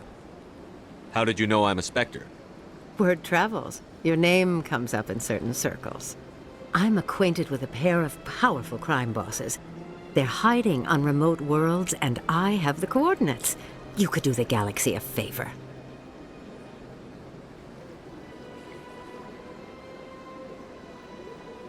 What kind of defenses would these two have? I haven't the faintest idea, but they're certain to be armed. Their partnership's soured, and each believes that the other intends to kill him. They will be well prepared. I eliminate them, and then you take over and try to eliminate me. How stupid do I look? While I appreciate your estimation of my bravado, I have no intention of attempting to murder you. You are the first human Spectre, and you are doing important work for humanity. I have no interest in red sand or slavery. Anyone who does deserves to die. Our needs are aligned. If they're as bad as you say they are, they need to be dealt with. Excellent. Here are the coordinates. When these men are dead, I will wait for you at the third set of coordinates. Goodbye, Commander. It's been a pleasure to meet you.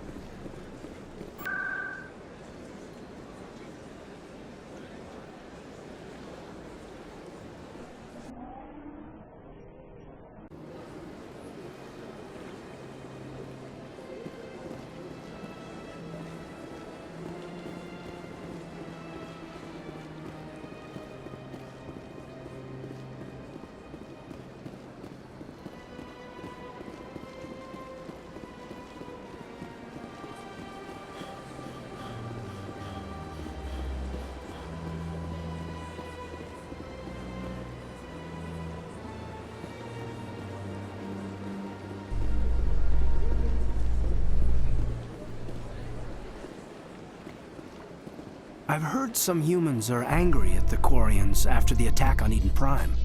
After all, you created the Geth. The Geth killed billions and forced us from our homeworld. Most Quarians believe we have paid properly for our mistake. Hopefully having you with us fighting Saren will change people's minds.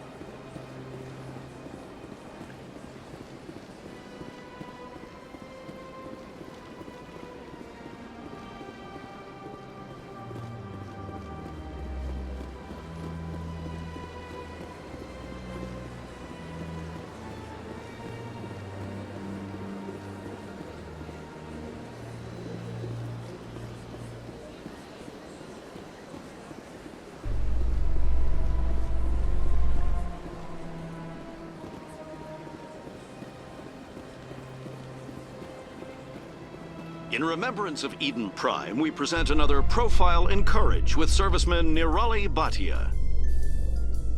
A devoted wife and talented chef, serviceman Bhatia joined the Alliance military under the Deferred Education Plan. After finishing her service, Bhatia planned to open a restaurant. Instead, she gave her life protecting the colonists of Eden Prime. For more profiles in courage, or to explore opportunities in the military, please visit the Alliance Military on the extranet. Keyword, courage.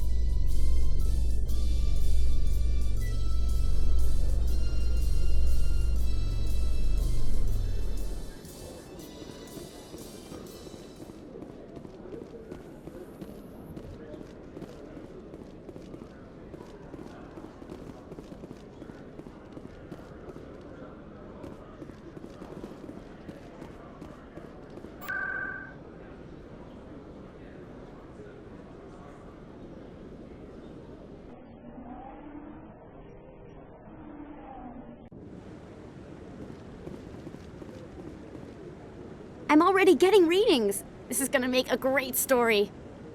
Thank you so much for your help. Here, this is everything I've got from my publisher's budget. It was no problem. Good luck with your story. It deserves to be heard. I appreciate your support. I hope this will save some lives in the long run. Thanks again for your help. I'm gonna show this to my publisher.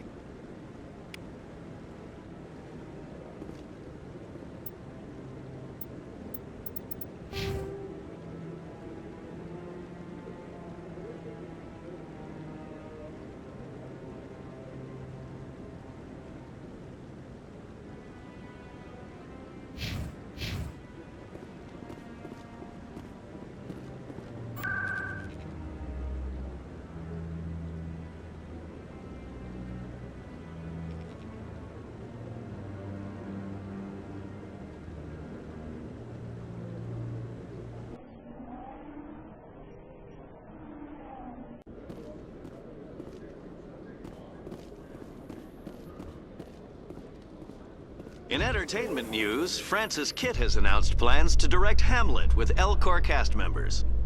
The production will open dramatic theater to the Elcor with a Hamlet who uses Elcor body language and pheromones. Kitt claims that he's also excited by giving a human audience the chance to judge Hamlet by his deeds and not his emotions.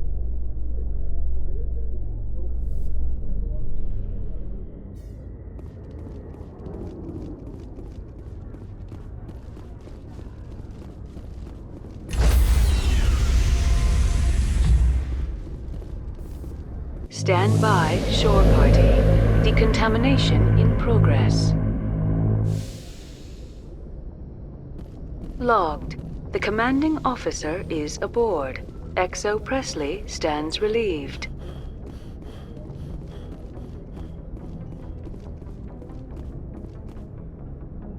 Message coming in. Patching it through. Commander, Miss Al-Jalani's story on you just aired. She shouldn't have ambushed you like that, but you handled it pretty well. We had differences of opinion, sir. I hope she at least believed my sincerity. You handled yourself pretty well, Commander. She came across like a raving idiot. There is one other matter, however. The Citadel has been trying to play down Saren going rogue. It makes the Spectres look bad. Your mention of him was politically inconvenient. I'm sure Saren inconvenienced the people he killed on Eden Prime, too. I'm on your side, Commander. Remember that. This comes from the Joint Military Command. I won't keep you any longer. Fifth Fleet out.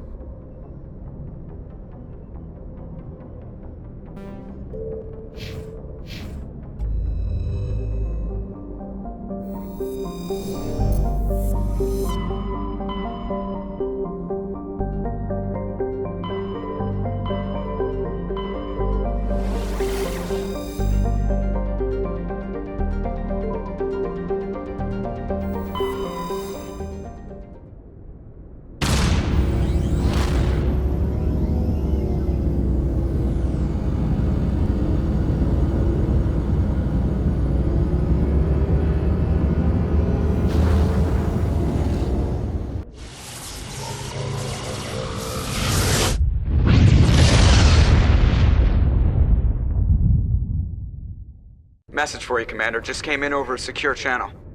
Shepard, this is Admiral Kahoku. I found out who set that trap for my men. The ones killed by the Thresher Maw.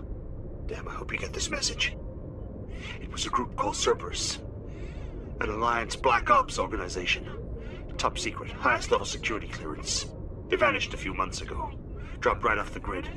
Nobody knew where they went or what they were up to. They've gone completely rogue, Shepard. They're conducting illegal genetic experiments, trying to create some kind of super soldier. I don't have any proof, but I found the coordinates for one of their research worlds.